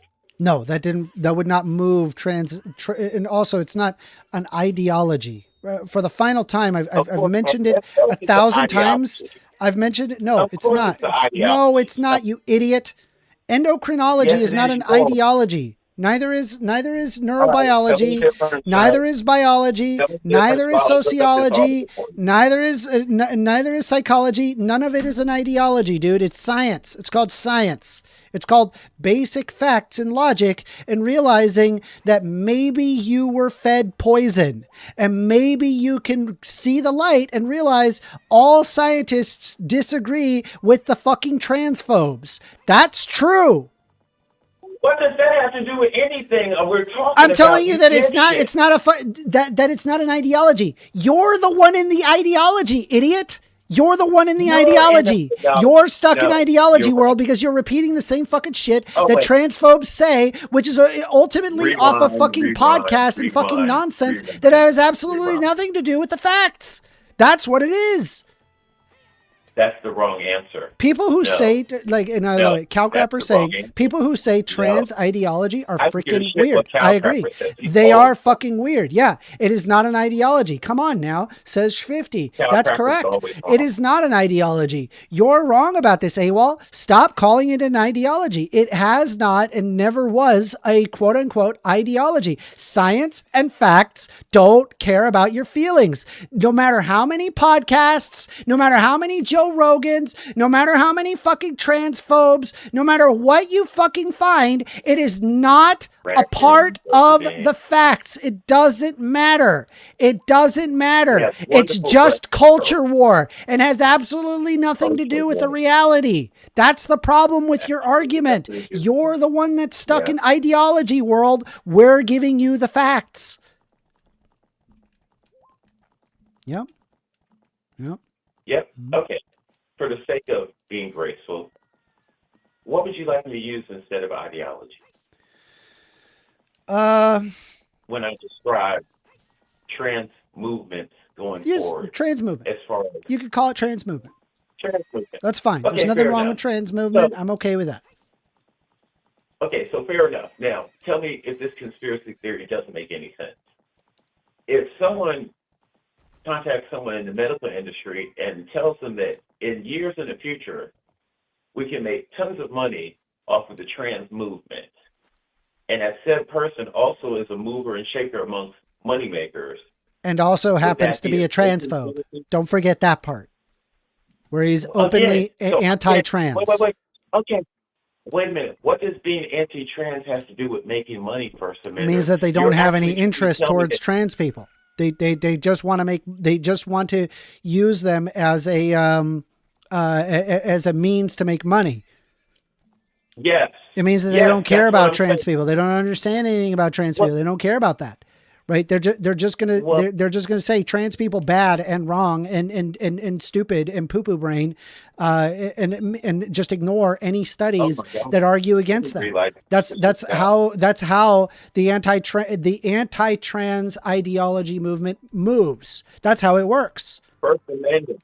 It's like you cannot. God, it's so hard to get you to understand simple things sometimes. First, can someone hate a demographic of people and make money off of them at the same time? Yes. Or no? Just simple yes. Okay, yes. So, could I be a transphobe and still make a ton of money off of trans people? Yes. Okay, grifters do it all the time, correct? Yes. All right, so why is it so hard for you to believe that an immoral, money-making, behind-the-scenes person wouldn't support an movement that he hates because it'll make him millions of dollars? Oh, well, it turns Why out that is they're that not beyond the supporting a reach of movement your that they hate. imagination? They're actively going against it and actually making money off of it. Okay, First Amendment. If I convince people that they need hormones and surgeries and operations, will I make money off of that demographic for as long as they believe this? No.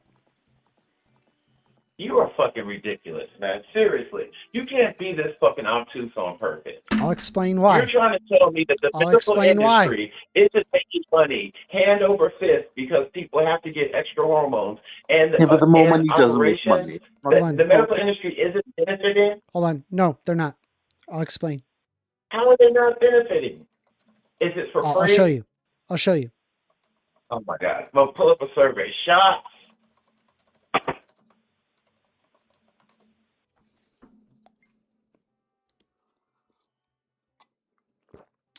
Give me a moment.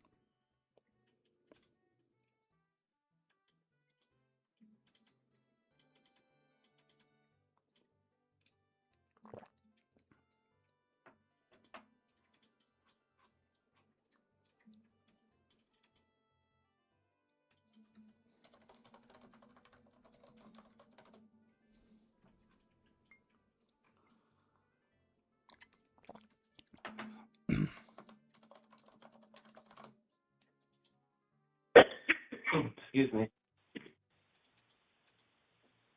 Jack Attack, if you're still in the chat, you could actually find that Epstein file that I'm talking about. It's where him and the CEO talk directly about how much profit they can make.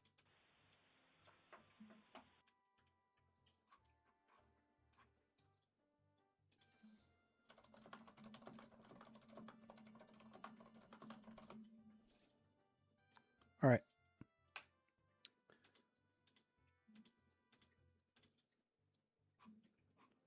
Sorry, give me a sec.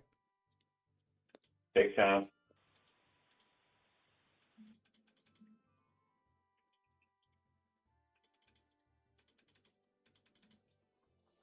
Okay. This is why I don't believe it is. Okay, go ahead. Where's Chrome? Where's Chrome?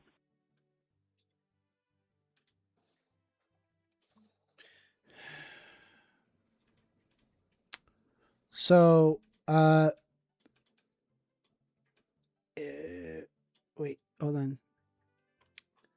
So this is People's Medicine Alliance. Big Pharma spent almost as much enriching shareholders as much as R&D on the pandemic. It looks like, wait, where the fuck is the trans? Oh, no, this is the wrong one. Sorry, my apologies.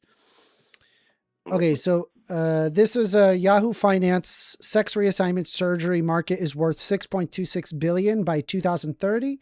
Exclusive report by the Insight Partners. According to new research study on sex reassignment surgery market forecast to 2030, global analysis by surgery type, end user, and geography, the market is estimated to grow a USD of $2.9 billion in 2022. USD $6.26 billion by 2030, and is estimated to be a record CAGR of 10.1% during 2022 to 2030. And then when we pull up the People's Vaccine, Big Pharma almost spent as much enriching shareholders as much as R&D during the pandemic. They say in all, the company's spending on shareholders and executives equated to 83%. I'm sorry, here, hold on. Industry profits doubled over the course of the pandemic, growing from $83.4 billion in 2020 to $188 billion in 2022. Over 3 years, the companies have amassed profits of $455.4 billion, equivalent to nearly $5,000 every second. So if you consider over the course of all the way to 2030, $6.26 billion. Meanwhile, they're raking in per year $455.4 billion. It's a drop in the bucket. This is not a concern to Big Pharma. It doesn't actually make them money. At least not a significant amount of money.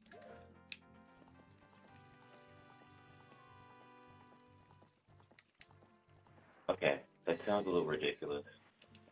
Why? I gave you the facts. That's what it says. Okay, so First Amender. Hmm. Okay, let me ask you a serious question, because I'm starting to notice you have this trend where you do fall back on every report you can find. I'm very curious, man. How many of your opinions are made up by what you read? What do you think personally yourself sometimes? Like my opinions are exclusively generated from the fact finding that I do, the articles that I read, the studies that I go through. All of my opinions are predicated on what is found in the science. Yes. Mm-hmm. All right. So first, in your regular life, without let's just say, in general talking, do you think that a lot of money is made by transition surgeries? No. You don't think it adds up to a lot of money? No. Not comparatively speaking to other endeavors. And even gender affirming hormones is also cheap. Stop. How about we say there's no other endeavors? If you did an estimate, how much do you think is being spent with just trans-related healthcare things that people have to pay for? If you had to just less than 1%. Less than 1% of the total budget for Big Pharma. Give me a number. Just I don't Just have a an guess. exact number. It's less than You don't know 1% though. how to guess, do you? Yeah, I mean, You I've don't understand how to make a guess. well, I don't have a specific number. I can't guess to you because I don't have a I specific don't number. know. Is it $1 million? Is it $2 million? Just guess. I'm curious. I Give don't me a have guess. that number. I couldn't guess because I don't have that number. Get NPC burnout. What are we doing? Just guess. I am not going to guess because I can't give you an accurate number. Okay, Bird. All right. Well, either way. I don't Hey, think that you just out of curiosity, how many people have has Trump? How many kids has Trump fucked?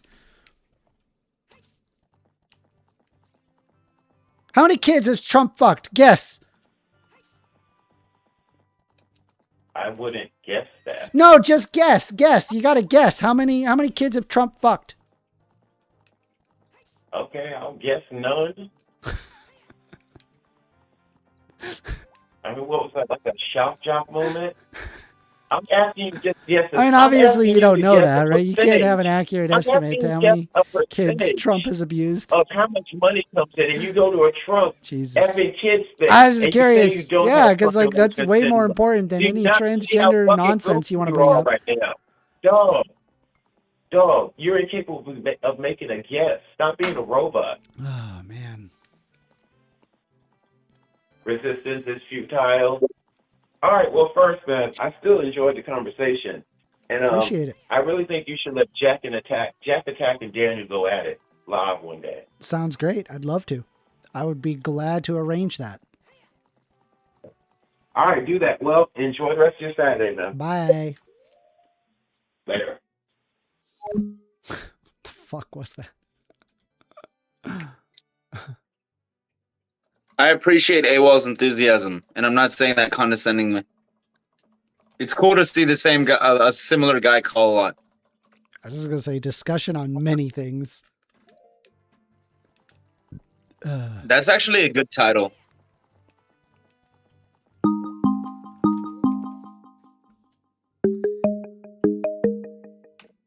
You're on the line with First Amender.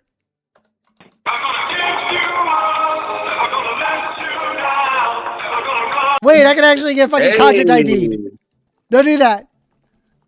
Hey. I can actually get content ID for that. Don't do that. Holy crap. So if I say the lyrics to Toto, Africa by Toto, is that actually a risk also? If I Honestly, I don't know. I don't know what it will do, but if I get content ID because you're singing Toto, I am going to give you a warning. No, you don't. Okay, I won't. I'd be But so you know what happened to upset. Mr. Beast, right? No. I don't like Mr. Beast, but back whenever they did cool videos, they were like filling their backyard with Orbeez or some shit. They like they went like, oh, and then they did like the chorus to Living on a Prayer. Just poorly. They poorly sang it, funnily, right? And then it gets copyrighted. That gets copyrighted? I think that company just wanted Mr. Beast's money. No, but it's some other guy who had a song called "Living On" to copyrighted it. Not even Bon Jovi. Like, so I was like, "What the fuck?" That's hilarious.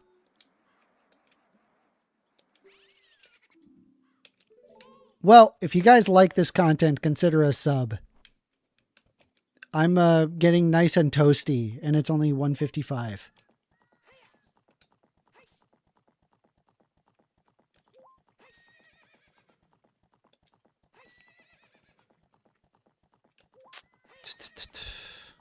I'm trying to get 10 pose, giant pose, the white pose. You know what I'm talking about? So you can get the fourth bottle. Yeah, the big pose. I was serious when I said I'm going to 100% this game. Yeah, well, if you want 100%, if I was in your shoes, I'd say the next move is the iron boots and the long shot. Nah, I bro. wouldn't even care about finishing the water temple. Nah, bro. Next move, gold scale. Well, yeah. So you can get all the heart pieces too. The move. But you have to don't you have to do that? You have to do that after the water temple, though. What? Yeah, because the lake isn't full; it's empty. Remember, the lake's empty. Yeet. Remember? No, but you can go to the. Can't you just go to it or no? You need the long shot and Scarecrow's song I think to you're get right. up there. I think you're right. think you might. Oh, I know I'm right. I did try the bottle thing, by the way. I literally watched speedruns of this game for years, and I still do now. Like, it's just this game's like probably like about 2 or 3% of my life. It's a really good game. It's a good game for it to be. Game. I feel like this game is 2 to 3% of my life as well. Like, that's a safe estimate, and it's not very degenerate, right? Like, I haven't dedicated my life to this game, but I have dedicated my life to Do they all spectating. Wait, is there like a limited amount of these 10 pose? Yes, but if you lose them, there's no real way to get locked out of them. So no worries if you're not able to catch one, they'll come back. But they're the exact same ones. There's like 10. You know about the spawn points, right? There's exactly 10 little spawn locations you can get with Epona, where they show up in certain spots. Yeah. I see it. I see it. I didn't see you get the Lon one, but I'm sure you got it.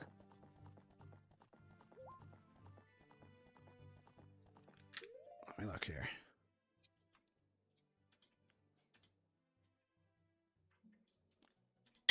What's your take on the Iran situation then, Amanda? Oh, it's a goddamn nightmare. Goddamn nightmare right there. You know what I mean? Goddamn nightmare. Yeah, it's pretty fucking wild.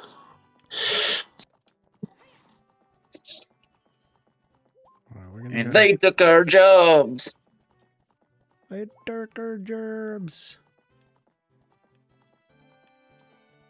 All right. So People really do say that in Texas, Like, there'll be, like, some guy, like, I'm not, like, a hardcore MAGA, but, like, it is true. No, they'll be like, I'm not a hardcore MAGA, but, like, it is true that, like, there are a lot of immigrants taking our jobs. And, like, he's, like, in the suburbs working at fucking Fidelity.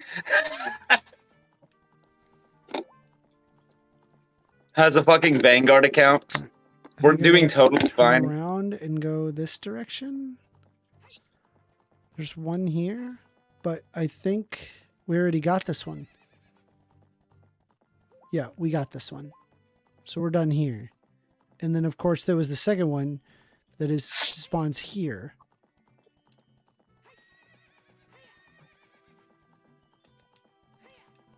All right, and then there's another one on a bridge leading to Kakariko Village that if I turn around and slide along, it should be right there. There's also one near the entrance of Lon Lon Ranch.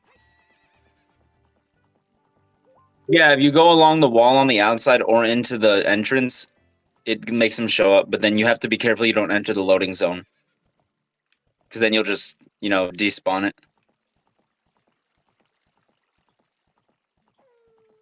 Nothing. I also know how to do a really cool thing called the laser glitch, where you can give Link a laser. And this is not a joke or a troll. Like, I can record it on my PC and show you. Not that it matters, but it's really cool. I always make speedrunners do it. Like, whenever they're done, I always make the chat like, guys, don't you want to see the laser glitch? Everybody make them do it. And, like, I'll get the whole chat engineered to, like, agree with me, and then they do it. Like, it's awesome. Which is saying to me, Amender, put the games away. We are at war. Let's do some real discussions. We've literally been at war for a majority of the existence of the United States. I don't care. I mean, I'd say Amender's, or not Amender, but I'd say that there's plenty of people who are doing what they can do on that. And speaking about, not perpetuating America, contributing to pain and suffering, and trying to just I think the war is going to divide half of the MAGA base, right? Because you're going to have like the ones who lean a little bit more further to the right wing, who absolutely hate Israel, right? And don't think they're going to support this. Like, I think it's a bad move on his part. You're ignoring the semi-reasonable MAGA people too. I feel like every time something comes out about Trump, the MAGA supporters get split in half. Hear me out on this. Trump gets elected, immediately people who don't like Elon Musk, which is a lot of people, they get split in half. I almost instantaneously regret voting for Trump. I feel like, I voted for a rapist. That's what I know now, but I was already not supporting him by then. Yeah, immediately January, I'm like, okay, I ignored the fact that he was going to appoint Elon. I wasn't very political. I wasn't political enough, I guess. I wasn't thinking. And so the MAGA gets split in half. A little bit down the line, all that drama goes down where Elon says that Trump's in the Epstein files, gets split in half again. Now they're split in half again. It's over and over, just every time. I have my own theory why they're trying to do it at the moment, because obviously America's exporting a large amount of oil at the moment. Obviously, due to the situation with the war in Ukraine, obviously this is going on with with Iran at the moment. If they close the actual strait, that will affect most of their competition, which is the Arab Gulf states. And America oil companies could really benefit from the situation. It's just, I just see it so deeply unpopular amongst people that I think it might end up backfiring on him. What are we talking about? The situation in Iran. I mean, unpopular with the Americans or unpopular with who? Popular with Americans, even his own voter base, right? There's a lot of the far right that are not very well, even just the general right, I should say, that don't even like Israel. I don't know, man. I went over to talk to some right wingers and in a few servers, and they were pretty enthusiastic. You know, there was the one or two isolationist people, but they they go hard. If Trump tells them we're going to blow stuff up and bad people are going to suffer, you know, they seem pretty chill with that. You know, I remember. I reckon that might be small. Yeah, but this is it. Like most, the ones who just want complete America first don't even want to be involved in the affairs of what Israel's getting up to. Yeah, but a lot of them hate Iran, right? For like 20 reasons, going back to the boots on the ground. Yeah. They don't want boots on the ground, but they're happy to see Iran getting bombed, right? If they put boots on the ground, some of those people would be unhappy, but seeing Iran's getting bombed and Iranian leadership getting killed is they like that. I mean, me. One of his major points was the fact that he withdrew from Afghanistan. He's kind of going back on his intervention. Well, these Trump supporters don't have much. These Trump supporters don't have much RAM biodrug. You know that. No, I don't know. Right. Like if he said we're gonna go reinvade Afghanistan, some of them might think that was a good idea, right? Like they very much or will clap. They'll clap, with the steel trainer. I feel like that's like the old school, old Republican war hawk base, right? But I don't think that's MAGA. I don't know, the MAGA base, as long as it's not troops on the ground and America's winning. I there were some principled people like Marjorie Taylor Greene or whatever, but then they found out that MAGA is just about whatever Trump made pretty clear to some of these people that MAGA is about what Trump thinks is okay, and they don't get to they tried to get some air between the MAGA base and between MAGA as a philosophy and Trump, and that didn't go very well. He kind of squashed some of those people, I think it's hell of a on his part with the midterms coming up. I mean, I don't think he's very popular with the whole ICE, obviously, situation as it is, right? But I don't see how this is going to make his approval ratings any better. Well, people will forget about Epstein, bro. They'll get that off the. No one's gonna I don't think they are. So. Well, they'll forget it. Dave on. Yeah, we're all going to be talking about it. They'll be about. I don't know, man. Look, I was taught. I definitely think there's a chunk of Republicans that are gonna be like, I don't want this. But from the from the Venezuela thing to the Greenland thing, his base is stuck behind all sorts of extremely aggressive, questionable foreign policy actions, right? So yeah, but that's it. You can justify that because it's in your hemisphere. Well, I mean, I wouldn't justify it. I'm speaking from a MAGA. Sure. Obviously, this isn't my position. You can justify it through that world lens. How can you defend it in the Middle East? I mean, remember here's the thing, Badrog. This is like a constant thing of convenience. Remember the Iranian nuclear deal and how he ran on tearing that up, and how bad it was. Yeah. So they could just be like, you just go back to that and be like, we hated the Iranian nuclear deal. This had to happen. I really, then. Yeah. So there's. Remember, there doesn't have to be a lot of coherence. They're just like, reasonings out. There's a reasoning out there. Someone could make. His geopolitics is absolutely garbage at the moment. Like it's insane to me. Yeah, it is. It's quite garbage. And he saw an opportunity, and he's taking it. He saw it. It's like we can. Though I think it does really bring into question his strikes from last summer, because he said he had finished off the Iranian nuclear program. Then it's like, oh, we got to go attack him again, and that's like a little question. I think that's definitely raises some questions about the first campaign, and be like, why do we have to do the first campaign if we have to do a second campaign? Well, the other thing is this is going to piss the Arab states off too, right? Because if the shelling continues to increase, which it looks like it's going to, and if it gets really bad, those refugees, those citizens will end up going into the Arab nations. And that's one of the things that they want to avoid in the conflict. That's the other way of looking at it, beyond, obviously, the straits that they could close, and that would affect their commodity and their economy. He's going to do paradrop AK-47s for the population so they overthrow the government. Yeah. There's just no real opposition in Iran, is there? That's the problem. There isn't. Like, no. Well, yeah, it's not gonna. That's people don't want to protest as much when you're bombing them to smithereens. What are you guys talking about here? I saw this thing where Donald Trump's mother was saying he's not a bad kid, but I really hope he doesn't get into politics. That would be a disaster. Well, what makes me laugh with his mother is the fact that she was a immigrant herself, right? She was from. She looks like an evil bitch. No, she lovely. She was like from a lot of the accounts that I've read about her. She was a nice. In fact, she came over to the United States as a cleaner. She was a working class person to begin with. She married, obviously, his father, and then obviously she married into that wealth. But her roots are very humble. But that's what makes me laugh, because she was a hardworking immigrant woman from Scotland, which makes it.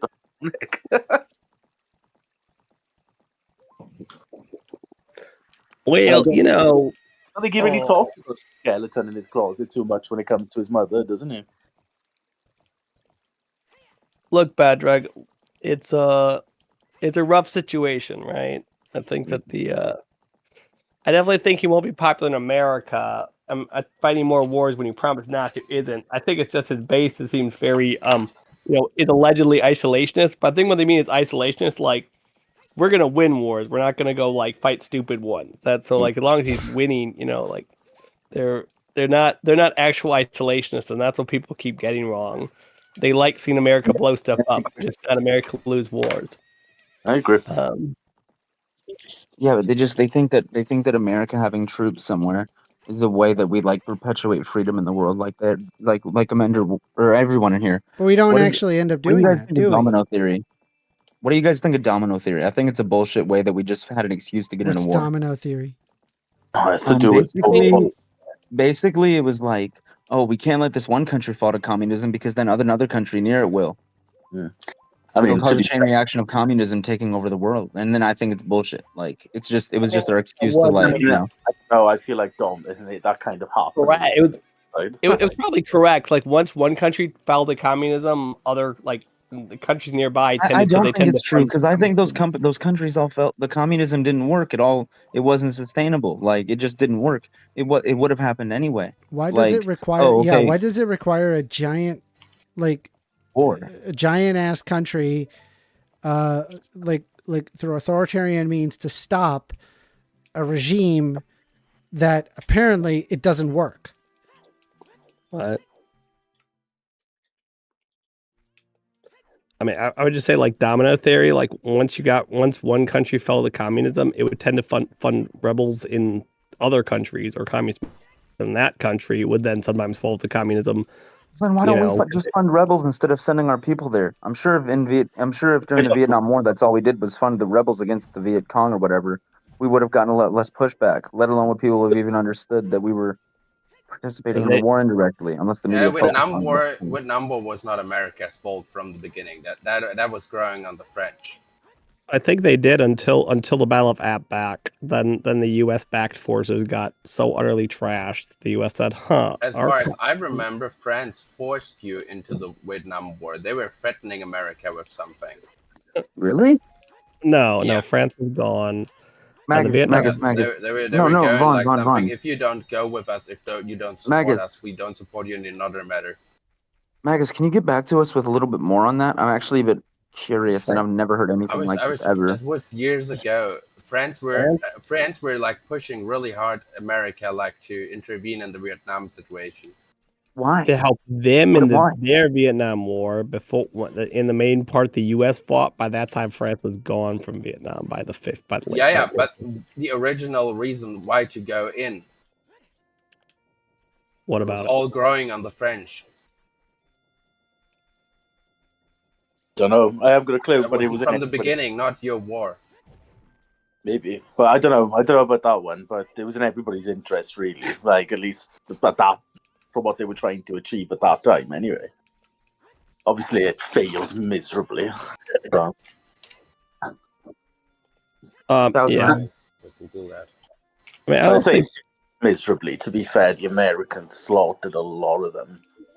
I don't think we're gonna. I mean, I don't think this Iran conflict has much to do with the domino theory, but it's not. We don't like. It's a real good band name. It's a real good band name, though. I'll tell you what. It's a good band name. Okay. Is it a solid My band name, though, is Heinous Uranus. That's pretty good. Pretty good. It's funny.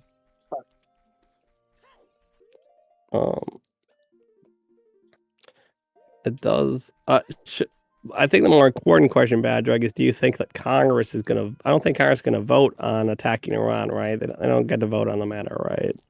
But they probably should, in theory. What's the significance with it? Because I'm a little bit confused. Obviously, remember we've had that discussion before, the way your system works. Because we were talking about theoretical situation. You can use the military for like 90 days to occupy somewhere.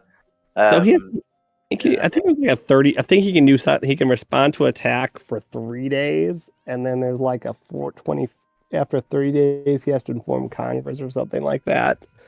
And then Congress is supposed to vote on that military action in theory. It doesn't end up doing that, but in theory, it's supposed to. He's supposed to use it to deal with like an active threat. Let's say like Pearl Harbor gets attacked. He's supposed to be able to use the military for a bit, and then Congress is supposed to vote on it. That's the idea. In this case, I don't think Iran attacked the U.S. at all. So this is just he just decided to go fight a war. So it's not. Yeah. They don't really fall under any of those categories. It's just okay, we're gonna fight. But still, in theory, he's supposed to notify Congress, and then in theory, Congress is supposed to vote on it. I don't know, because America and Iran have been fighting this grey war, whatever you call it, for 30 odd fucking years now, right? In reality, America more or less has been fighting Iran since it cut off diplomatic relations in 1979 with the hostage seizures. So in reality, we're just not true. We had an actual nuclear deal, which Iran was following until Trump pulled out of it. Well, yeah. During his first presidency. Yeah, that happened. That was a thing that happened, and we're just going to ignore that, I guess.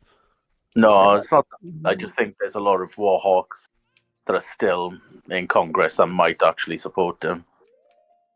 I mean, I think if Congress voted on the Iran war, it would be a very close vote.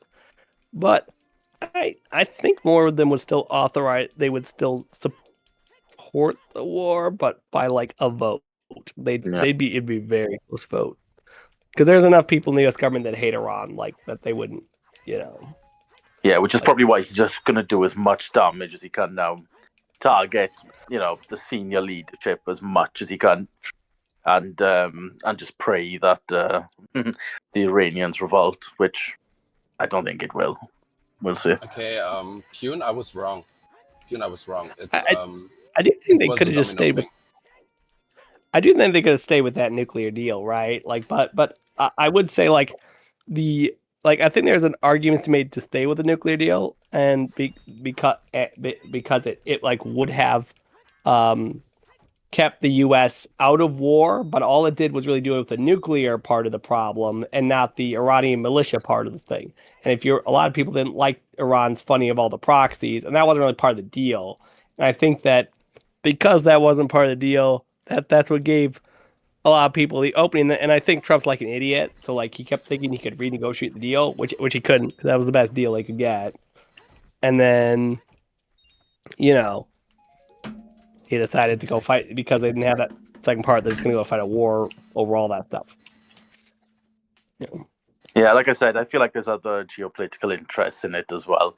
I think the oil situation at the moment, because of the Ukraine war and obviously what's going on in the Gulf right now, I think, and what happened with Venezuela too, I think America might unironically capitalize on the fact that the Gulfs are going to be tied up in this. And because America is like one of the biggest exporters of oil at the moment. Yeah, but oil's like a very long-term thing. So like they're not gonna oil price go up for a few weeks. It helps American oil companies for a little bit. Like they're not, it's not this isn't gonna be like a permanent increase in the oil pricing, you know what I mean? Yeah. But if he's very much speculation on my part, right? But if he's being lobbied by these companies at the moment, I think there might be short-term interest for him to do it. Or because my guess is a lot of American oil companies are also invested in the Middle East and have a lot of oil interests there. So, some of them are just domestic producers, but a lot of American oil companies also, produce oil, sell and, drill oil in the Middle East. So maybe there's like that's another point. I mean, like he's had a lot of, you know what I mean? Like he's had a lot of talks with them, especially with what happened with Venezuela. Now this is happening in Iran. I think this, I'll be honest, I don't think this is that great for their business immediately. I think this is purely him talking to Lindsey Graham every week and hearing about how horrible Iran is. This isn't, the U.S. companies aren't really benefiting from this stuff that much. Because this is all put it like this: if Iran closes the straits, right? Yeah. One of the biggest exporting maritime routes in the world. Of course, the fucking oil companies are going to benefit in North America. Yeah. In theory, but as I said, a lot of them also own that oil in the Gulf. They're mining, they are drilling it. So like Chevron probably has some holdings in America, and they have some holdings in Kuwait. So like they're going to be getting money, and they're also going to be losing a fuckload of money because all this oil they can't export to the Middle East that they own. Just pointing this out. That would make more sense. Yeah, we'll see. Like I said, it's one theory I have. Why it's probably a fair theory. I mean, if like what is it called? Chesapeake. It's called Chesapeake. If you were investing, you'd be buying Chesapeake right now. That's a major American oil producer, because they're just a domestic producer, so they're gonna be making tons of fucking money. Or like the oil sands people, those guys. U.S. military says it hit Iran's missile sites, air defenses, and command centers. Huh. That's a lot of things. The has come out and said that some of the senior figures of the Iranian regime are dead. And the Iranians have said the exact opposite, which kind of makes me wonder, someone's got to be right here.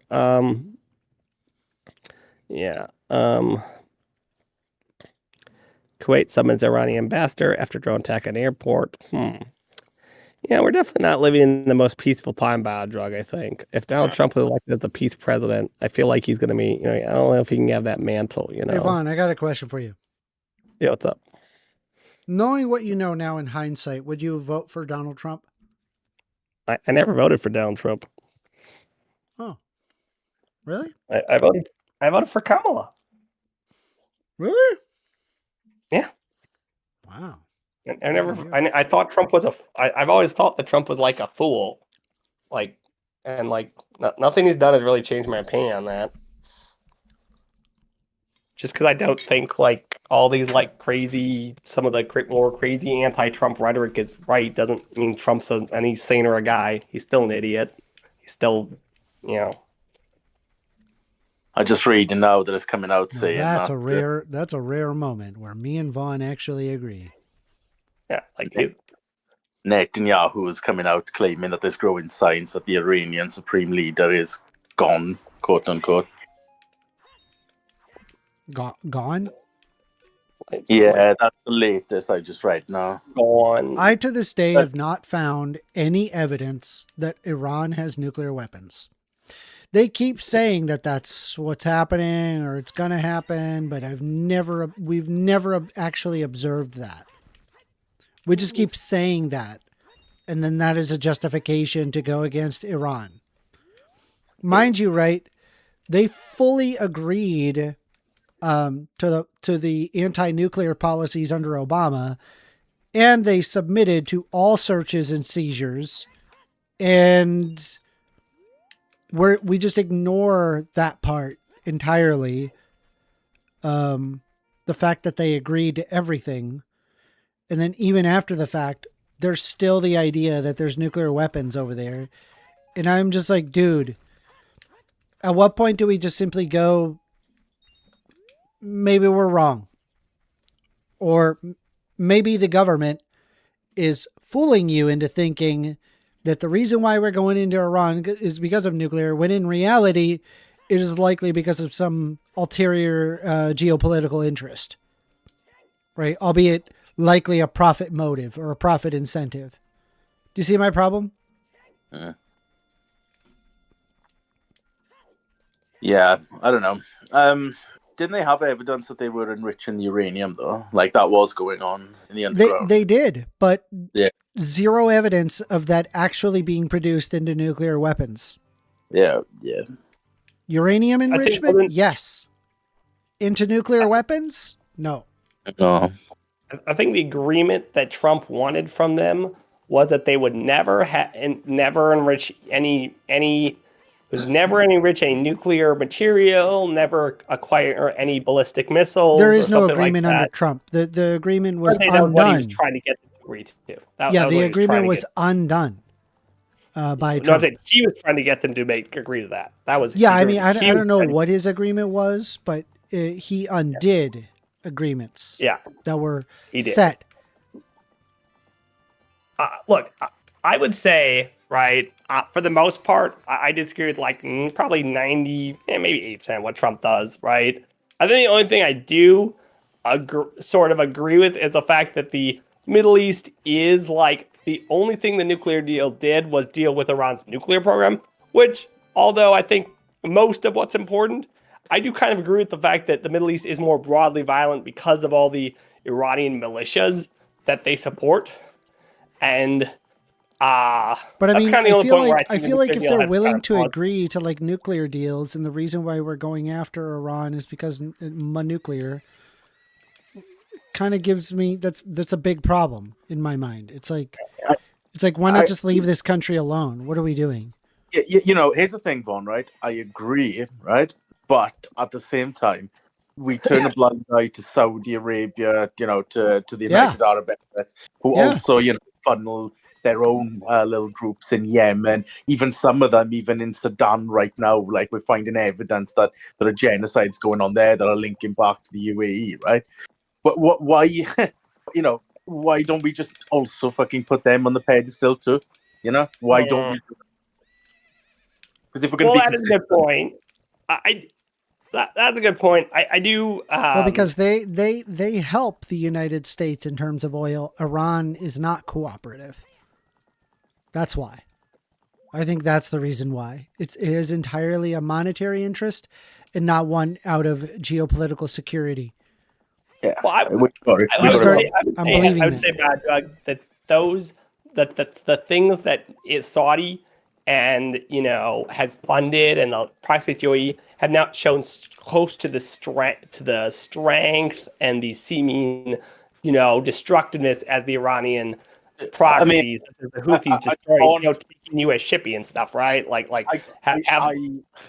I gotta push back against that, mate. Like, because if you're looking at the numbers or the figures that are going on in like West fucking Sudan at the moment, right? And you're looking at how many people are getting killed in that conflict. It what's going on in Palestine is dwarfing how serious is going on in Sudan, right? But yet we all fucking ignore it anyway.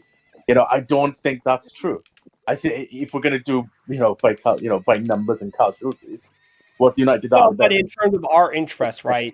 I look, I'm not in terms as a humanitarian. Obviously, the numbers in Sudan are far worse.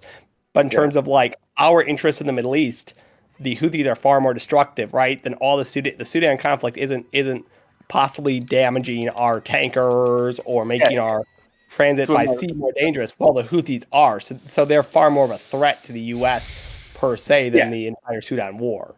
Yeah, no, that I'd agree with. Like, it's an American interest thing.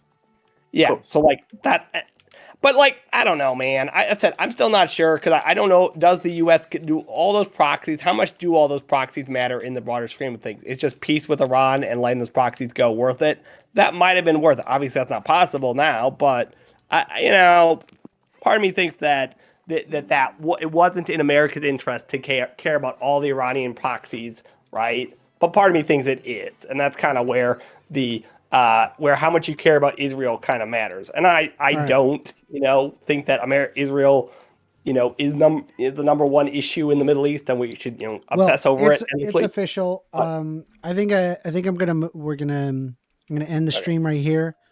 Kind of tail end, a little bit of a boring end, but I hope you guys enjoyed it. We got more coming.